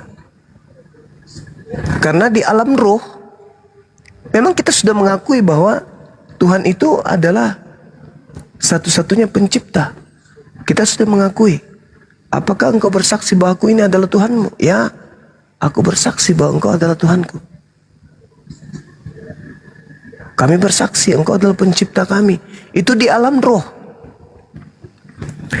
Jadi kenapa kemudian kita lupa tentang janji kita kepada Allah? Karena kita dibungkus oleh biologis. Kalau jasad sudah terlepas dari roh, maka semua rahasia-rahasia alam roh akan kita ketahui. Karena kita sudah kembali kepada alam roh. Qalu bala syahidna. Kita bersaksi bahwa tiada Tuhan selain Allah. Itu di alam roh. Ketika kita masuk ke alam bumi ini, kita dibungkus oleh jasad. Jasad membutuhkan kemudian hal-hal yang bersifat biologis yang kemudian syarat dengan nafsu. Kira-kira lapar enggak orang yang mati itu? Enggak. Lapar enggak roh? Enggak. Kenapa? Karena tak ada keterikatan antara jasad dan roh. Nah ini yang saya ingin katakan. Bahwasanya setiap insan, anak Adam di hadapan Tuhan pada masa eksistensi sebagai makhluk biologis itu sudah bersaksi tiada Tuhan selain Allah. Lalu dicipta dia, masuk ke alam bumi ini, diuji. Benarkah ucapannya ketika di alam ruh dia ingat atau tidak? Nah, sama seperti orang ujian. Ketika kita belum masuk ke kelas ujian, segala macam materi jawaban soal jawaban itu kita tahu. 1 tambah 1 tambah 1 kali 2 tambah 3 tambah 5. Kita tahu apa yang dimaksud dengan ekosistem, apa yang dimaksud dengan fotosintetis, apa yang dan seterusnya. Kita tahu itu sebelum masuk ujian. Oh, hafal kita. Hafal. Semua jawaban rumus-rumus kita hafal. Begitu masuk di meja ujian, apa yang terjadi? Ini kan sudah kupelajari, tapi apa ya jawabannya? Aku lupa gitu loh. Lupa dan seterusnya. Kenapa itu bisa terjadi? Karena kita sedang diuji. Begitu lonceng berbunyi tanda selesai ujian keluar, barulah kita tersadar, tepuk jidat. Oh iya ya, aku jadi ingat jawabannya itu ini, jawabannya itu ini. Kenapa? Karena kita sudah bukan lagi di zona ujian. Begitulah alam ruh, begitulah ruh kita ini. Begitu masuk ke tubuh, kita lupa akan dari mana kita berasal. Seperti apa dulu kita di alam ruh. Begitu keluar, berpisah dengan jasad, baru tersadarkan. Inna lillahi wa inna ilaihi rajiun. Makanya dikatakan matinya orang yang beriman itu adalah ibarat bangunnya dia dari tidur. Dia bangun dari tidur. Sorry. Hidupnya orang-orang yang kafir itu seibarat tidur, nanti dia terbangun pada saat dia mati. Jadi ketika dia jasadnya udah berpisah dengan ruh, baru dia tersadar. Waduh, kenapa waktu di bumi saya nyembahnya ke ini, bukan kepada Allah Tuhanku. Jadi semua kita ketika lepas dari ruh, keyakinannya cuma satu, la ilaha illallah. Karena tak ada lagi jasad yang mempengaruhi kita. Gak ada lagi jasad. Semuanya sudah kembali dalam bentuk roh. Nah, berbeda ketika kita mau masuk ke dalam surga atau neraka, jasad dan ruh kembali disatukan, lalu dibangkitkan untuk dihakimi oleh Allah. Saya kira begitu. Cakaruk Duni Indonesia. Mudah-mudahan apa yang kita perbincangkan pada subuh hari ini bisa menjadi edukasi ilmu yang bermanfaat, terkhusus kepada saya sendiri. Demikian para sahabat, Indonesia sudah mengantuk. Mudah-mudahan kita dalam keadaan sehat walafiat semuanya. Amin. Amin. Amin ya Allah. Semoga Mbak Grace bisa membedakan mana manusia, mana Tuhan.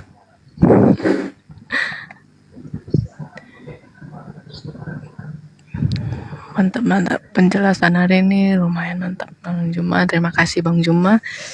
Sama-sama. Tapi jujur saja Bang, iya, sekarang yang ada di depan saya ini bagaimana menghadapi keluarga saya. Cara saya menghadapi keluarga saya itu tantangan berat bagi saya. Ya itu sih memang keluhan-keluhan teman-teman. Banyak keluarga betul. Apalagi karena saya kan anak gadis pertama, gimana menghadapi keluarga itu? Pasti bakalan banyak pertanyaan dan pasti murka lah gitu kan. Grace saja udah ngebayangin bagaimana reaksi mereka. Itulah. Dari mana? Dari Grace Katolik, Protestan? Kristen Protestan. Ya. Jadi kalau seibarat agama itu adalah kendaraan, dan di atas kendaraan itu kita bersama dengan keluarga kita, dan kita tahu bahwa kendaraan ini kita berpikir melaju menuju kepada keselamatan, Tapi ternyata di antara kita yang ada di atas kendaraan ini sadar bahwa sebenarnya ini bukan kepada keselamatan ujungnya, tetapi jatuh ke jurang yang dalam. Maka orang yang sehat akalnya akan senantiasa begitu tahu bahwa itu jatuhnya ke jurang, loncat dari kendaraan itu untuk meminta pertolongan, kemudian mengambil kendaraan yang lain atau menyetir kendaraan itu agar kendaraan itu stop atau berbalik arah atau membelokkan arah perjalanan supaya keluarga atau penumpang yang lainnya tidak masuk ke dalam jurang apapun risikonya, termasuk loncat dari mobil yang sedang melaju kencang demi untuk menyelamatkan orang-orang yang kita cintai, itu pun rela kita lakukan. Nah, tapi kalau kita tidak berani mengambil resiko, artinya kita rela sama-sama jatuh atau tabrak pada jurang yang dalam. Seibarat kita ada di dalam kegelapan bersama dengan keluarga, tapi kita tahu caranya kemudian supaya keluarga kita ini mendapatkan setitik cahaya, yaitu berlari ke tempat yang lain, mengambil sumber cahaya, mendapatkan cahaya, lalu kembali ke keluarga menjadi penerang. Bisa jadi cahaya itu ditolak, tetapi inilah perjuangan kasih sayang. Daripada kita hidup dalam kegelapan bersama-sama, padahal kita tahu caranya mengambil cahaya, kita biarkan diri kita dalam kegelapan. Resiko pasti ada. Segala sesuatu yang kita perjuangkan, segala sesuatu, apalagi ini berbicara mengenai akidah, pasti ada. Cuman permasalahannya adalah detik, menit, jam, hari, minggu, bulan, tahun mengantarkan kita kepada ujung kehidupan.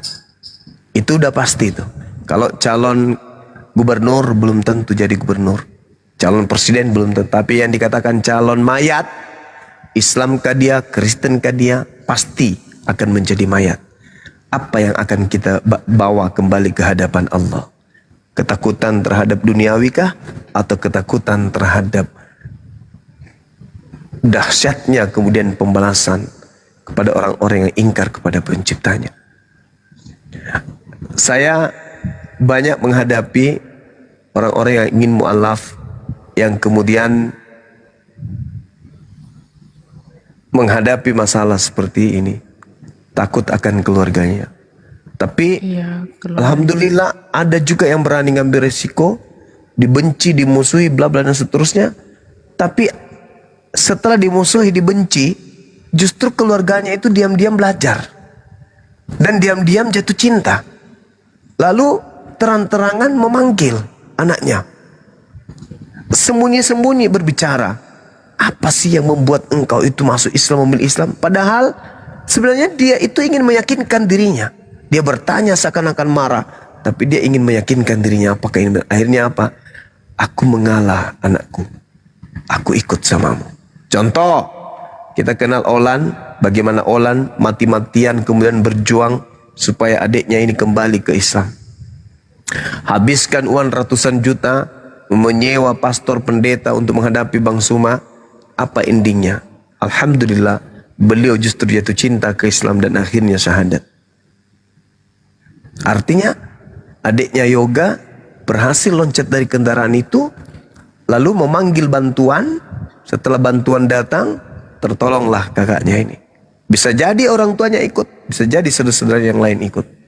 Minimal dia sudah menjadi cahaya dalam rumah tangganya.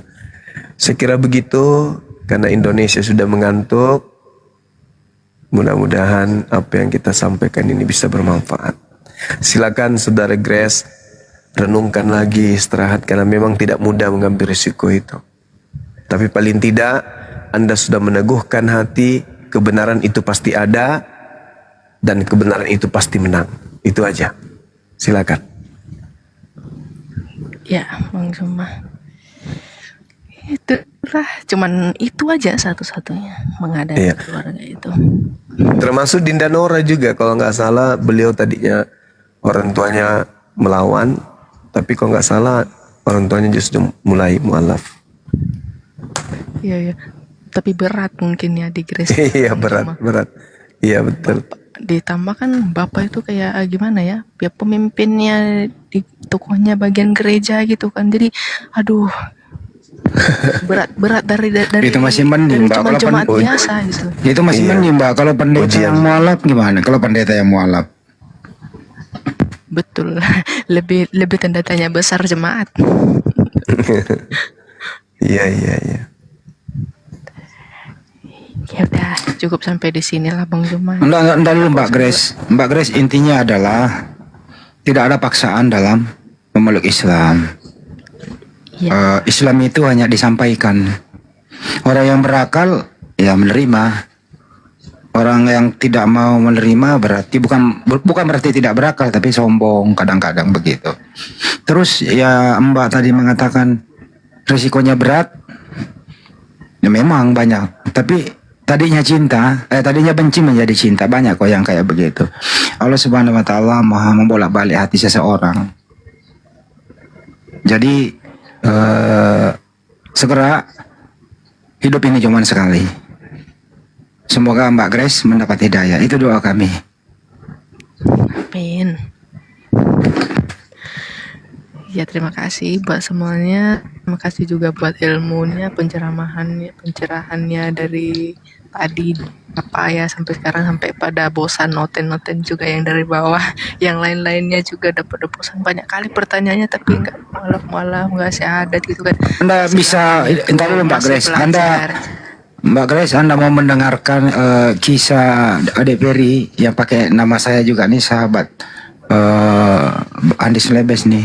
Beliau juga mualaf, bagaimana kisahnya waktu dia memeluk Islam, ketabok sama orang tuanya apa seperti apa. Silakan kalau mau berbagi sama Grace Per.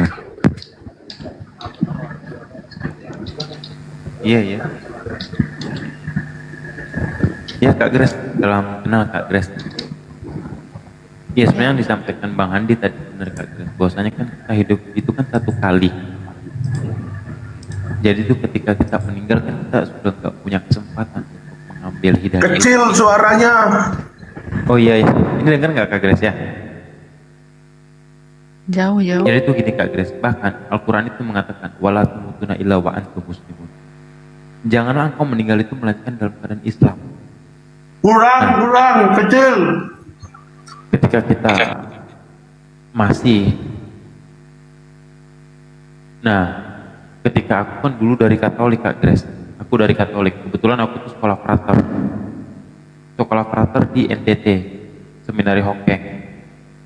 Cuman ketika aku memeluk Islam, itu aku tuh diusir sama keluarga Kak Grace, diusir, aku lari ke Jakarta dan lebih memilih hidup itu untuk sendiri. Nah, memang ujian itu berat Kak Grace, ujian memang itu berat, tetapi ujian itu bukan berarti Allah itu benci sama kita, tapi Allah itu sayang. Bahkan di dalam Al-Quran surah Al-Baqarah kata Allah, la yukallifullahu nafsan illa usaha laha maktasabat wa laiha maktasabat. Allah itu memberikan ujian itu karena Allah ingin lihat sampai di mana kecintaan kita kepada Allah gitu. Bahkan saya sendiri diusir Kak Grace, diusir, sehingga saya tuh waktu itu pertama kali saya datang ke Jakarta, itu saya memilih gelas gitu, saya pilihin gelas-gelas di jalanan, botol-botol di jalanan. Untuk apa? Untuk saya itu keberlangsungan kehidupan saya. Nah, dari situ pada intinya tuh kita jangan putus asa gitu loh untuk menjalani kehidupan ini. Karena apa? Karena kata Allah mengatakan ala inna nasrullah qarib. Allah itu, pertolongan Allah itu sangatlah dekat, janganlah kita putus asa gitu.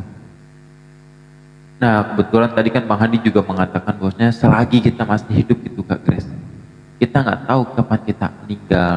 Bisa jadi ketika kita turun dari Komal sini, di mana kita kan Bang Zuma tadi sudah menyampaikan sekian, hampir 1 jam itu, dan kita nggak tahu. Karena apa? Karena kata Allah dikatakan bahwasanya setiap yang bernyawa itu pasti akan mati. Setiap yang bernyawa itu pasti akan mati Kak Grace. Dan kita nggak tahu kapan kematian itu datang kepada kita. Nah, mumpung kita masih hidup itu Kak Grace, mumpung kita masih Allah kasih kita nafas. Jadi pesan saya adalah intinya jangan pernah kita takut Kak Grace ketika kita memutuskan dan kita sudah mendapatkan hidayah itu sendiri. Karena apa? Karena ketika kita meninggal, kata Allah dalam surah Al-Hijr ayat kedua, Rabbama ya badul lazina kafaru law kanu muslimin. Ketika kita meninggal nanti kita akan menyesal. Makanya kata Allah, orang-orang yang menyesal ketika dia meninggal tapi dia belum memilih daripada Islam itu sendiri. Itu Kak Gis, mungkin itu saja yang dapat aku sampaikan. Jadi kebetulan tadi Bang Zuma juga sudah menyampaikan panjang lebar dan kita nggak tahu kapan kematian itu datang kepada kita. Intinya coba kita pikirkan itu baik-baik. Itu saja mungkin Kak Gis. Oke. Surat Turi kurang jelas. Betul saya punya hewannya coba. Ya udah sekarang itu. Giliran Mbak Nora lagi deh. Mbak Nora berkisah. Bisa. Mbak Nora bangun. Mbak Nora. Udah nggak Mbak ada. Nora. Atau Kang Dito juga mualaf. Kang Dito silakan. Masya Allah. Siap. Assalamualaikum Gurunda, semuanya saudara-saudara muslim. Waalaikumsalam. Ya, selamat malam Mbak Grace tadi menyimak. Ini sudah mengimani kebenaran Allah Azza wa Jalla. Namun masih ada ketakutan menghadapi nanti kalau masuk Islam ini kenapa gitu ya. Kalau saya saat ini posisi orang tua ya, mama masih Katolik, adik juga masih Katolik. 25 tahun saya sebagai muslim dan dekat dengan paman yang waktu itu mengajari saya tentang Islam. Dan alhamdulillah keilmuan saya berdasar dari perbandingan agama, memperdalam ilmu-ilmu Islam dan tidak meninggalkan kristologi terkait perbandingan agama tadi yang disampaikan oleh Gurunda Bang Zuma. Masya Allah, saya dari awal tadi kajian ma'rifat itu ya, bagaimana Allah itu sedekat daripada urat nadi kita gitu kan. Dalam hati saya itu hanya istighfar, astagfirullahaladzim. Namun poinnya adalah bagaimana ingat iblis itu tidak akan berhenti-berhentinya menggoda kita manusia. Itu poinnya. Saat ini mungkin karena banyak cahaya kebenaran Islam, Saudari Grace faham. Ini semuanya daging semua, ilmunya ilmu rohani semua. Bukan dari akal-akalan, tetapi ini dari dalil. Bahwa Al-Quranul Karim dari Allah yang maha mengetahui. Segala kisah tadi itu, Masya Allah. Dari mana kita orang Islam, bahkan Nabi Muhammad itu tahu di zaman sebelumnya. Ini kebenaran Al-Quran.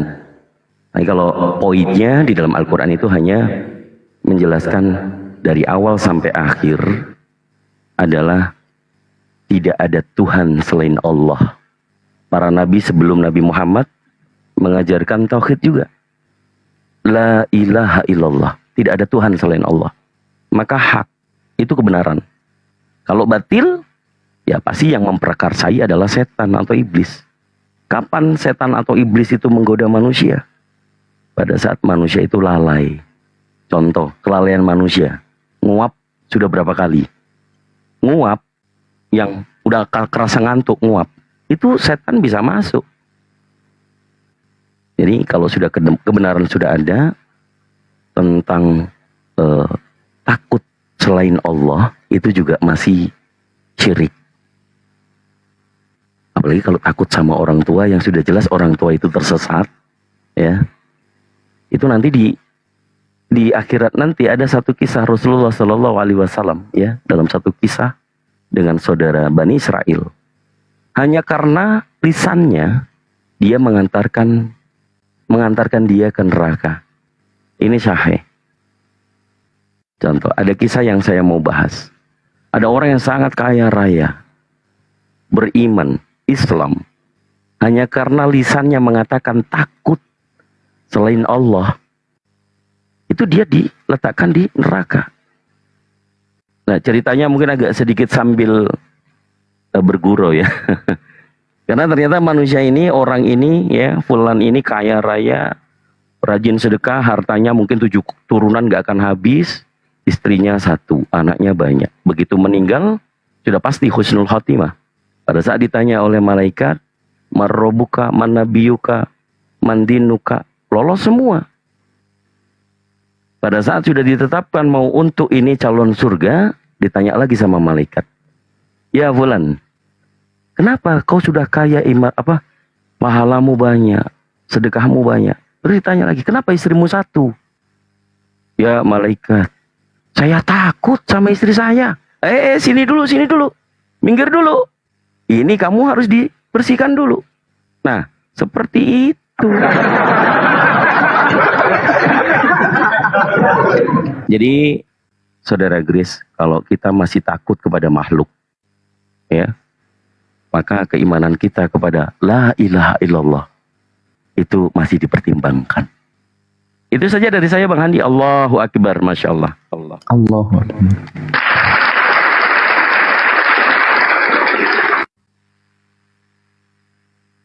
Alhamdulillah. Itu ya teman-teman ya, beberapa kisah yang diberikan oleh teman-teman kita yang convert, yang tadinya seorang Kristen dan sekarang telah kembali kepada fitrahnya, yaitu menjadi seorang Muslim. Dan Kak Grace masih monitor, Kak? Halo Kak Grace?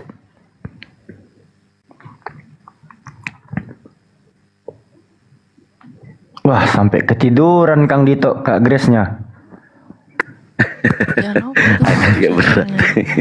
Itu ada. Ceritain mualaf abang lah. Masya Allah. Mualaf cerdas Bang Alvi nih, Masya Allah. Bukan. Alfi bukan seorang mualaf, Alfi disclaimer dulu. Tapi Kak Grace, yang harus Kak Grace ketahui ya. Jaringan. Iya, yang harus Kak Grace ketahui juga ya, apa yang Kak Grace pertanyakan malam ini. Jaringannya Kak. Jaringan. Justru menjadi wawasan, menjadi tambahan ilmu kepada kami semua, menjadi wawasan yang baru kepada kami semua, menjadi pengetahuan yang baru untuk kami semua, Kak Grace. Dan Alfi hanya ingin memperkuat narasi saudara-saudara Alfi yang tadi, bahwasannya kullu nafsin za'iqatul maut, setiap yang bernyawa itu akan merasakan kematian. Terlepas daripada itu, kami hanya menyiarkan tetap pada batasan la ikraha fiddin, tidak paksaan dalam Islam, dan terkait hal-hal apa yang akan menyulitkan. Allah berfirman pada surah ke-94, fa inna ma'al usri yusra, inna ma'al usri yusra. 2 kali Allah mengulangnya, bahwa sesungguhnya di balik kesulitan itu ada kemudahan, enggak? Apapun itu, segala nikmat telah diberikan oleh Allah, terlepas dari apa-apa permasalahan yang dihadapi oleh hamba-hambanya. Selagi hamba-hambanya itu bersandar mengharapkan kepada keridhaan Allah, insya Allah segala macam masalah keberatan yang dipukul oleh pundak hamba-hambanya Allah permudahkan dengan semudah-mudahnya. Itu aja dari Alfi itu. Silakan. Amin. Kak Grace. Saya pernah diskusi sama teman-teman Kristen ya. Beliau 2 hari mualaf dia. Cuman beberapa kalimat begini bunyinya.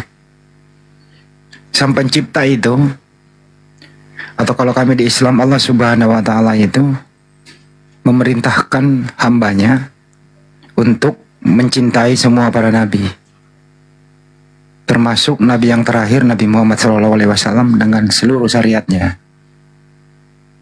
Manakala ada orang percaya, mengutuk nabi, menista nabi, terus kemudian yang berhubungan dengan nista-nista itu tidak mengakui pula para nabi, ini ya, dengerin baik-baik, dia akan dimintai pertanggungjawaban. Jadi lepaskanlah itu Mbak Grace. Jangan sampai menista, mengutuk apalagi satu nabi saja. Itu Mbak Grace.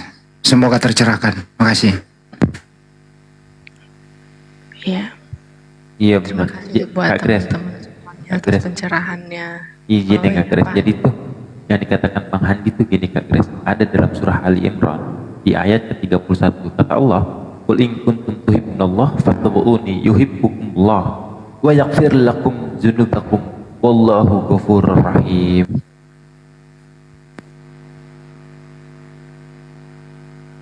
Kalau dalam ilmu itu ya Mbak Grace ya. Mudah-mudahan Mbak Grace malam ini membuka akal, jangan sampai percaya bahwa ada manusia yang diutus ke muka bumi, kemudian mati disalib menebus dosa. Ini dimintai pertanggungjawaban nanti. Itu Mbak Grace. Siap Bang Andi. Ya, satu lagi, kalau nguap ya, ngantuk, ditutup ya, mulutnya ditutup supaya setan tidak masuk lagi. Bahaya itu.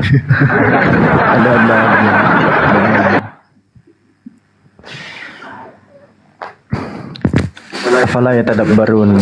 Mbak Grace masih percaya nggak sih ada penembusan dosa dengan cara yang iman Mbak yang Anda percaya sekarang? Masih percaya nggak Mbak Grace?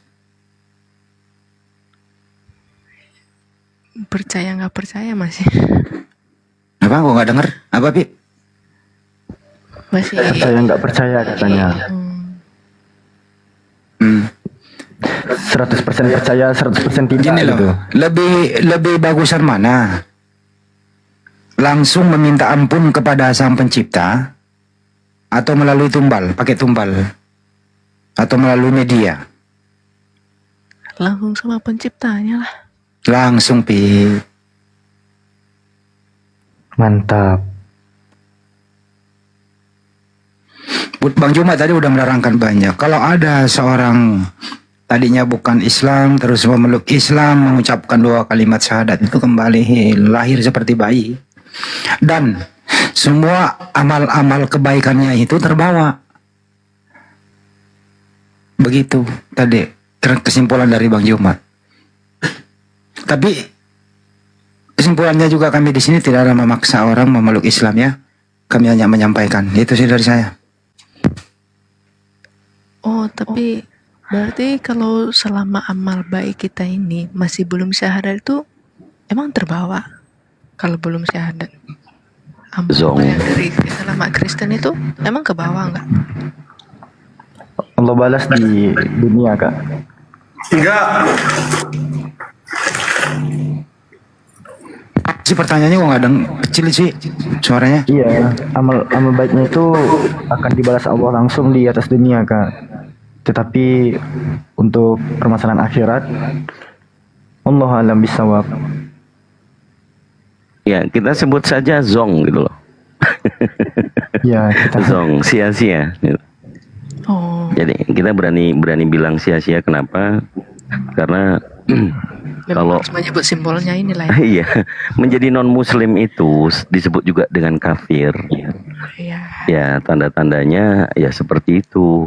Poinnya, kalau sudah mendapatkan hidayah itu bukan dari kami semua, bukan dari Bang Zuma, bukan dari saya atau yang lain, tapi dengan qadarullah, takdir Allah. Yang saat ini tuh kita berbicara tentang takdir, gimana Kak Grace itu masuk ke sini, kemudian mencari ilmu.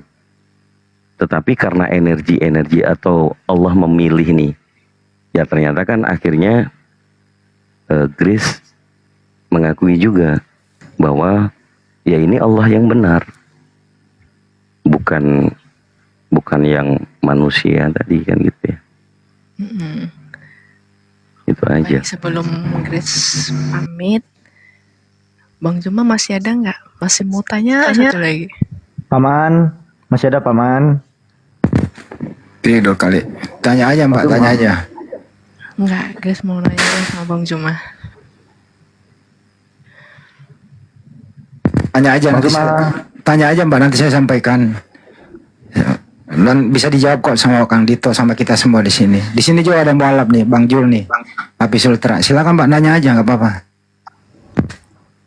Bukan mualaf Bang Andi, saya Fandi Bang Andi. Andi. Kirain biar biasa di follow akun Hafiz Ultra. Sama ini ada satu yang promosikan izin Bang Andi. 1 menit aja, 2 menit lah, 2 menit aja. Nih, teman-teman bantu di subscribe ya channel YouTube di Olan channel. Nih. Nanti teman-teman klik di Olan channel. Di subscribe ya. Videonya ada 3. Belum bisa lagi kayaknya. Ya belum bisa. Ya Tolong bantu teman-teman. subscribe dulu ya teman-teman ya. Sudah 65 subscribe. Tadi 40, sekarang 65. Tolong bantu di follow-follow nih. Kak D sama Olan Mu'alaf. Nih, D Olan channel namanya teman-teman. Sambil di follow-follow juga akun saya ya. Akun Api Sultra ini. Ini ya teman-teman ya. Sekalian. Bantu di subscribe channelnya. Oke, gitu aja Bang Andi mungkin. Oke. Di subscribe ya teman-teman. Nah. Teman-teman bantu follow akunku ya biar 10.000 pertama juga. Telepon Olan dulu, telepon Olan suruh naik sini. Ngobrol sama Grace. Hidup Gloria. Adik kakak. Bang. Terus mau izin pamit. Ya, sebelum pamit tadi satu pertanyaan apa? Biar nanti insya Allah kita sampaikan ke Gurunda. Skip aja bang. Oh, skip, baik. Iya. Baik. Ngomongnya sama Bang Juma aja. Masya Allah. Ya. Sebelum pamit, Mbak Grace masih percaya nggak sih kalau Yesus itu Tuhan? Kalau mau statusnya masih seperti ini, gimana ya bilangnya ya? Ya masih tetap seperti yang Grace kemarin bilangnya itu. Kemarin tadi 50-50 masih gitu. Tapi untuk percaya sepenuhnya enggak. Kan Itu namanya iman. Itu namanya iman udah terguncang, Pak. Ya. Ya tadi karena kata Bang Juma itu yang ngeyakinin Grace itu ya, dia cuma utusan. Islam pun memuliakan Isa gitu. Jadi dia cuma seorang utusan. Kalau seperti itu Grace percaya. Iya, betul. Kalau saya masuk ini Bang Handi ya, pemahaman keilmuan tentang Yesus itu kapan masuk di Indonesia? Kemudian yang digantikan nama Yesus itu nama siapa? Jadi mau tidak mau memang faktanya adalah nama Isa Al-Masih. Isa alaihissalam. Itu poinnya. Dan kekristenan yang dulu mereka juga meyakini Nabi Isa alaihissalam itu yang dituhankan. Dari situ kami Islam ya, Nabi kami kok dituhankan. Kan begitu ya. Jadi jangan dibulatkan lagi, jangan dibungkusin lagi bahwa Yesus itu bukan Nabi Isa. Tetapi di keseluruhan Bible tadi udah Gurunda Bang Zuma udah menyampaikan. Ada Nabi Isa alaihissalam yang lain. Yesus yang lain. Kami orang-orang mu'alaf meyakini bahwa kami yang ternyata juga memuliakan Nabi Isa. Tidak meninggalkan Nabi Isa. Tidak komplit iman kita kalau tidak mengakui Nabi Isa alaihissalam adalah utusan Allah. Ya, supaya menggenapkan dari 50 sudah jadi 75, sisa 5% adalah orang tua. Insya Allah doa kami semua untuk saudari Grace ya, tetap teguh dengan yang tadi disampaikan. Allahu Akbar.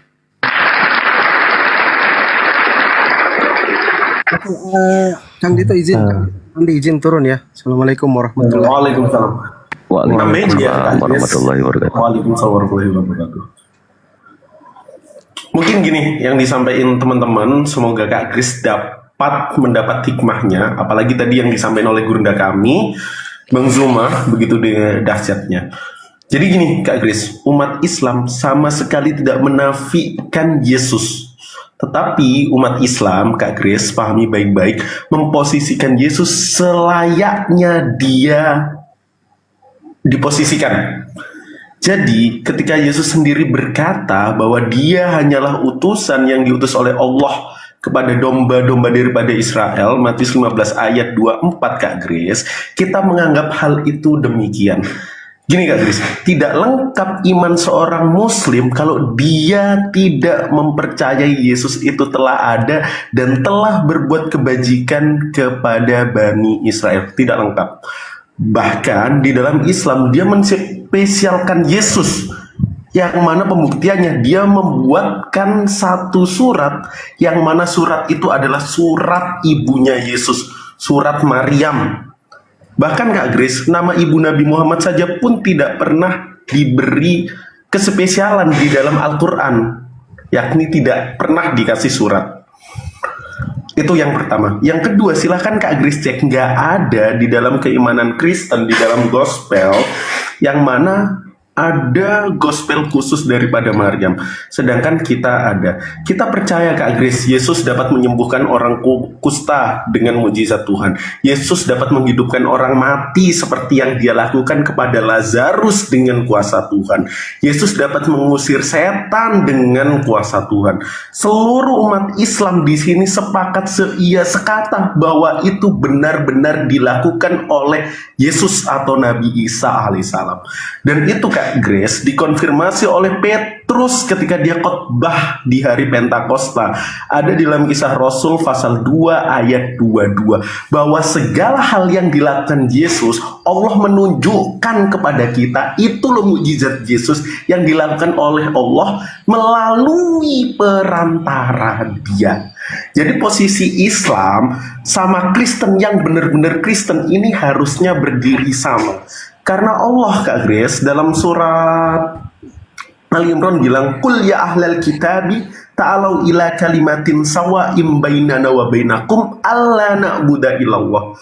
Katakan kepada Kak Grace yang kami anggap bahwa dia adalah ahli kitab, bahwa aku dan Kak Grace tidak ada perselisihan antara kita berdua, bahwa kita tidak menyembah melainkan menyembah Allah saja.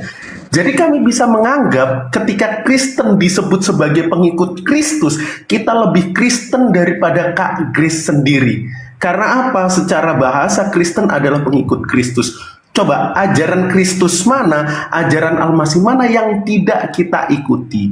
Al-Masih di dalam Matius 4 ayat 10 menyuruh menyembah Allah. Kita Muslim, Goldian, Bang Zoma, Alvin dan teman-teman sebagainya juga menyembah Allah yang diutus Yesus.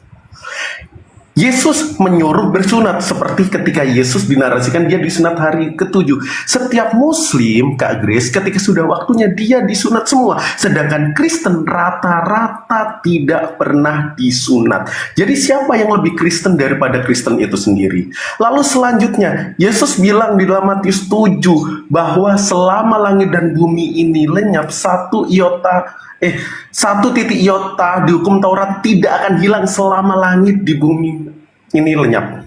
Kata hukum Taurat, jangan makan babi, kamu akan dimusnahkan. Kita Muslim tidak makan babi, sedangkan Kristen mayoritas itu makan babi. Jadi yang jadi pertanyaan, siapa sih yang lebih Kristen daripada Kristen itu sendiri? Jika Kristen diartikan sebagai pengikut Kristus.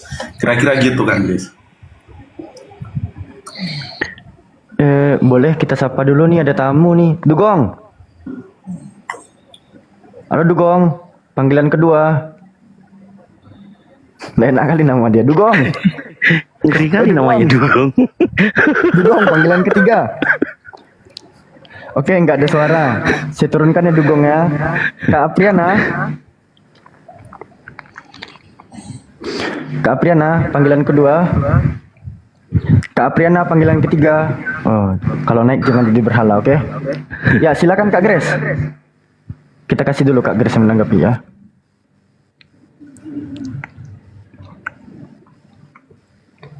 Ini ngantuk Kak Grace. Cerdas, jadi moderator yang bijaksana. Dugong itu di bahasa Sundanya bagong. Ini kan Bang Jibril akun private, nggak bisa moderator naikin, cuman host yang bisa. Ya gimana Kak Grace? Iya. Ada lagi? Nggak ada lagi Bang Alfi. Sudah banyak yang disampaikan. Alhamdulillahi ala kulli hal. Alhamdulillahi ala ya. Jadi gitu ya teman-teman ya. Dan untuk teman-teman Kristen di bawah yang kalian sekiranya memiliki pertanyaan yang sama seperti Kak Grace tadi, dan adanya Kak Grace telah mewakili kalian semua mengenai pertanyaan-pertanyaan yang selama ini terbesit di dalam hati kalian dan sekarang diwakili oleh Kak Grace, ya kalian harus mengucapkan terima kasih ke Kak Grace dan berterima kasih juga kepada narasumber muslim kita yang telah menjawabnya dengan tuntas dan dengan tempo yang sesingkat-singkatnya gitu ya teman-teman ya. Jangan kalian lupa tap-tap layar, follow narasumber yang ada di atas. Dan ini siapa sih? Mau sekali Bang Tony. Bang Tony, panggilan kedua. Bang Tony, panggilan ketiga. Nggak ada juga. Oke. Bawa aja Bang, berisi. Gitu ya. Bang Alfi, Bang Andi, Kang Dito, Bang Goldian, Bang Zuma, izin pamit ya. Makasih buat hari ini atas pencerahannya, ilmu-ilmunya banyak masukan. Mau tidur Kak? Kemana Sahur Kak? dulu. Sahur dulu, jangan tidur dulu. Udah ngantuk, ada dari tadi. Oh iya, ya udah Kak Grace, selamat malam, selamat istirahat, selamat mencari kebenaran. Siap, terima kasih. Semoga Allah menjamah Kak Grace dalam hidupnya. Amin. Tadi Alfi kalau nggak salah dengar Kak Grace susah naik komal ya kalau ada Bang Zuma ya. Ntar insya Allah di mana komal-komal Alfi yang moderator, kalau Kak Grace yang request Alfi bantu naikin deh. Itu janji Alfi, pegang ya. Oke. Siap. Aman. Siap. Thank you Kak Grace. Selamat istirahat. See you. Semoga kita sholat Id bareng ya. Baik.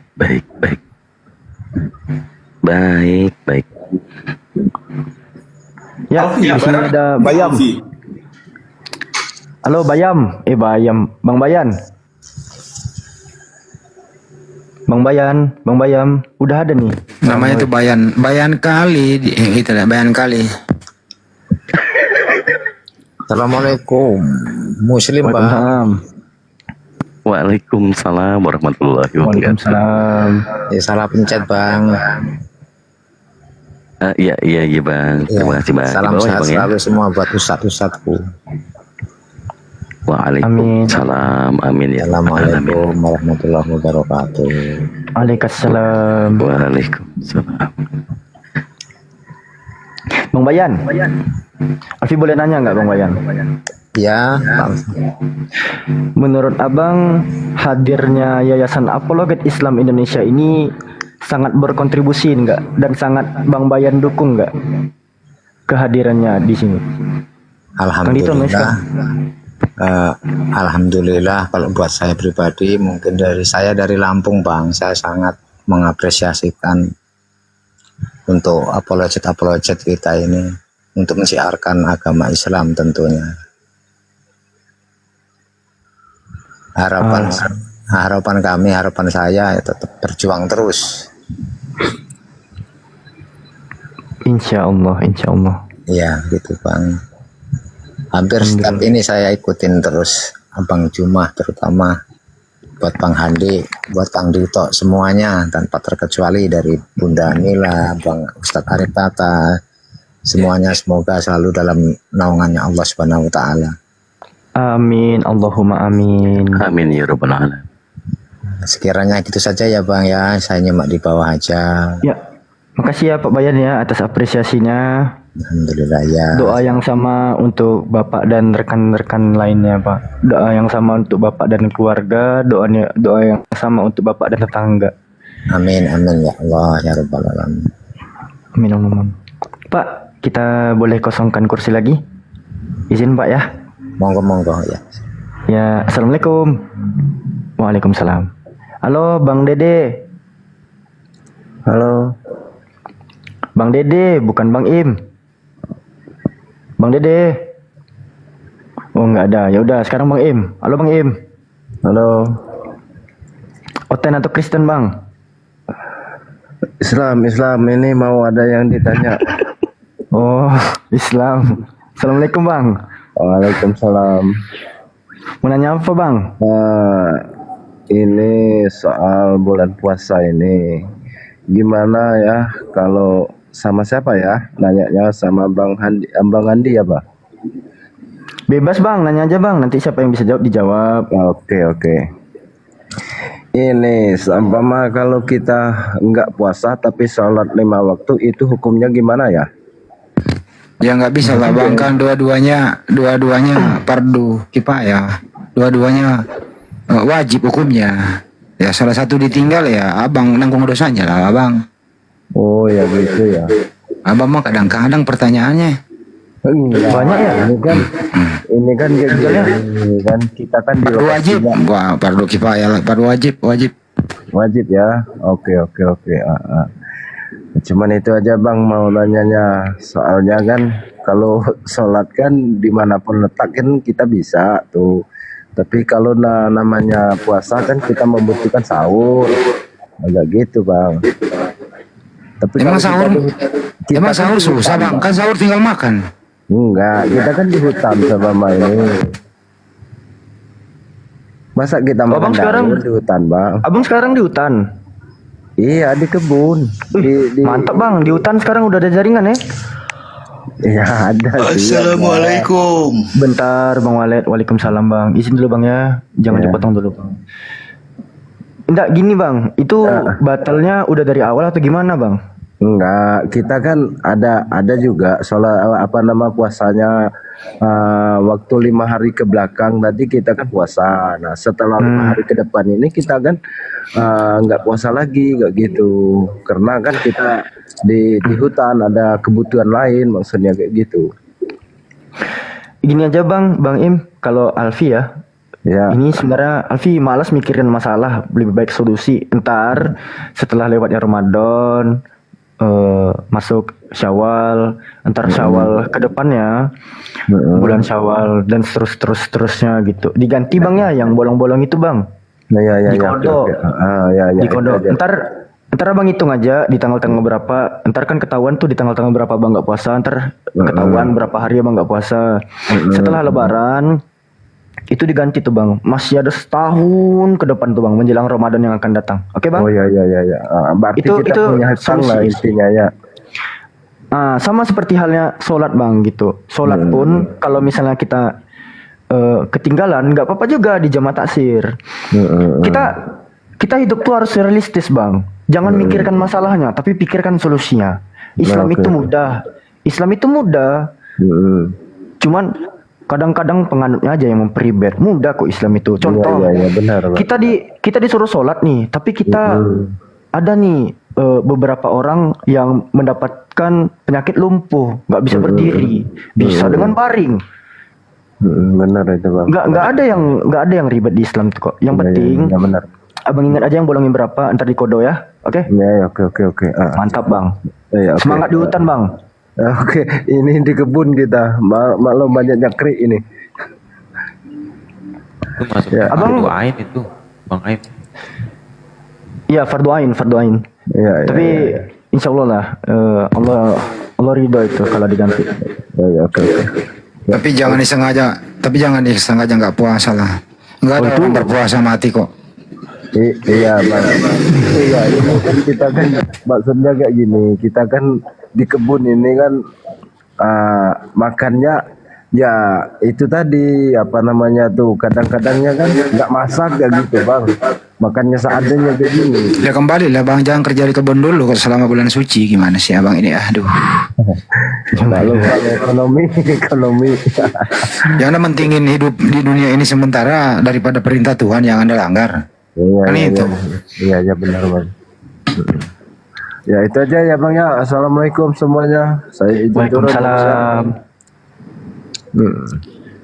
Semangat ya bang Im ya, semangat. Oke. Alfi Cinturungkan. Waalaikumsalam. Halo Sarang Walet. Sarang Walet. Bang Walet. Jibril naik dong Bang Jibril. Bang Jibril naik, Bang Jibril. Assalamualaikum. Waalaikumsalam. Gimana bang? Ada yang mau diajak baku hantam di atas? Tidak bang, saya cuma hanya memberi apresiasi aja ke Bang Juma, Bang Juma yang selalu menyiarkan akidah-akidah Islam. Saya sangat berterima kasih bang. Itu aja sih bang yang saya sampaikan bang. Bang Juma ini lagi buat kopi. Semoga semangat terus dan selalu diberikan kesehatan dan lindungan Allah Subhanahu wa taala. Amin, Allahumma amin. Semangat. Saya dari Sumedang, Bang. Jawa Barat. Ya. Mantap, banyak tahu di sana itu, Bang, tahu Sumedang. Iya, Bang. Pas saya di kota Sumedangnya, Bang. Enak itu. Ya. Semoga kepada para apologet Sumedang itu tuh Islam, semoga sehat selalu lah semuanya. Amin, Allahumma amin. Saya selalu mengikuti siar-siar Bang Juma tuh. Mantap Bang Juma. yang alhamdulillahnya di Sumedang itu enggak enggak ada kemasukan gereja di Sumedang. Wih, Masya Allah. Iya. Bersih di sana, kalau Bang, ya? Bersih Bang, kalau di sini kan fanatik, di sini kalau sama salib-salib itu kan. Iya. Jadi mantap. Di sana kalau di sana ada sarang walet ya bang? Iya. Pokoknya sehat selalu lah semuanya. Ya bang ya. Oke bang, makasih bang doanya bang. Iya. Doa yang sama untuk abang dan keluarga. Amin. Ya, cuman itu aja yang bisa saya sampaikan ya bang ya. Ya bang, makasih. Assalamualaikum warahmatullahi wabarakatuh. Waalaikumsalam. Ya, Bang Yasnifal.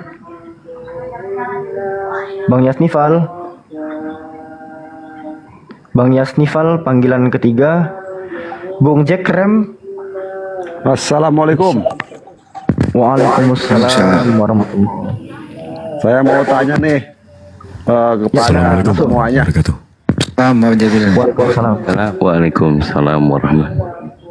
Ini di Banten sudah ada nggak ini perwakilannya APP? Indonesia? Udah ada. Jabodetabek itu kan Jakarta, Bogor, Jakarta, Bogor, Depok, Banten, Tangerang. Iya itu. Iya Jabodetabek. Api Jabodetabek. Saya kan di Rangkas. Saya di Rangkas Bitung, Kabupaten Lebak.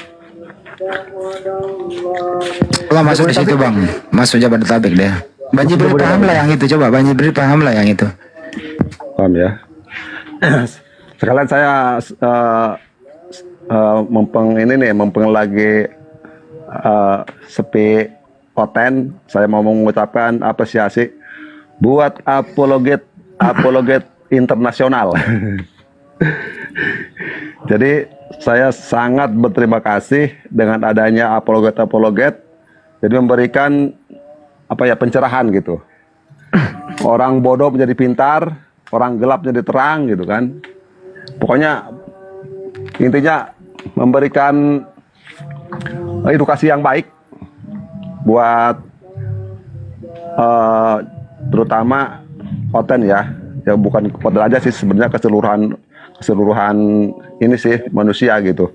Mungkin yang nyimak juga mungkin ada orang Hindu, ada orang Buddha, bukan konten aja. Orang Islam juga mungkin ada yang paham, ada yang nggak paham, mungkin dia juga teredukasi gitu kan dengan adanya apologet ini.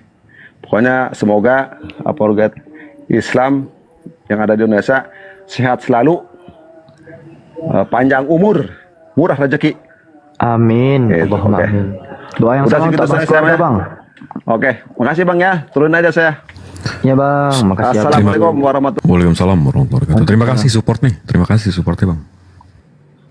Ya bang Jibril ini dia seorang mualaf juga ya teman-teman, yang mualaf terfavorit. Gimana bang Jibril kisahnya tuh bang Jibril? Masya Allah. Nih kita fokus aja yang kalau naikin kapir-kapir ini. Kalau nggak salah antum, bang dari antum juga mualaf cerdas nih, mantap. Ayo jadi moderator terus. Alfi mukallaf bukan mualaf. Ya teman-teman, Masya Allah, Bang Jibril ini luar biasa juga ya teman-teman ya. Pemaparan dakwah beliau, bagaimana beliau menarasikan data-datanya. Kan gitu ya Nathan ya? Langsung aja Nathan, selamat pagi. Selamat pagi Bang. Bang, izin Bang. Atau Kristen Bang? Saya Muslim Bang. Saya dari Aceh Bang. Assalamualaikum. Waalaikumsalam. Langsung Bang. Bang. 8 pertanyaan minimal Bang, nggak boleh satu. Ini kan saya mau tanya nih Bang. Ini kan saya memang, saya kan udah sering ngikutin debat-debat Islam sama Kristen di YouTube Bang kan. Oke. Cuman kebanyakan saya itu kayak ganjal gitu Bang. Sebelumnya saya ini dari Aceh Bang. Ganjalnya itu gini Bang.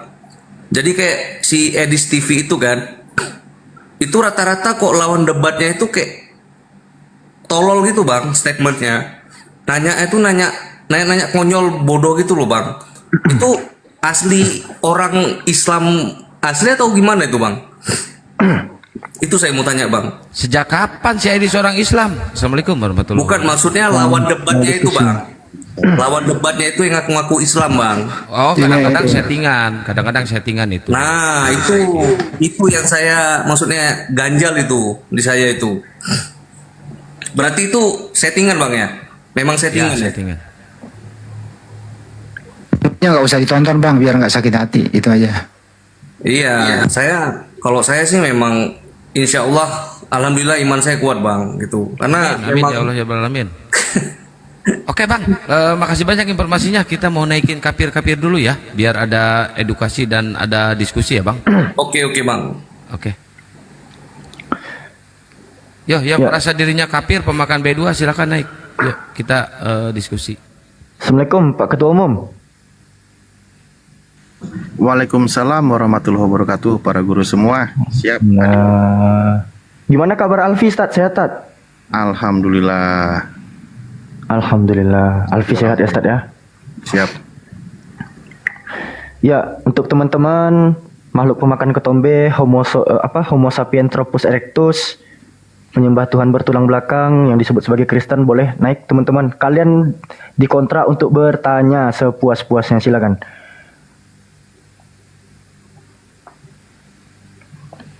Yang nggak ada yang request jangan ya? minta naik dulu ya yang Muslim ya. Ini Herman Sianturi ini Muslim apa Kristen ini?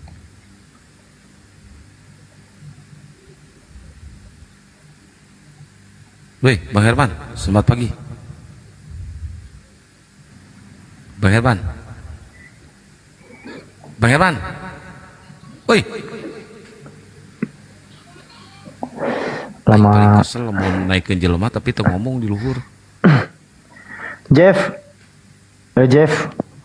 aku lagi di luar. Aduh, tiba-tiba Jeff bilang lagi di luar. Kayak mana nih Bang Jibril? Biasanya dia standby terus Bang Jibril. Kok tumben ada Bang Jibril nggak mau naik dia Bang Jibril? Ya, gitulah. Ya, Maha benar Allah dengan segala firman. Ikut dia. Halo, Abi Alif. Muter ya udah itu. Abi Alif, masih muter ya? Udah. Abi Alif, selamat pagi. Abi Alif, panggilan kedua, selamat pagi. Oke, turun. Gini ya teman-teman ya, yang dihimbau untuk naik itu makhluk Homo sapientropus erectus gitu ya. Makhluk yang tidak bersunat, tidak sholat Jumat, pemakan B2. Jadi sekiranya teman-teman masih melaksanakan sholat Jumat dan bersunat, tolong ditahan dulu tombol request ya, tolong teman-teman ya. Jadi Wong Asor 910 ini siapa ini? Wong Asor,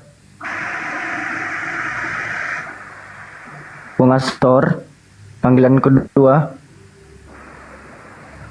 Ini tab layarnya dihilangin aja Bang Andi, tulisan tab layar dihilangin. Bang Asor, panggilan ketiga, digeser aja tuh ke atas tuh Bang Handi. Bang Asor, panggilan keempat nggak ada juga. Selamat buka Bang.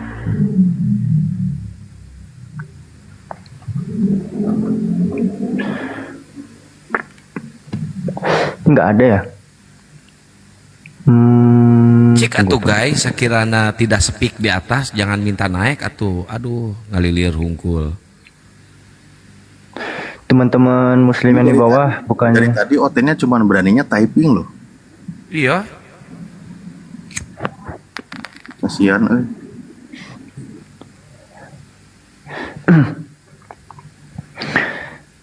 teman-teman yang di bawah yang merasa seorang muslim yang bersunat sholat Jumat dan mengharamkan B2, ditahan dulu tombol request ya teman-teman ya. Boleh minta tolong kan ya? Ditahan dulu teman-teman. Masih ada hari esok untuk sapa menyapanya. Ya, silakan buat umat-umat belegu penyembah kantong keresek, silakan naik ke atas ya, kita diskusi. Parah kali.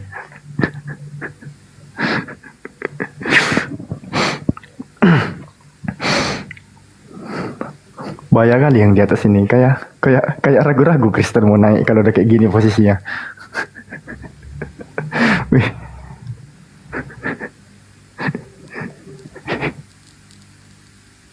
Dua tempat host, satu tempat aja kagak ada dari tadi yang naik OT-nya, apalagi dua tempat. Kosongin aja sekalian.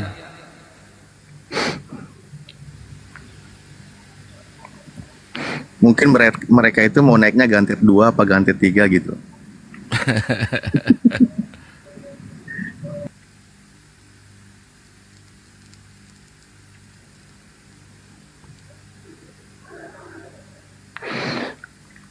Ustaz Alif, nggak ada yang terbaru kah dari website penyesat Islam dan Islam itu Ustaz? Barangkali ada informasi dari Ustaz Alif kan? Aku belum sempat lagi, belum ngecek, belum update. Masih update ya website tersebut ya sama aplikasinya. Kalau mereka itu update terus, bayangin aja ngebahas mau puasa, dia sendiri udah sibuk bahas takjil. Ujung-ujungnya ngajak nuhanin anak orang. Pas lagi puasa, bulan Ramadan dia bahas puasa. Katanya di kitab mereka juga ada puasa. Ngajak, padahal kitabnya perjanjian lama bangsa Yahudi. Buktinya otennya nggak puasa. Ujung-ujungnya lagi di bawahnya ngajak nuhanin anak orang. Kayak gitu aja terus. Iya, nggak ada perkembangan. Ini kalau sepak bola pelatihnya Bang Handi, formasinya 1-10. 1 itu kipernya Ustadz Alif. Nah, selain itu penyerang aja semua tuh yang 10 tuh. Nah, ini formasi Bang Handi ini. Ini akun Bang Zuma kan yang asli kan ya? Asli. Oke. Tadi gini. Kalau pelatihnya Bang Handi itu. Tadi gini Kang, saya kan baru nyampe nih, habis main bertiga.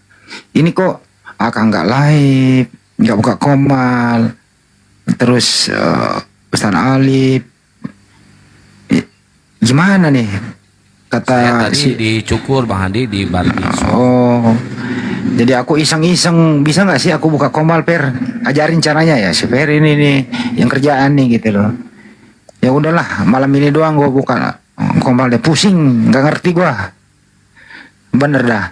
Lu lagi Kang besok malam Kang? Gampang, bisa muter. Ini ada Ndra.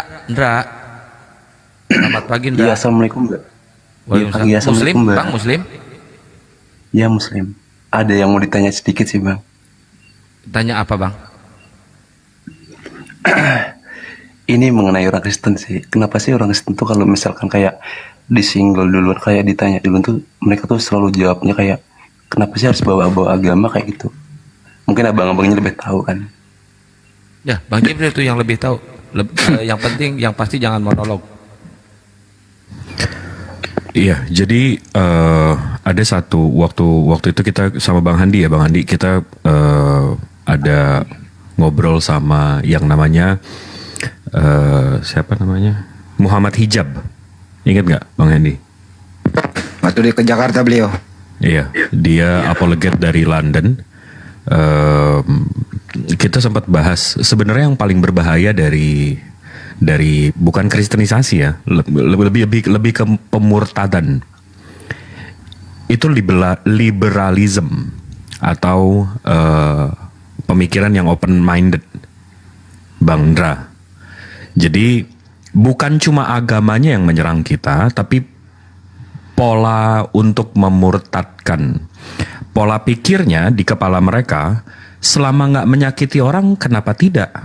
Selama tidak menyakiti orang, kenapa tidak? Karena itu sekarang banyak anak-anak muda yang lewat batas. Karena mereka berpikir liberal. Selama gue nggak nyakitin orang, nggak apa-apa. Selama gue nggak, mereka masuknya dari situ. Jadi nggak menyerang akidah doang, tapi justru meremehkan hukum-hukum Islam. Berarti Baru, ya begitu lemah akhlak kita, begitu lemah iman kita, akan gampang tuh. Jadi di belagak ke barat-baratan, nggak gaul lo, ayo nongkrong di sini, nggak gaul lo, nggak gaul. Mau ke barat-baratan, biar ke sini-kesinian, biar ke kini-kinian, open minded, otaknya mau dibuka tapi kececer, bang. Saking open mindednya sampai kececer otaknya. Itu yang kadang-kadang ya itu yang kalau abang bilang tadi, mereka bilang kenapa sih apa-apa bawa agama? Agama itu dalam konteks definisi itu cara hidup, din, cara hidup, pola hidup, ajaran, dan semuanya diatur kita. Kita nggak boleh minum ini, nggak boleh makan itu, nggak boleh ini di luar nikah dan seterusnya. Tapi mereka mengentengkan itu. Lo apa-apa bawa agama. Lo apa-apa bawa agama. Dibuat cinta sama dunia. Padahal di Al-Quran berkali-kali dibilang dunia ini cuma sebentar. Itu sih bang. Kalau menurut saya ini saya nggak mau kelihatan. Saya nggak mau terlalu nyerang karena nanti dikira monolog gitu bang. Jadi abang pahami aja lah yang tersiratnya. Yang gue juga pernah nanya duluan sih, mau kayak apa gue yang salah karena nanya duluan atau gimana gitu kan. Ya, udah bangku. Intinya dibawa merdeka daripada aturan Islam. Itu ya Banjir ya, disuruh merdeka dari aturan Islam. Betul, dilemahkan iman kita, dilemahkan akhlak kita, dibuat rusak. Itu yang tadi saya bilang, saking open mindednya. Open minded nggak apa-apa, tapi kadang-kadang saking open mindednya sampai otak kececer, kan capek. Betul. Banjir itu ada yang kurang tadi. Waktu Brother Hijab datang itu mestinya diterangkan dong secara jelas bahwa Hadis Lebe sebagai translator atau penerjemah. Begitu dong. Itu kurang tadi ya. Mantap ya. Lu kalau nggak mau tertib diskusinya gua langsung turunin ya. Lihat ya, gua turunin langsung lu. Apa udah diomelin anak orang. Belum ngomong. Halo Petra. Serem. Ya, halo. Hey, Petra. Ya, halo. Selamat pagi. Pagi Petra. Langsung bertanya ke Petra. Udah, langsung. Pura-pura baik lu, nggak usah pura-pura baik lu. Lu mau hujat atau mau diskusi? Oke, saya bertanya ya. Ya, langsung. Nah, mana lebih kamu teladani? Kau ngomong pun tantrum, aduh. Jaringan kau betulin dulu lah. Aduh, astaga. Jaringan kau merah tuh, aduh. Jaringan kau aja nggak betul, apalagi gaya hidup kau, aduh. Bapak dengerin aja dulu apa sih? Merah jaringannya, nggak jelas suaranya. Mana lebih kamu teladani? Mana lebih kamu teladani? Lu belajar ngomong dulu. Ngomong aja remedial. Mana yang lebih kamu teladani? Muhammad daripada Nabi Isa. Muhammad kan orang berdosa enggak? Tidak. Ayo jawab. Muhammad tidak berdosa. Tidak ada. Nabi itu maksum semua. Nabi itu maksum, tidak ada nabi yang berdosa. Mana datanya bahwa Muhammad tidak berdosa? Yang tadi udah bilang maksum. Gimana sih ngerti? Ngerti dia. Mana datanya? Mana ayatnya? Mana? Buktiin mana datanya Nabi Muhammad berdosa. Lu kan bawa narasi. Kalau Nabi Muhammad berdosa, silakan buktikan. Mbak. Aku juga bahkan bisa buktiin Yesus berdosa. Ayo. Kenapa? Gua juga bisa buktiin Yesus berdosa. Saya bukan tanya Yesus. Saya tanya Isa. Ya kalau ditanya tentang Kristen Isa sama Yesus sama. Siapa bilang sama? Gua. Mana datanya? Paulus bilang mana sama. Datanya Paulus. Isa dan Yesus adalah oknum yang sama. Paulus bilang. Paus Mana? Jelaskan dulu mana. Paus Paulus bilang. Kenapa kamu lebih memilih Muhammad daripada Isa? Paus Isa Paulus bilang Nabi Isa sama Nabi Yesus sama. Apa dia tanya kepada Paulus? Apa? Paulus bukan Paulus botak, Paulus yang Vatikan. Bang Handi, feedback suaranya Bang Handi. Apa dia tanya? Bukan Paulus botak, Paulus Vatikan. Jelaskan dulu, kenapa kamu lebih memilih Muhammad daripada Nabi Isa sebagai teladanmu? Ayo, Let us update. Jawab. Let us update. Coba gini aja deh. Kalau Yesus ngajarin nggak bagaimana caranya berumah tangga? Ada nggak contoh teladan? Ya dulu, kok ke Yesus? Saya bertanya tentang Muhammad mulu. Anda kan tentang nanya, nabimu. kenapa memilih? Kita bukan sedang bahasan memilih, tapi ikuti Kamu kenapa narasimu. memilih teladan kepada Muhammad daripada Nabi Isa? Jawab. Ya, Tad. Kami tidak dijawab, Tad. Kami tidak membela-belakan para nabi. Jawab aja lo, Tad. Silakan, Tad Alid. Kata Handi kan Muhammad nggak berdosa. Apa benar itu Ustadz Al? Tadi udah dibahas itu, para nabi itu maksum anil ma'as, dia terpelihara dari perbuatan. Mana datanya bahwa Muhammad tidak berdosa? Allahu Akbar. Diskusi sama orang bertahun-tahun kayak gini amat. Nggak mau maju dikit apa ngobrolnya? Gak gitu? apa-apa, naikin aja. Nanti kalau bahas masalah berdosanya itu malah justru Yesus sendiri yang berdosa.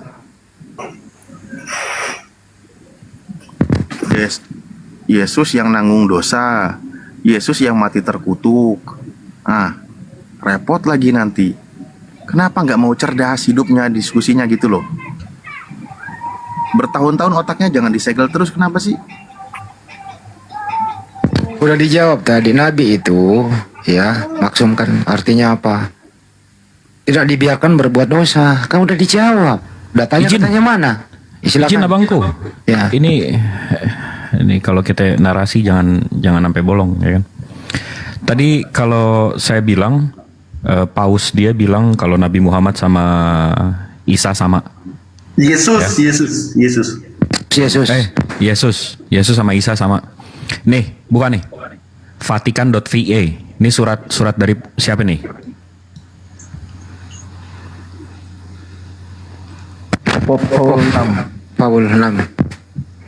Paul 6. Ditulis Oktober 28 1965. Nih, ada poin nomor 3 nih. Poin nomor 3, Paus NT bilang, ini translate nih. Meskipun mereka tidak mengakui Yesus sebagai Tuhan, mereka menghormati dia sebagai seorang nabi. Nah, disamain tuh.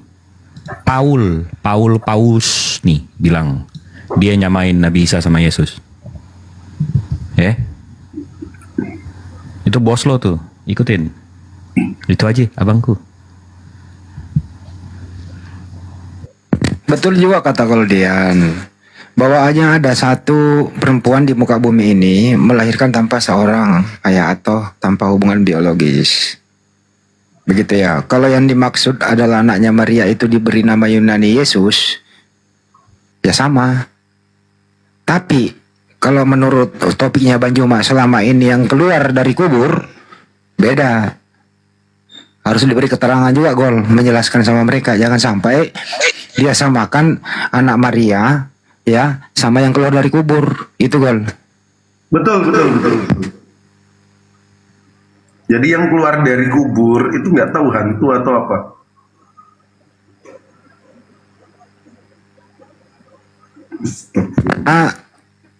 Kita umat Islam itu menghormati, memuliakan semua para nabi. Nah, pertanyaannya tadi si Petra itu, mana kamu lebih memuliakan Nabi Isa daripada Nabi Muhammad? Ya, Ustaz Alif memang harus menjelaskan ini. Kita jawab, jangan sampai tidak dijawab. Jangan juga saya yang menjawab, saya mendahului nanti. Ustaz Alif, kerjalah sedikit. Silakan edukasi. Ayo, Suster Jeff Colby naik, Suster Jeff. Suster Jeff naik, Suster Jeff, sini. Apa tadi Bang Handi berkaitan dengan para nabi? Iya. Pertanyaannya kan, mana Anda lebih menghormati? atau memuliakan Nabi Muhammad kah, Nabi Isa kah, begitu pertanyaannya. Silakan Ustaz. Sebenarnya pertanyaan itu adalah pertanyaan orang yang nggak mau berpikir. Pertama, kita memuliakan Rasulullah sebagai nabi kita yang membimbing kita, kan gitu.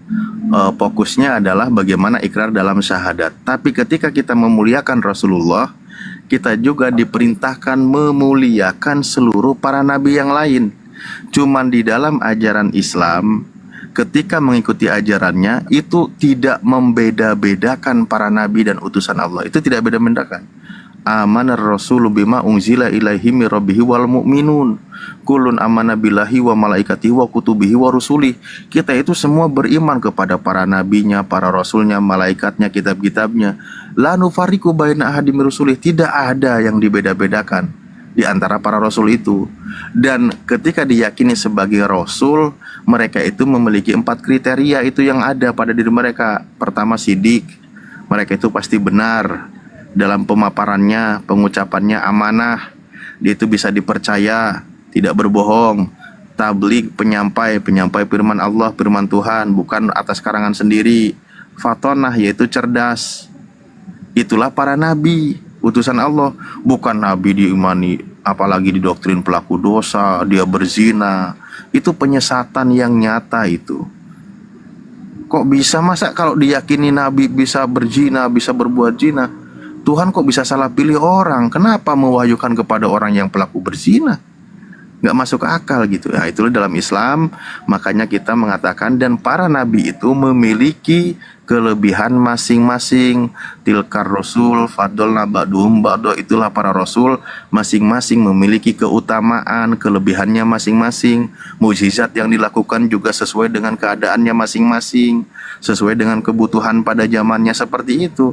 Cuman di dalam Islam lah ajarannya yang logis dan memuliakan seluruh para nabi, termasuk Nabi Isa alaihissalam. Kalau kita bahas dengan mereka, coba siapa yang sedang memuliakan Yesus? Apakah umat Islam atau teman-teman Kristen? Ketika bahas pembuktian, ternyata yang memuliakannya itu adalah Islam. Teman-teman Kristen wajib mengimani Galatia 3 nomor 13. Sementara umat Islam wajib mengimani surah An-Nisa ayat 158. Itu bedanya, di Islam memuliakan, begitu. Terima kasih. Ya, buat teman-teman Kristen yang mau diskusi silakan naik ya, terutama buat para pendeta, pastor atau biarawati yang ingin belajar tentang Bible, ingin belajar tentang kekristenan, silakan naik ya. Silakan naik ke atas, tapi diskusi yang santun, santai dan berilmu ya. Apalagi pakai data, itu keren banget ya. Dah, teman-teman semuanya jangan lupa di follow juga akun-akun yang ada di atas ya. Silakan, akun saya habis semuanya nih. Itu ya Petra ya, udah dijawab ya. Jadi kamu pertanyaan sebenarnya itu, pertanyaanmu itu mengandung mengkotak-kotakkan. Pertanyaanmu tuh mengandung intervensi orang menjawab yang tidak bisa menjawab. Kami di sini tidak bisa diintervensi dengan pertanyaanmu, tapi kita bisa mengedukasi dengan jawaban yang seperti tadi. Jadi di sini orang cerdas, begitu. Itu udah dijawab ya Petra ya. Jawabannya apa? Ditanya Nggak punya kuping mendengarkan Ustaz. Mubasir menjawab. Itu dijawab loh tadi itu. Gini, Bang Jibril, Ustaz Alif disuruh debat sama orang kayak Yesus gini. kan suci. Aduh. Nabi Isa kan suci. Ya, terus kenapa di Kristen Yesus malah terkutuk? Kalau Muhammad berdosa enggak Allah? Bang, kalau di Islam diyakini sebagai anak yang suci, bersih dari dosa, kenapa di Kristen malah diimani sebagai manusia terkutuk? Jawab dulu. Gua jawab Petra, gua jawab. Kalau Isa Nabi suci Muhammad enggak? itu suci, tidak berdosa. Yang kotor dan berdosa itu Paulus yang telah membantai dan menyodomi murid-murid Yesus. Mana datanya? Udah gua jawab. Udah jawab aja yang baik-baik. Apa Enggak, pertanyaanmu Petra? Ini gini Silakan. Petra. Mana Ini datanya bahwa Muhammad Petra. Coba kamu dengerin saya. Kamu ini orangnya selalu asik nyerang, sibuk nyerang aja. Sementara kamu tahu nggak tahun berapa Yesus lahir? Kok Yesus? Saya bertanya Nabi Isa. Saya tanya ini, iya kamu Isa, Nabi Muhammad sibuk nyerang. Kamu tahu nggak Tuhan kamu lahirnya tahun berapa? Malu ya. Tahun berapa? Loh, Yesus sudah ada sebelum dunia ada. Iya, tanggal lahir dia dilahirkan sama Maria tahun berapa? Tidak masalah. Tuh, tahun Tuhan kamu aja lahir aja enggak? Kamu nggak tahu. Tapi sibuk nyerang Isa, Nabi Muhammad, Isa, Nabi Muhammad. Jadi memang nggak ada niat belajar gitu loh. Yesus kamu dilahirkan sama Bunda Maria itu tahun berapa, Petra? Tapi Yesus sudah ada sebelum. Iya, itu dogma. Iya, itu dogma, itu keimanan kamu. Tapi faktanya, kamu tahu nggak faktanya tahun berapa Yesus dilahirkan Bunda Maria? Cepat. Nah, memang sibuk nyerang aja. Kalian nih Iwan Villa 2.500 tahun, 2.500 orang di sini bisa ngelihat ya. Dia tahun Tuhannya lahir aja dia nggak tahu. Tapi Nabi Muhammad begini, Nabi Isa begini. Lihat nggak mentalnya? Sakit jiwa nggak itu? Jadi memang nggak wajib masuk Islam orang-orang seperti itu karena mentalnya nggak ada, otaknya itu terganggu. Betul nggak Ustadz? Itu nggak wajib kan Ustadz? Betul. Syarat di Islam itu berakal. Kedua, tidak bersahabat dengan iblis. Petra. Padahal jawabannya udah dijawab loh tadi. Kalau dia punya telinga, dia bisa mendengarkan jawabannya Ustaz Alif loh. Udah dijawab berkali-kali, masih bertanya gitu. Punya kuping dua tuh difungsikan, menyimak, jangan menyimak. Ini naik menyimak, bukan menyimak. Tahun Tuhan loh, tahun Tuhan lahir dia nggak tahu. Padahal cuma di Google aja Google. Segitu bencinya sama ajaran orang lain. Nih. Yang katanya kasih. Pasien kedua Bang Jibril. Pasien selanjutnya. Ting. Halo Anda. Halo, selamat malam. Saya mau bertanya ya. Langsung aja Ando, langsung, nggak usah basa-basi. Saya bertanya, tapi kalau kita Oke, saya tanya. Kalau kita mengimanin gitu harus pasti ya siapa yang kita imanin. Saya mau bertanya, siapa anak Abraham yang nyaris dikorbankan? Coba disebut dalilnya menurut agama Islam. Tolong dijawab dengan menyebut dalil. Udah, pertanyaannya. Oke, sekarang Anda di-mute dulu. Biasakan menyimak, jangan menyimak. Oke, silakan Mu'alim. Ustaz Alif, Bang Jibril, silakan. Fadol.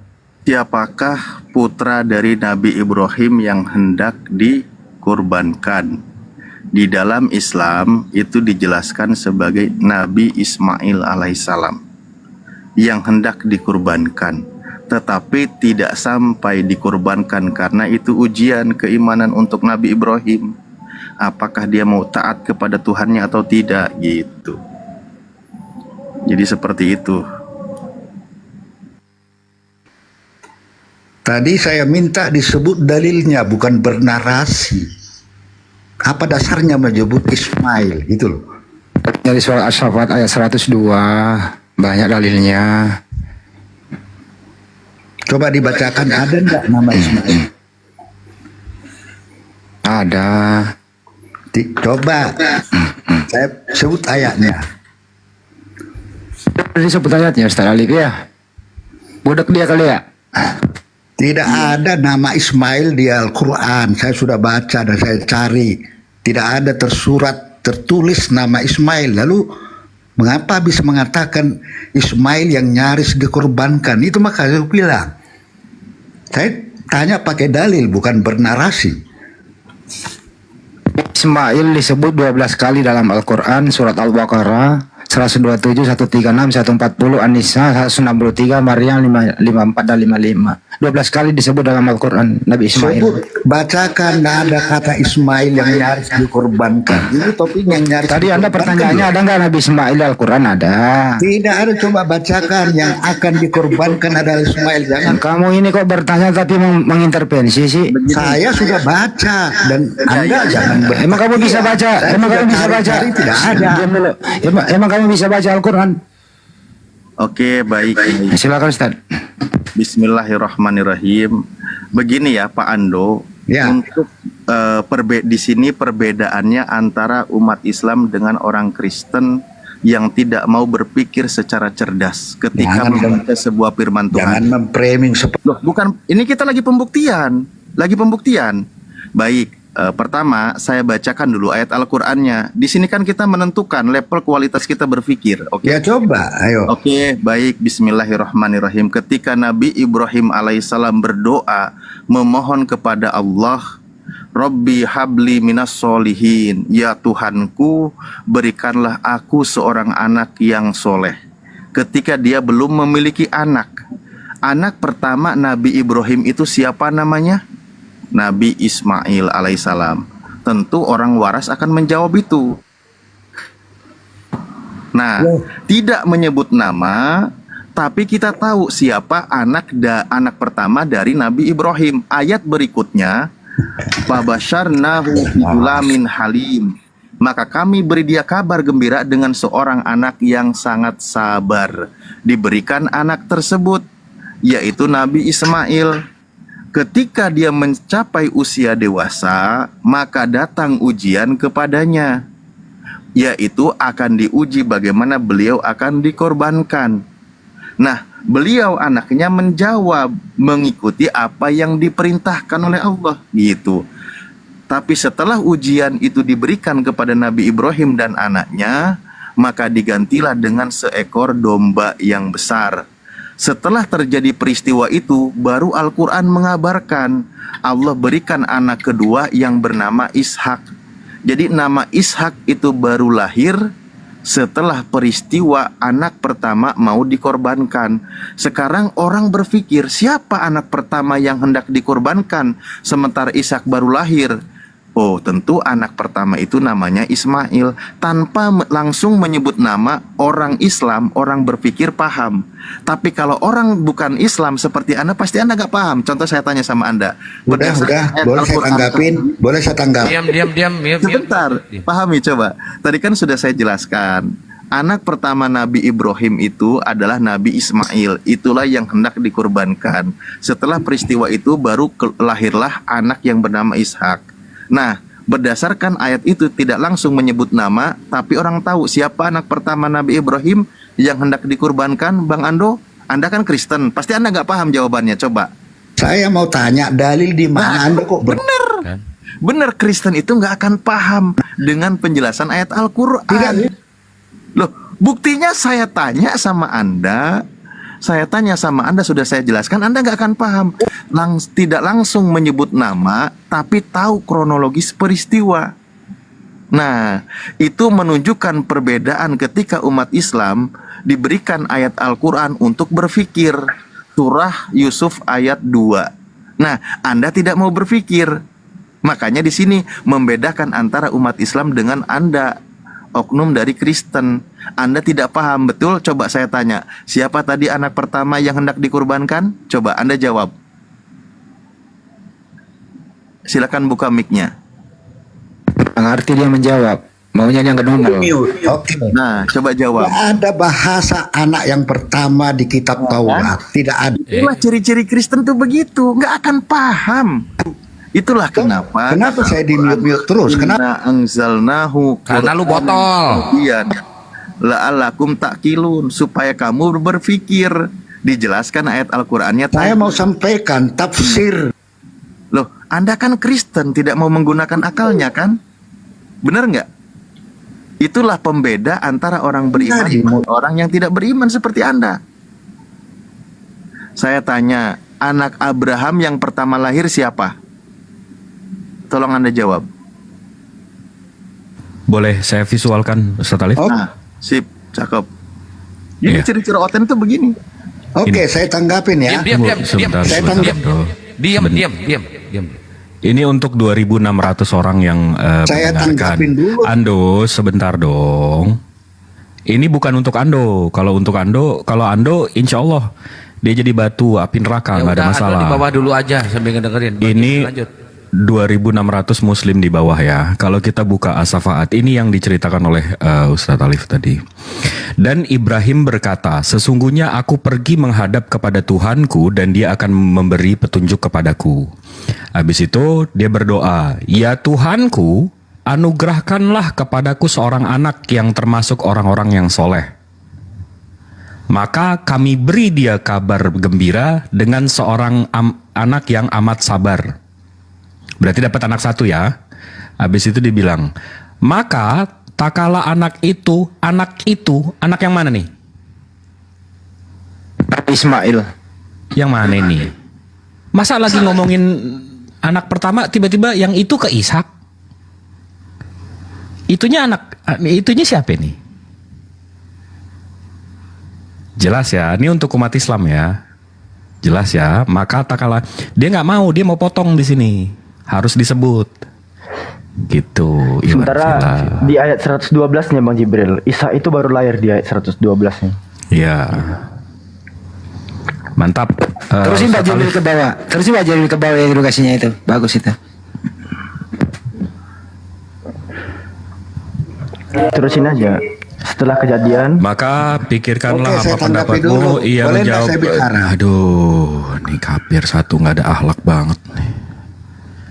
Hai Bapakku, kerjakanlah apa yang diperintahkan kepadamu. Insya Allah kamu akan mendapatiku termasuk orang-orang yang sabar. Di 103-nya, tak kala keduanya telah berserah diri dan Ibrahim membaringkan anaknya di atas pelipisnya.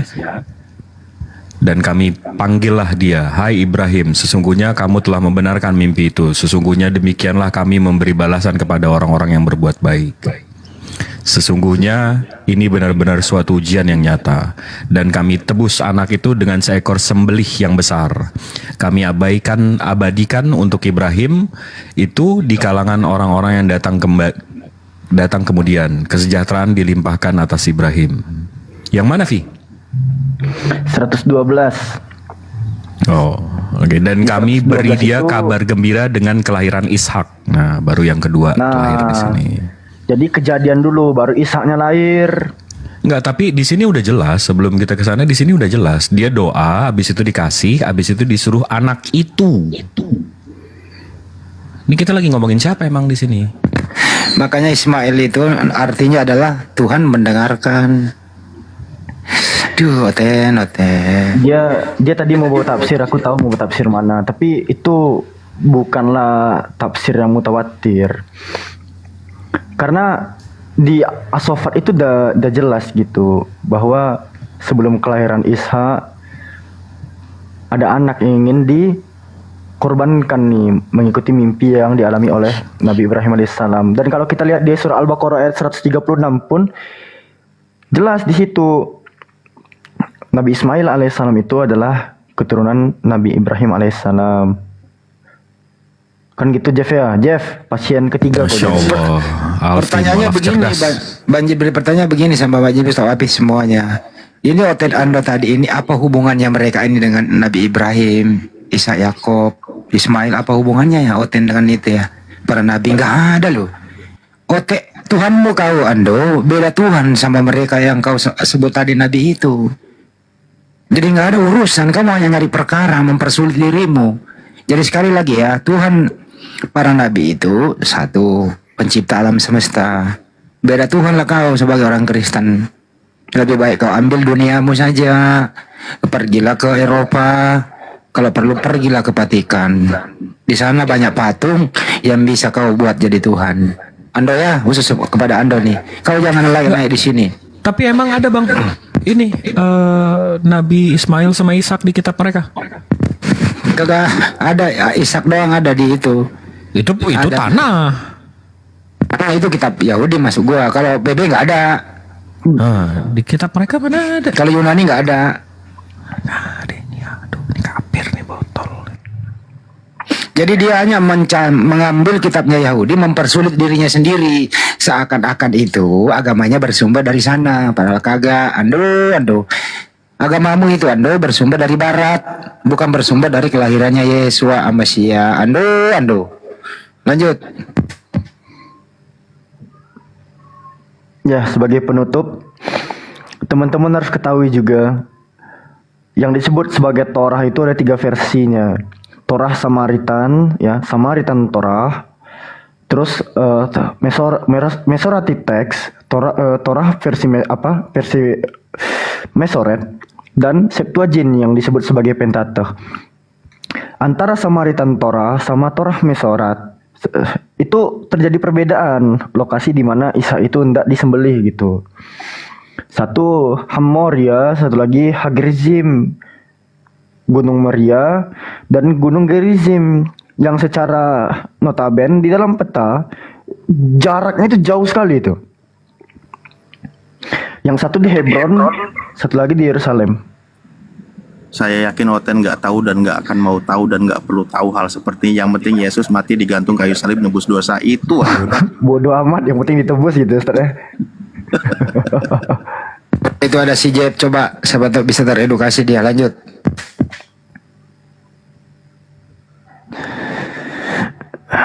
Jeb ini ya. Shalom alaihim. Alaihim salam. Wih, kok lagi di masjid Jeb? Udah mualaf kau? Iya, aku dekat ini masjid. Berisik ya? Enggak, kami adem dengar ya. Takutnya kau yang berisik. Coba tanya Pi, kamu terganggu nggak? Kamu dekat dari masjid, Jeb, kau terganggu nggak? Mau jawab jujur atau enggak? Ya jujur aja, nggak apa-apa. Ntar aku kasih solusi. Enggak. Serius, enggak. Lu nggak menista kok kalau lu jawab jujur. Serius. Kalau kamu nggak mau jawab, saya kasih solusi. Ya itulah, begitulah. Kalau kamu merasa terganggu, saya tanya balik. Duluan mana masjid daripada rumahmu di situ? Coba jawab. Apa? Duluan mana masjid yang ada di sini daripada rumahmu? Seruan. Duluan mana keberadaan masjid daripada rumahmu? Teman yang 2,6 mudah-mudahan ada yang sama ya. Ada tetangganya si Jeb nih. Suara ngajinya seperti ini nih. Jeb, duluan mana masjid daripada rumahmu? Masjid. Nah, lu yang salah, udah tahu ada masjid, lu beli rumah di situ. Pindah sana. Itu jawabannya, lanjut. Ya mudah-mudahan ada yang dekat nih. Ada yang sama nih mereka nih. 2,6 belum yang di YouTube. Nah berarti si Jeb di lokasi Anda di situ. Jeb, langsung Jeb, pertanyaan Jeb, langsung Jeb. Gak mau aku muter-muter Jeb. Udah tahu masjid duluan di situ. Terus kamu beli rumah di situ. Tapi kau merasa terganggu. Ya kau yang salah, Jeb. Mestinya kau beli rumah itu di Selat Sunda. Yang dekatnya Krakatau, anak Krakatau di sana. Kan nggak ada rumah di sana. Tapi kan emang rata-rata kalau di kota besar kan ada semua kan? Ada banyak kok tempat yang nggak ada masjidnya di Jakarta, ada jauh dari masjid ada. Ya lihatlah, Jakarta mahal-mahal coy. Oh, terus kamu sekarang di mana? Ya, maaf Jeff, lo miskin. Iya, maksudnya di Jakarta kan rata-rata mahal. Gimana Jeff? Iya, maaf ya Jeff, lo miskin. Kirain wajib enggak. Ya terserah. Yang penting punya rumah. Yalah. Langsung Jeb, bertanya Jeb. Aku nggak mau kok curhat di sini Jeb. Langsung bertanya Jeb. Siapa ready? Bang Juma ready nggak? Aku nanya Bang Juma aja. Bang Juma kasih istirahat dulu. Alfi, aku mau nanya. Tuhanmu maha tahu nggak? Tuhanmu maha tahu nggak? Ya. Bagaimana dia bisa maha tahu? Itu adalah sifat kemahaan yang melekat pada dirinya. Tuhanmu maha tahu karena punya pengetahuan yang. Oke, biar kita jawab ya. Dari mana kita tahu Allah Subhanahu wa taala maha tahu? Dengerin ya Jeff. Jadi sebelum Allah Subhanahu wa taala menciptakan Nabi Adam, Allah sudah tahu bahwa Nabi Adam ini diciptakan untuk menjadi khalifah di bumi. Jadi sebelum Jadi kejadian, ceramah. tunggu sebentar Itu dong. kutanya. Ini menjelaskan, ini membuktikan kalau Allah saya maha tahu. Nanti kita kembaliin. Jadi sebelum Allah menciptakan Nabi Adam, Allah sudah ngasih tahu, dia maha tahu. Sebelum kejadian buah, kuldi, sebelum kejadian dibuang ke bumi dan seterusnya, Allah sudah tahu kalau Adam akan menjadi khalifah di bumi. Dia nggak akan selamanya di surga. Nah sekarang dibalik tanya, apakah Tuhan kamu maha tahu? Karena sepertinya tidak. Ada apa namanya, pemberontakan di surga dan seterusnya. Masa Tuhan nggak tahu ada akan ada kayak gitu? Silakan.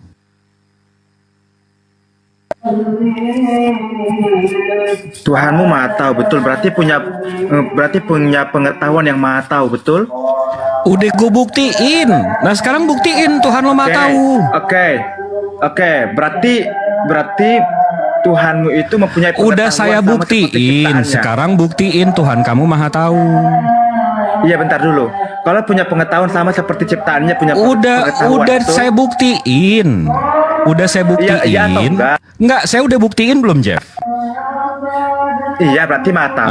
Sekarang sekarang berarti kita sama bandingkan dengan gimana? ciptaannya. Di mana dalilnya Tuhan kamu maha tahu? Bentar, Silakan sabar. buktikan. Ya sabar, gue santai ini sambil ngerokok, nih ngopi. Waduh. Kalau kok di mute, jangan panik lah. Nggak ada. Diskusi nggak? Saya tahu Ini nggak bawa dari berlomba neraka, menang. gue nggak takut. Ini nggak berlomba menang, diskusi siapa? Nggak ada, nggak perlu menang ya Allah. Amal lo Jeff. Coba sama malu, Alfi lah. Kamu mah kalah malu, menang wajar. Kalau Anda menyamakan pengetahuan Allah sama makhluk, gini Jeff ya. Kalau Anda menyamakan sifatnya. Gini, Alfi, aku tanya kamu Alfi, bentar. Diam dulu kau ah. Biar kalian pintar. Waduh, udah mau. Lu dibawa dulu. Kesel gue liat lu. Jadi gini loh. Allah Subhanahu wa taala itu menciptakan manusia ada akalnya. Nah, itulah akal itu yang membuat kita tahu, tapi kita ini tidak maha tahu. Allah Subhanahu wa taala itu laisa kamitslihi syai'un. Dia tidak mempunyai apa yang kita punyai gitu loh. Karena kita makhluk. Jadi kemahatauan itu Allah lah yang menciptakan pengetahuan itu supaya kita tahu. Makanya Allah maha tahu. Jeb, kau udah di apa ya namanya dijelaskan oleh Bang Jibril, masih coba udah mau sahur juga. Jeffnya masih ada di bawah nggak? Coba. Naikin lagi kak. Alfi mau angkat. Coba kalau dia kayaknya mau sok filsafat nih. Coba naikin. nggak apa-apa. Naik lagi Jeff. Naik lagi, Jeff. Aku tadi kan. Nah, ayo Jeff.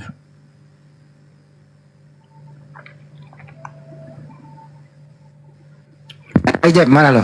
Tunggu tanya. Oh, tarik Nggak, lagi. kita by dalil nakli aja sekarang.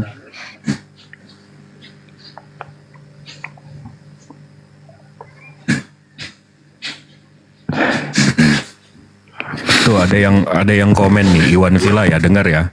Ada yang komen, debat di room muslim begini, belajar dulu di room profesional Superboy. Bre, kalau debat itu namanya akademis, bukan profesional. Profesional itu atlet. Debat profesional. Gimana sih? Lo pikir gua atlet? Botol ya, debat profesional. Debat akademis yang ada.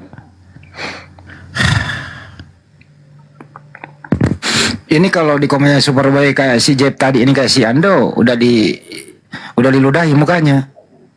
Karena orang itu harus nyambung, harus pakai data kalau di sana. Di sini kita masih maklum dikit lah, kita edukasi dia, gitu loh. Itu si bom udah diberakin mukanya kan di sana. Superboy mengatakan bom kalah telak. Kalah, tapi pendukung kalian itu tadi nggak mengaku bom kalah, tapi lu suruh ke sono. Gimana sih lu? Ini ya, ini statement falasi. Dia kalau misalnya mempertanyakan pengetahuan Allah, harusnya dia mempertanyakan pengetahuan Tuhan yang ada di kitabnya dulu. Contoh, Kejadian 18:21 menyatakan, baiklah aku turun untuk melihat. Coba dipertanyakan dulu, ini kalau Tuhan nggak turun emangnya nggak bisa melihat? Lalu, apakah benar-benar mereka telah berkelakuan seperti keluh kesah orang yang telah sampai kepadaku atau tidak? Aku hendak mengetahuinya. Dipertanyakan dulu Tuhanmu sendiri, Jeff. Tuhanmu itu pernah di posisi ingin atau hendak mengetahui tentang keluh kesah orang Sodom dan Gomora mengenai tingkah laku mereka. Dipertanyakan dulu Tuhan di kitab sendiri. Karena kenapa? Di sini muncul pertanyaan di dalam kitab Anda, gitu. Kenapa Tuhan harus turun untuk melihat? Emangnya nggak bisa lihat dari surga? Di mana Maha melihatnya? Bukan kitabnya JP itu. Kalau kayak begini itu bukan kitab saya, itu Yahudi. Kalau nggak bisa nerangin, ada jawabannya dia. Terus proses pengetahuan, ada seseorang itu memiliki niat untuk mengetahui sesuatu. Saya ingin mengetahui sesuatu, gitu. Sebelum dia ingin mengetahui sesuatu, dia itu mengalami ketidaktahuan tuh. Yang tadinya dia tidak mengetahui sesuatu, lalu dia ingin mengetahui sesuatu, dia berkehendak untuk mengetahui sesuatu tersebut. Hingga dia sampai di titik dia memiliki pengetahuan. Nah, Tuhanmu itu pernah berada di koridor memiliki hendak pengetahuan tentang keluh kesah orang terhadap kaum Sodom dan Gomora. Dipertanyakan dulu, Tuhan perjanjian lama ini gimana? Tapi kenapa Tuhan pernah di posisi punya kehendak pengetahuan? Kalau orang pintar menafsirkan ini, itu bukan Tuhan yang turun, itu malaikat diperintahkan turun. Itu kalau tafsir orang Yahudi itu. Tapi kalau hotel kayak ini tadi lu kasih ini nggak ngerti dia. Pertama bukan punya dia nggak ada urusan sama itu. Tapi nempel doang, dianggap kitabnya juga, tapi nggak bisa nerangin, Vi. Enggak, Tuhannya maha tahu apaan sih? Pohon lagi nggak musim aja dikutuk. Ah, kalau itu masuk itu barang. Dia lagi lapar bersama murid-muridnya. Terus kemudian dia memerintahkan murid-muridnya mendekati buah ara itu. Tapi buah ara itu tidak berbuah. Jadi dia nggak tahu kalau buah ara itu tidak berbuah. Nah, sehingga dia kutuk lah pohon ara itu. Gitu. Lagi nggak musim, dia nggak tahu musim. Nah, itu. Kalau itu barang ini masuk, Pi. Kalau dia ada kasih yang PB aja, Pi. Jangan kayak itu.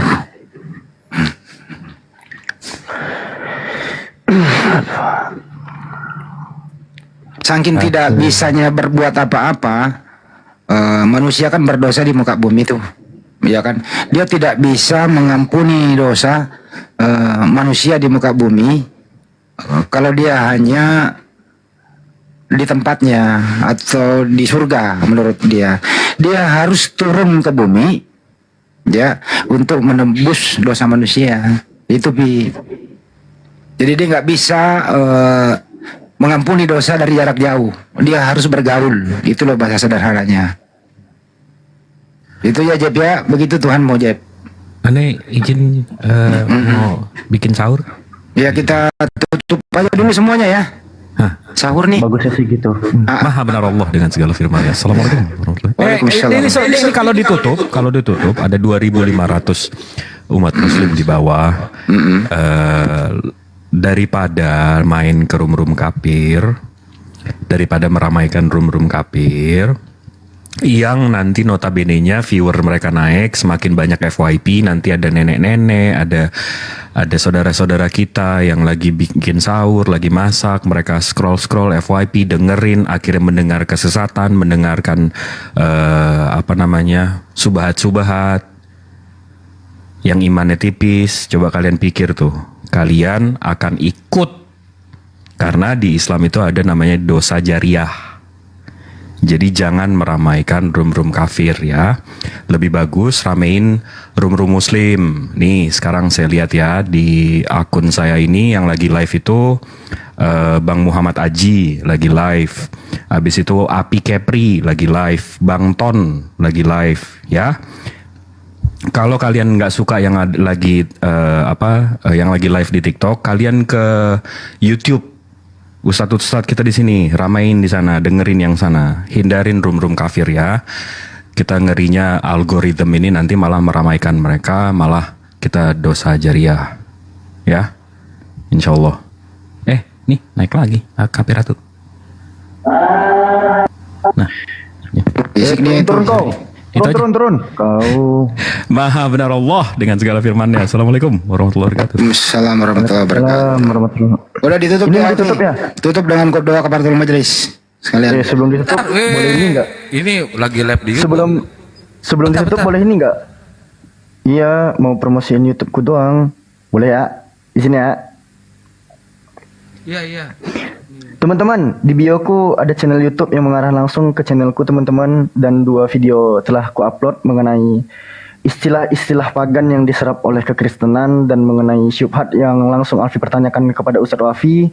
Teman-teman silahkan tonton, insya Allah ilmunya itu full daging, nggak ada tulang, nggak ada bulu, nggak ada daki ya teman-teman ya. Insya Allah 2 video terbaru ini. Minta tolong ya teman-teman ya, gratis kok, gratis. Dan Alfi bantu tutup. Udah gimana? Bang Kian Santang, udah bisa kita tutup? Udah. Iya, tutup aja, Pi. Bantu tutup. Terima kasih ikhwan fillah ya koroma. Subhanakallahumma wa bihamdika asyhadu an la ilaha illa anta astaghfiruka wa atubu ilaih. Assalamualaikum warahmatullahi taala wabarakatuh. Waalaikumsalam warahmatullahi wabarakatuh.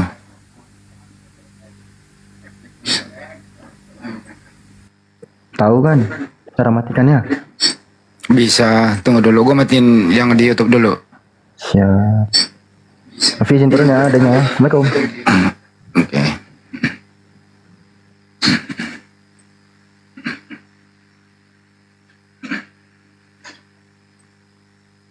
Lu ngobrol-ngobrol dulu aja, Per. Ngobrol sama netizen di bawah, Per. Gak usah dimatiin. Gak usah diskusi lagi. Biasa. Aku mau ke... Ngobrol, Per.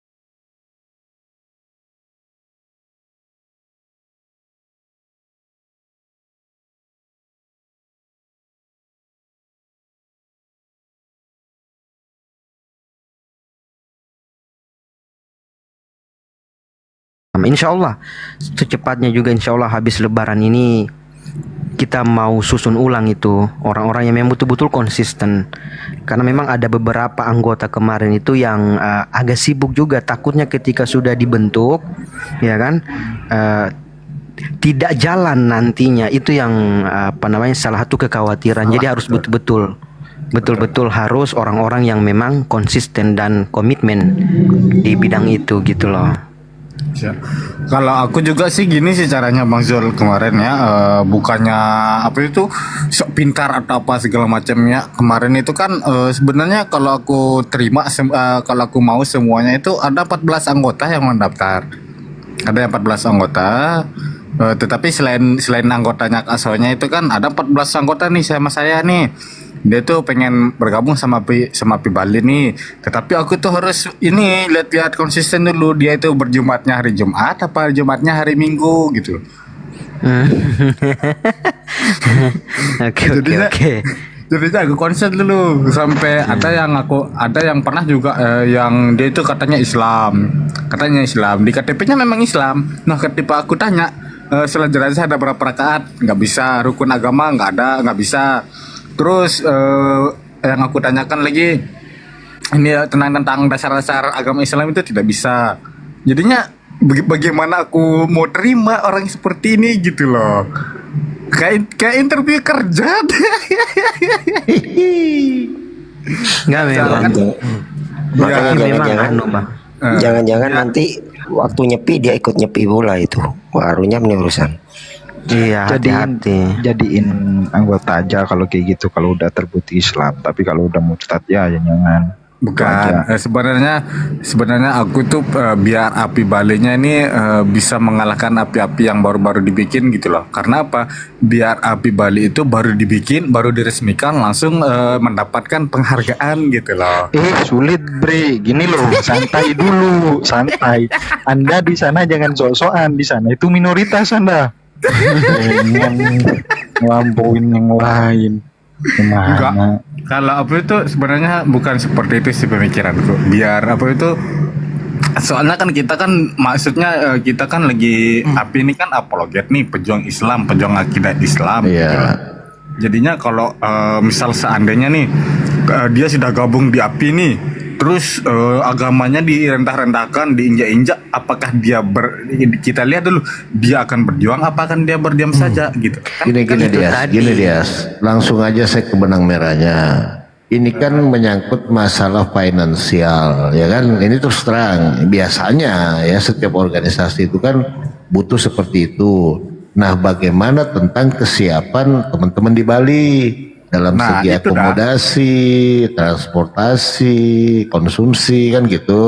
Nah, nanti itu dikoordinasikan langsung ke teman-teman yang di API, ya kan? Betul. Nah, bagaimana? Itu poinnya sih sebenarnya di situ, Bang. Mau cepatnya, itu aja sih sebenarnya. Gitu. Mantap. Itu sebenarnya poinnya. Itu poinnya di situ, Bang. Itu sebenarnya poinnya Bang Dias. Makanya tadi saya bilang itu orang-orang di situ, misalnya kalau kayak di Sulawesi Tengah itu harus orang-orangnya itu ya bukan hanya orang yang termasuk itu di API langsung buat, ndak boleh. Maksudnya kita cari orang yang memang betul-betul berpengaruh dan dia mau siap di situ gitu. Itu sebenarnya sambungan dari apa yang dikatakan tadi Bang Palopo. Karena kita mau organisasi ini tetap berkelanjutan dia gitu. Dan tujuan kita kan juga sesuai dengan visi misi API kan gitu. Dan alhamdulillah ini Bang Zul ya, ternyata anggota-anggota yang aku masukin itu dia itu sudah mendapatkan EKTA, sudah bergabung dari API duluan. Sudah bergabung. Ya, Kayu itu udah, Kayu kan udah punya KTA dia. Ya dia kan udah punya EKTA. Dia kan belum aku masukin ke grup API nih. Kalau Ayu Dewi nih, dia kan ada yang kemarin-kemarin itu kan, makanya aku kirimin langsung ke Ustadz Tardiansyah. Langsung, tapi ada yang belum ini mengumpulkan KTP-nya gitu, biar langsung didata sama Ustadz Tardiansyah gitu. Ya gitu aja sih sebenarnya, beli kendalanya sih di situ aja. Langsung sounding teman-teman di sini, begini-begini masalahnya gini ya kan, langsung ke poinnya aja, nggak usah terlalu ini kan. Diperhitungkan berapa biaya transportasi sekian hitung ya kan. Nah, bagaimana ada segini, nanti diajukan ke teman-teman di API sini, ini ada dari kami segini. Nah gitu. Saya rasa sih aman-aman saja. Kalau nggak gitu nggak jalan barang itu kan. Apalagi kan orang-orang aktivitas. Aku mikir sih, aku mikir pengennya biar teman-teman APPI Bali nih, gitu kita sama-sama menyumbang nih, Betul, ya minimal 150 juta lah satu orang kan. Ya Oh ya, besaran ya? Besaran. Bang Palopo. Sekalian uang panai Dias. Bentar dulu Bang Palopo, bentar dulu bercanda Bang Palopo. Aku serius nih, menyumbang untuk istilahnya biar ada perlengkapannya apa itu kayak komputernya atau laptopnya gitu lah kan, ketika lab itu kan ada pakai bikin kita YouTube PPI Bali. Nantilah itu dia. Bang Dias. Next time itu. Ya betul. Yang penting kesiapan dulu teman-teman di Bali ada berapa ya kan. Nah, diajukanlah ke teman-teman API pusat ada sekian. Nah, baru bisa sinkron barang itu kan. Sepengalamanku sih cari orang yang bener, yang satu visi misi, kagak ada niatan yang lain. udah selesai. Betul. Kompi. Itu. Seleksinya itu harus ketat gitu. Seleksinya itu harus. Alfi aja siap terbang dia nih. Siap, Pi. Terbang kembali, Pi. Iya, beli Alfi siap untuk siap. untuk meresmikan. Siap, Pi. Assalamualaikum. Hafiz. Waalaikumsalam. Apa tajuk ke Bali? Cari bini. Cari bini lu di sana, Pi. Orang Bali. Bini ku tuh bukan bini ku, calon bini ku tuh di KL, kan di Bali. Nah, KL. Ke utara lagi. Kemarin udah ke barat. Nyambung udah. KL tuh Sekarang Kuala utara Lumpur. lagi. Yang mana, Pi? Yang jelas itu arah mata angin, Pi. Memang dia lagi di Kuala Lumpur. Doain aja Vi, doain aja semoga sehat, itu aja sih. Nggak, ngapain ke Bali? Rencana peresmian Napi Bali, kita di sana makan kotak-kotak di sana. Bang Ada ibu. Madu Kuba itu loh. Pakai baju kita semua di sana, baju kotak-kotak. Ada akomodasi. Lagi dibicarakan ini di API, jadi diusahakan semua peserta itu pakai baju kotak-kotak. Ya Allah. Gitu. Supaya juga pas gurunda maksudnya dari API pusat ketika kita undang ya kita sudah siap gitu. Ya, kan peresmian kan gitu. Ya. minimal transportasi lokal atau akomodasi konsumsi lah ya. Mungkin begitu atau ya dari akomodasi aja atau bagaimana ya kan? Berarti kita berjemput ke bandara berarti nih. Ya iyalah masa jalan kaki. Ya pastilah. Juga lu dia aneh-aneh aja. Pastilah Bang Dias. Itu sudah namanya transportasi ya kan, akomodasi semuanya. Terus berarti misalnya nggak apa-apa kan tinggal di Ojo kan? Iya, enggak apa-apa, mampir dulu di babi kecap situ. Di mobil guningnya kan Selesai. Kurung kate. Dah. Ini ndak sesuai tema udah terlalu jauh. Astagfirullahaladzim. La haula wala quwata illa billah. Sampai legian santai dulu. Iya. Nanti Bang Madu tuh kalau jalan-jalan ke Legian dikit-dikit astagfirullahaladzim. Alhamdulillah, astagfirullahaladzim, alhamdulillah gitu terus. Yo, ini Bang Madu nih kayaknya kalau liburan ke sini mungkin gitu mungkin ya.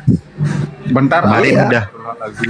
Bentar Bang Madu, kalau cuman transport aja Bang Madu gitu terus Bang Madu. Bang Madu dari tempat kalau ke Bali berapa habis Bang? Transport aja. Oh deket Transport Bang Madu aja itu 150-an. Ya elah. Deket banget. Deket 3 pulau ya. Ya elah. 2 paus aja udah selesai barang itu. Tapi izin nih Bang. 2 paus ya. Tapi kalau misalnya seandainya ongkos pesawatnya kita yang ini lagi. Iya kan nanti kan bisa nego kan teman-teman. Jadi untuk di Bali ini cuman bisanya transportasi lokal, akomodasi kan konsumsi kan gitu. Enggak, kalau transportasi untuk membutuhkan mobil gak aman, bisa kita aman udah makan. Kalau makan ya babi guling ya bisa lah. Kurang ajar.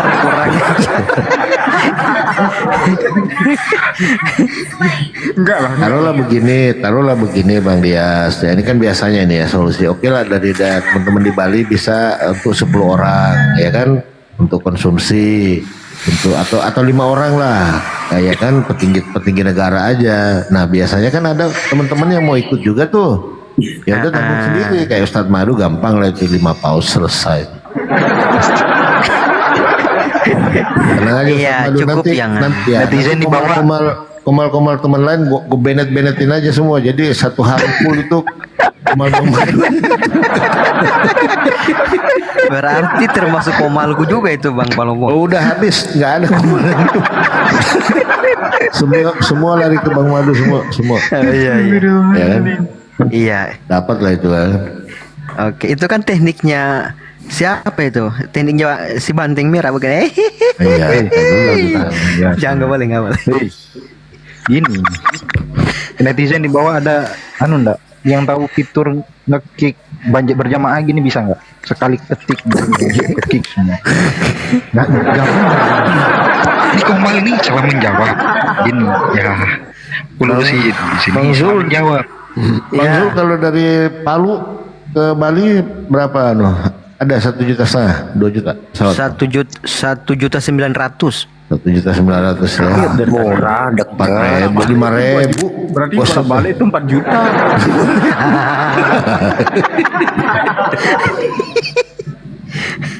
Nanti ambil yang ekonomi. Berapa? Makassar 1.000 kalau nggak salah.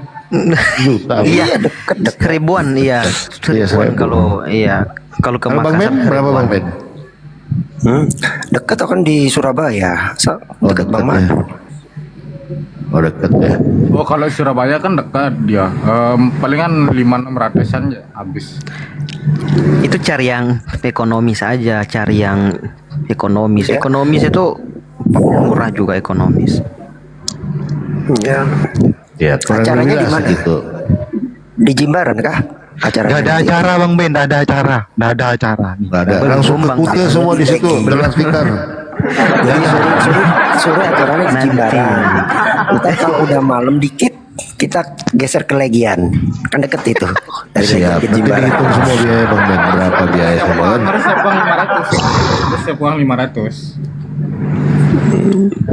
500. Ini temanya Muslim menjawab. Bukan masalah ke Bali, tiketnya berapa, tempatnya di mana dan acaranya apa. Kita lagi masalah Bali ini. Lagi bahas Bali ini kita beli. Bahas Bali. Tapi kan temanya tidak sesuai itu, bahas Bali. Tak sesuai itu. Ini kan sudah Islam yang menjawab sekarang ini, nggak ada Oten di sini. Harus ada. Gimana Islam caranya? menjawab sudah. Islam bertanya, Islam yang menjawab. Lah Bang Madu. Kalau villa ya, kalau di sana itu villa artinya yang bisa buat sekaligus buat event gitu loh. Kalau villa sekitaran 4 jutaan ya. Berapa? 4 jutaan. 4 juta. Homestay aja, biasanya agak murah kalau homestay. Kaum banyak. Ini kaum terusin. Kaum banyak rencana, kekurangan dana ini. Sabar lagi didiskusiin ini Pi, tenang aja Pi. Lagi didiskusikan ini. Dengerin dulu itu kopi aman Bang Palopo. Kopi dulu aman belum? Kopi. Oh ya kopi. Bang Palopo kopi. 158 ini paling sih sampah orang yang monitorin di bawah, yang lain tidur. Buat teman-teman yang di bawah ya bantu pulau-pulau akun. Jadi yang penting planningnya dihitungkan dulu, Vi. Planningnya dimatengin dulu. Soalnya jelas budgetnya nggak mungkin matang, jadi planningnya aja dimatengin. Betul juga. Oh ya, Bang Regar hadir. Oke, Bang Regar. Sebenarnya kan kalau untuk peresmian yang seperti itu bisa-bisa saja. Yang penting yang mau diresmikan ini memang siap secara, kalau kita umpamakan fisik ya harus siap secara mental, siap secara tubuh ya kan, harus semuanya siap lah gitu, supaya pas hari hanya itu enggak tidak tiba masa tiba akal lah orang bilang gitu. Udah hari H itu mending tidur, jelas gak ada beban.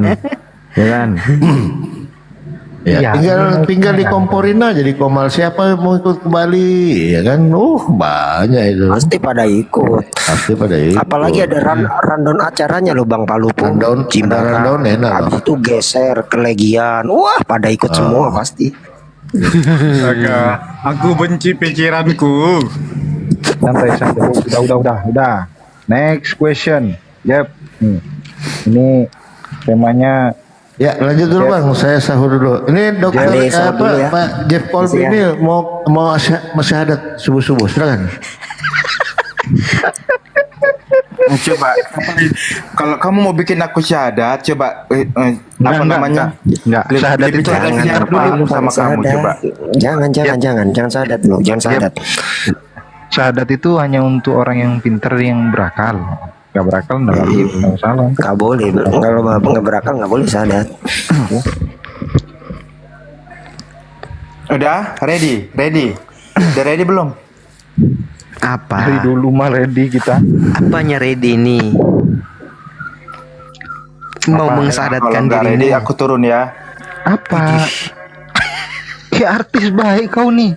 Dikira jangan Sombong turun amat. gitu. Sombong amat. Dikira lu kalau turun kita ngalangin gitu. Kagak. Ya kalian kan bilang aku nggak berakal, aku nggak berotak gitu kan? Ya makanya. Udah ready, mau buktiin. Dari tadi udah dibilang dari tadi. Itu tuh tema-tema bisa baca kan? Oke, siapa kalian di sini yang paling pintar? Paling berakal siapa? Paling pintar? Tunjuk aja. Jangan kayak gitu. Tunjuk Silakan. aja. Sombong kali kau. Siapa? Kalau Tunjuk aja. Zulkifli nggak, aku malas Zulkifli botol Loh, banget. kenapa? Kenapa aku? Tunjuk aja. Coba kau madu. Oke. Oh, Salah orang kau. Salah orang aku aja. Zulkifli diam dulu. Aku udah Jangan tahu meraju kualitasmu. nanti meraju. Ya, mau apa? Zulkifli, Tuhanmu maha tahu nggak? Lu ngajak Saya aku berarti. apa Bang Jul? Saya Apa sih? Kayak gini aja kau udah tahu. Si Zulkifli lagi. Si Madu. Tuhanmu maha tahu nggak, Madu? Maha tahu. Oke. Kenapa kamu bilang Tuhanmu maha tahu? Karena Allah sudah menyatakan itu dalam Al-Quran. Jadi kalam nafsi. Oke. Apa ke kalam nafsi? Bentar dulu. Bentar. Kita kan mengenalnya dari kalamnya, betul? Sebentar dulu. Oke, nanti kita masuk ke situ. Nanti kita masuk ke situ. Bentar, kalem. Santai dulu, Oke. santai dulu. Tuhanmu itu maha tahu, berarti artinya Tuhanmu itu punya pengetahuan yang begitu maha, betul? Ya namanya Tuhan. Kalau nggak maha tahu bukan Tuhan. Iya, karena punya pengetahuan yang begitu maha, betul? Maha tahu memang. Iya, pengetahuan ya. Nah, kamu bisa bahasa Indonesia nggak sama? Kamu bisa bahasa Indonesia karena apa? Karena ada bahasa Indonesia. Karena kamu punya pengetahuan tentang bahasa Indonesia, betul? Karena saya punya pengetahuan. Ya awalnya kan bahasa Indonesia ada dulu nih. Terus aku belajar bahasa Indonesia. Punya Makanya pengetahuan bisa. tentang bahasa Indonesia. Oke, berarti kamu punya pengetahuan tentang bahasa Indonesia. Tuhanmu punya pengetahuan yang begitu maha, setuju? Ya, terus? Oke. Ketika manusia yang adalah ciptaan punya pengetahuan, Tuhanmu punya pengetahuan juga, betul? Terus? Berarti Tuhanmu sama seperti pencipta, betul? Tuhanmu sama seperti ciptaan, betul? Perbaikin dulu lah, perbaikin dulu. Pelan-pelan makanya. Tuhanmu sama seperti ciptaan yang sama-sama mempunyai pengetahuan, betul? Nggak sama. Lah, manusia, kamu kan manusia, betul? Kamu ciptaan bukan? Ya, kalau saya tahu, kalau Tuhan saya maha tahu. Beda tuh. Aku nggak ngomongin tahu. Iya, kita tahu itu dari mana? Karena punya pengetahuan, betul? Iya, pengetahuan Tuhanku dan pengetahuan saya beda. Madu yang adalah ciptaan punya pengetahuan, makanya dia tahu, makanya seperti tahu bahasa Indonesia. Oke, kalau Tuhanmu punya pengetahuan yang begitu mahal, berarti nggak gini. Biar Pengetahuan itu kan karena ada bentar. Pengetahuan itu kan karena ada pikiranmu, betul? Izin, Bang Madu tahu. Enggak, bentar Bang Ben. Bentar dulu Bang Ben. Diberi bentar, jangan pengetahuan oleh gini. Tuhan. Kita itu. Gini, kita diskusi aja. Aku nggak mau berlomba menang. Lomba berpikir aja, diskusi gitu loh. Apa? Aku tulis aja. Biar kau itu ndak amnesia dini. Ya, banyak orang itu amnesia dini. Berarti kamu sama Tuhan sama-sama punya pengetahuan. Bedanya Maha tahu, Tuhan Maha tahu. Kalau kamu terbatas, betul? Banyak bedanya, bukan itu aja. Iya, berarti sama-sama punya pengetahuan kan premisnya? Iya, tapi beda. Kalau aku pengetahuan Enggak, kamu jangan berbohong. Ini enggak. Kita belajar. Kesimpulanmu kita aku belajar mau jujur berbohong aja. gimana? Maksudnya jangan berdusta. Ya, enggak. Gini, Kau bentar. menyimpulkan aku Aku bohong. ngomong gini. Apa pertanyaanku yang bohong? Iya kan kamu bilang tadi kan kamu bilang Tuhan itu maha tahu karena punya pengetahuan yang begitu maha. Betul, punya pengetahuan. Quotes pertama itu pengetahuan. Pengetahuan yang begitu maha, betul? Pengetahuan itu apa? Kecerdasan atau ilmu. Nah, ilmu. Terus? Oke. Nah, kamu bisa mau baca menyamakan karena kamu ilmuku punya dengan ilmunya Tuhan? pengetahuan. Apa?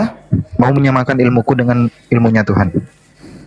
Iya, aku nggak mau nyamakan. Aku mau diskusi Nggak sama mau Anda. nyamakan ya? Apakah Anda bisa berpikir? Nah, ilmu sama berpikir itu sama atau beda? Enggak, aku nanya kamu kan kita diskusi.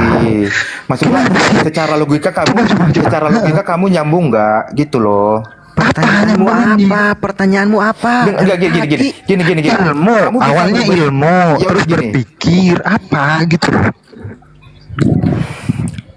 Yang Maksudku aku diskusi sama premis kamu itu kan mayor, hanya berpikir. premis minor, konklusi, kayak gitu harusnya. Ya udah, berarti gini, aku turutin aja aku turutin aja karena kamu lambat logikanya. Nah, Ya kamu enggak sama lah, yang Tuhanmu enggak itu sama.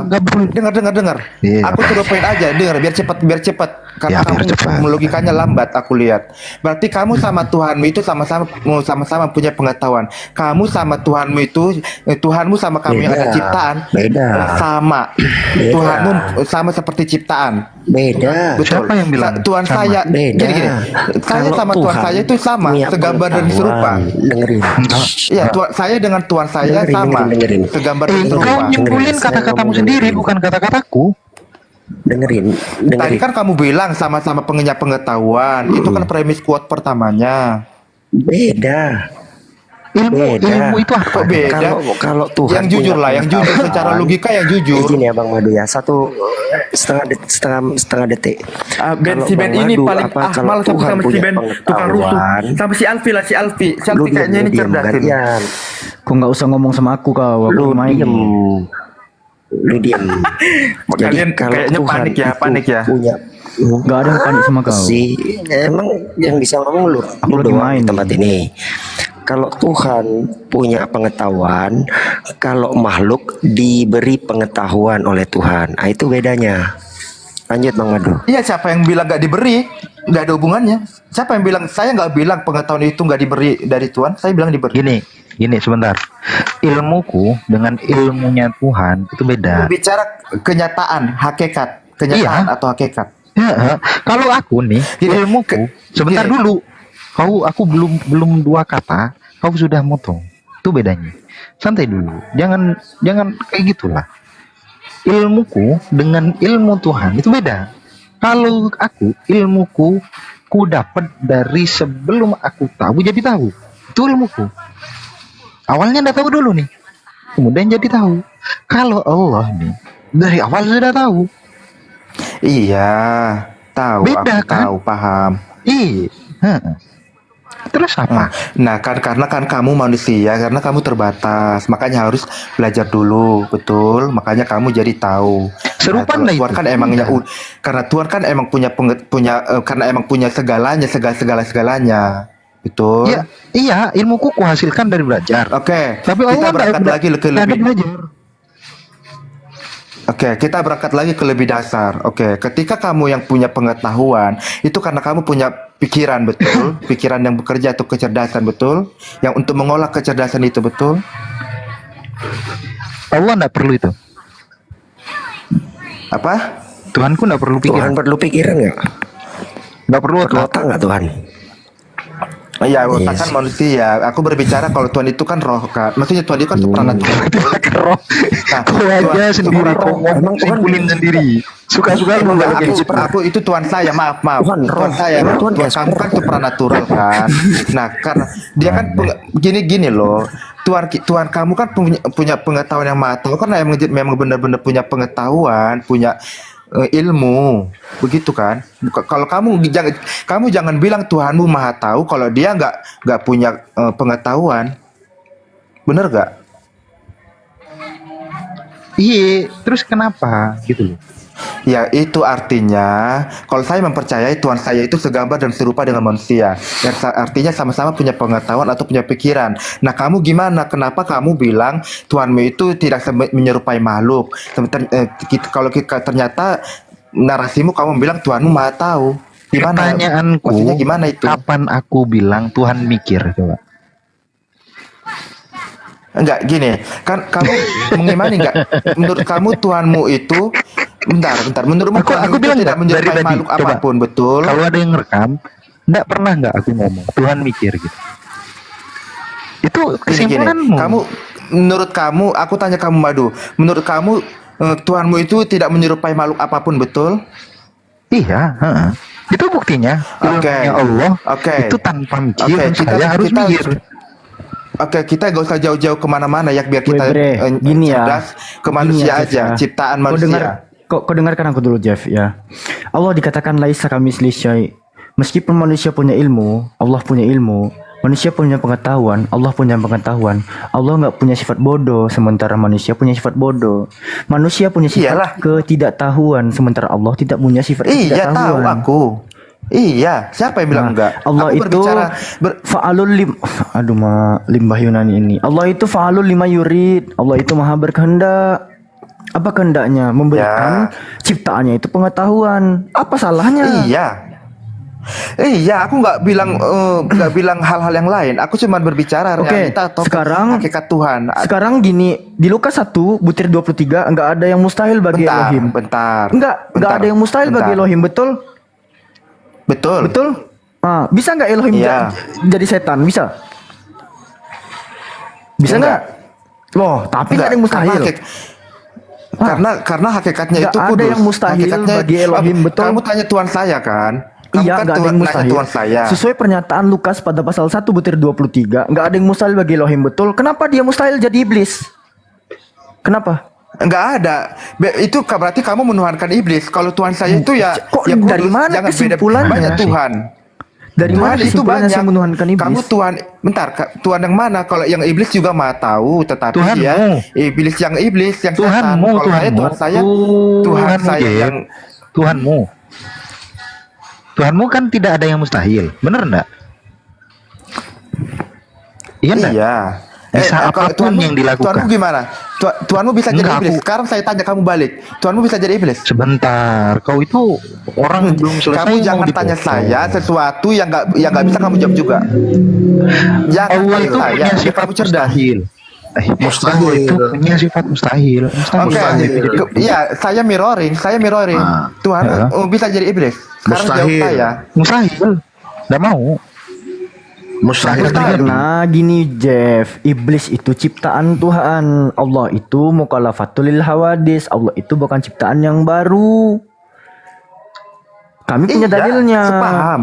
Sekarang Iya, Elohim sepaham. itu sekarang Elohim dikatakan tidak ada yang mustahil bagi Elohim. Pasti tanya, bisa nggak Elohim jadi iblis? Nggak bisa katanya. Itu gabrol namanya. Arti nggak bisa itu apa? Mustahil betul. Iya, mustahil. Hah? Nggak akan terjadi. Mustahil itu artinya nggak bisa. Bentar. Ini nggak bukan bisa soal itu nggak artinya bisa mustahil lagi, betul. tapi Mustahil nggak nggak? akan terjadi. Kamu ini apa namanya ya? Narasi yang kosong. Mustahil itu artinya tidak bisa betul? Mustahil itu tidak akan terjadi. Tuh, Ya udah sama aja. Ya udah. Iya. Berarti tidak ada yang tidak akan terjadi bagi Tuhan kan gitu? Iya, tidak akan terjadi. Berarti tidak bisa kan? Benar nggak? Itu ada, Kan tidak ada dong. sifat mustahil. Berarti Tuhan kau ada sifat mustahil. Gugur Lukas 1 butir Dengar. 23. Kalau narasi tidak akan kalau akan Gugur tidak Lukas 1 butir Iya. 23 gugur. Kalau tidak akan terjadi berarti tidak bisa terjadi, betul? Tentu. Iya, Mikir berarti dong. gugur. Lukas 1 butir 23 nggak ada yang mustahil bagi Elohim, itu gugur. Ya udah berarti Tuhanmu juga begitu. Karena memang Tuhan Allah itu punya sifat mustahil.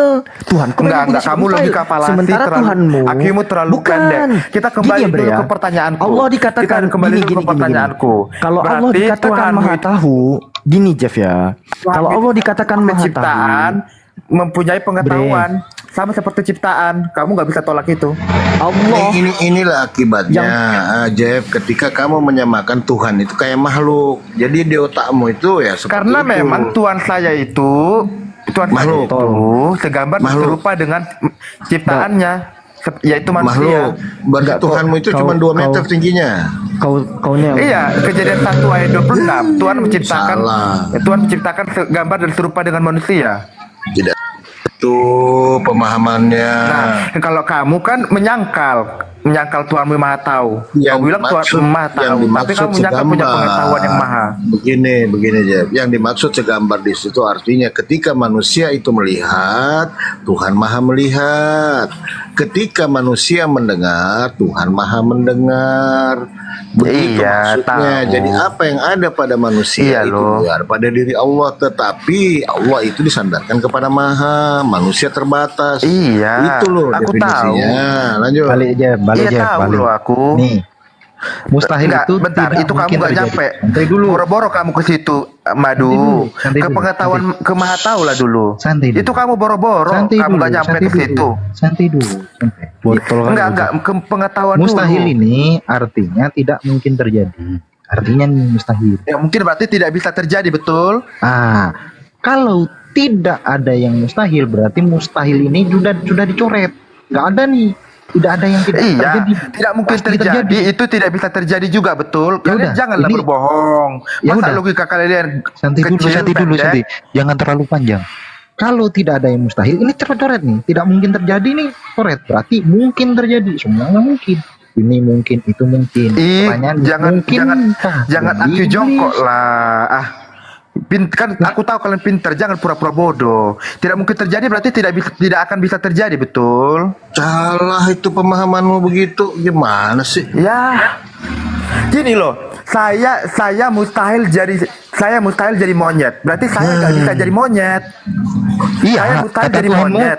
tapi kata Saya nggak Tuhanmu bisa tidak jadi ada yang monyet, mustahil. betul? Iya, tapi kata Tuhanmu tidak ada yang mustahil.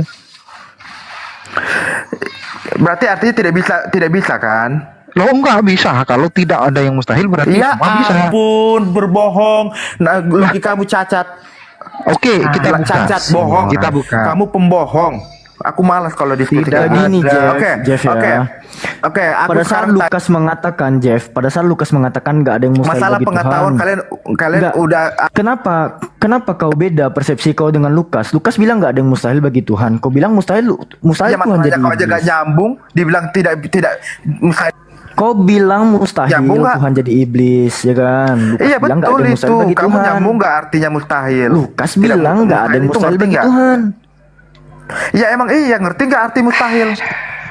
Apa tuh? Coba. Artikan di Lukas 1:37 artikan. Coba.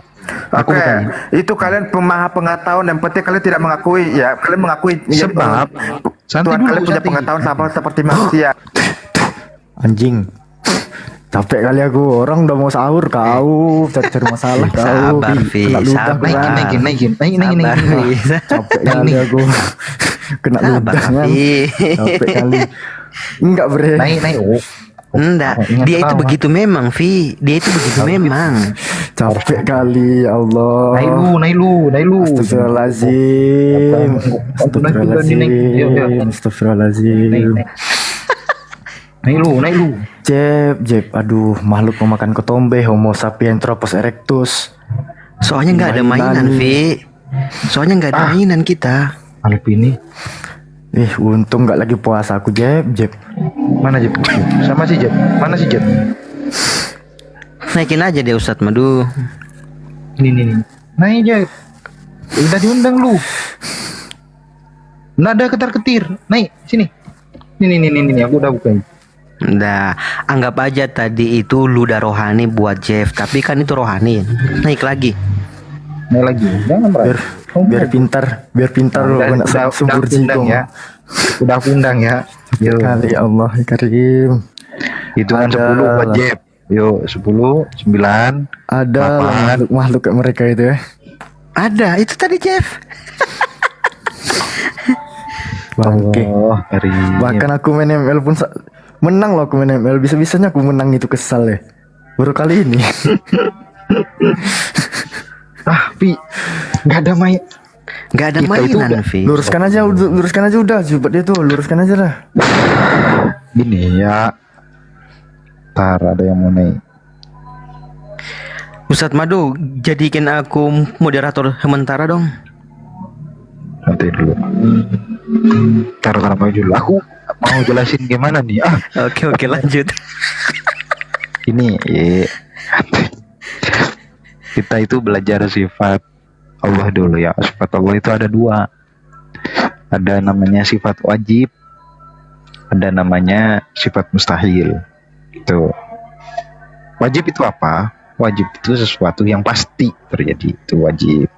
Ya, sesuatu yang tidak diterima oleh akal kalau itu tidak ada, itu wajib. Jadi harus ada, wajib ada. Nah, kebalikannya ada yang namanya mustahil. Mustahil itu sesuatu yang tidak bisa diterima akal adanya. Itu namanya hukum mustahil. Nah, sekarang kalau seandainya mau disama-samain itu sifat ilmunya manusia dengan ilmunya Allah, tidak bisa. Allah itu mempunyai yang namanya sifat wahdaniyat. Nah, kalau mau ditanyain wahdaniyat itu apa? Wahdaniyat itu adalah Allah itu esa. Allah itu mempunyai sifat satu, esa. Esa dalam apa? Para ulama mengatakan esa itu ada 3. Esa fidat, wahdaniyat fidat, fis sifat, fil af'al. Ada 3 nih. Satu-satunya Tuhan yaitu Allah. Wahdaniyat fi zat. Ada yang namanya wahdaniyat fis sifat. Satu-satunya yang punya sifat seperti Allah ya Allah. Nggak ada yang lain. Gitu. Seperti sifat apapun tuh. Entah ilmu, entah kudrot, irodat, hayat, sama basor, kalam. Wah, sampai 20 sifat dan sifat-sifat yang lainnya. Itu masuk dalam wahdaniyatus sifat. Nggak ada tuh yang bisa nyamain Allah. Ada yang namanya wahdaniyat al-af'al, yaitu pekerjaan yang bisa dilakukan seperti pekerjaannya Allah. Ya cuma Allah, nggak ada yang lain. Contoh buat bumi, buat manusia, buat makhluk yang lainnya. Cuma Allah yang bisa, nggak ada satupun yang bisa bekerja seperti Allah. Gitu. Ayo, mau diserang kemana? Mau disama-samain? Kagak bisa, mohon maaf. Mindset di otaknya gini, Ustaz. Dia menyamakan makhluk gitu loh. Nah, masa itu udah salah dari lahir itu. Udah dari lahir. Masa Tuhan 2 meter tingginya? Yes. Efek lahir gini Pak Palopo, itu efek lahir nggak diazanin tuh. Ada 2 kemungkinan, hari-harinya dimakan kucing, ya gitu. Udah lah ya. Ya beda lah, mustahil dengan tidak mungkin. Beda lah. Sudah dibilang tidak ada yang mustahil. Tapi masih ada yang mustahil, Kak. Ada mustahil nih, rindu di bawah mustahil nih. Assalamualaikum. Waalaikumsalam. Nah, ini mustahil. Alamak. Jadi kekasih gelap mustahil, ya kan? Turun. Tedung lolo. Sahur. Makan. Si Alfi ini begadang terus. Nah, sifat di bawah mustahil ini umur begini, Bang Madu. Mustahil saya menjadi kekasih gelap Marindu karena dia udah tahu saya udah punya istri. Jadi mustahil. Kalau dipaksakan. Itu kakakku. Oh. Jangan bahas-bahas yang lain. Astagfirullah. Ini juga nih harus naik. Apa itu? Anda yang betul. Assalamualaikum Ustaz, lagi makan. Waalaikumsalam. Waalaikumsalam warahmatullahi wabarakatuh. Assalamualaikum semuanya, guru-guru saya semua yang ada di sini. Siap.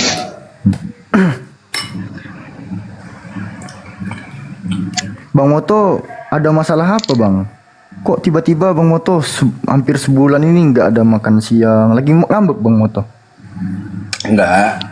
Lagi ini aja. Ya ikutin teman-teman aja. Daripada nggak makan, nggak makan gitu aja. Menghormati ya.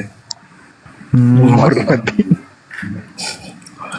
Aku mikirnya jangan-jangan ada apa gitu kan sampai nggak makan. Biasa kan lahap kali makan siang gitu kan.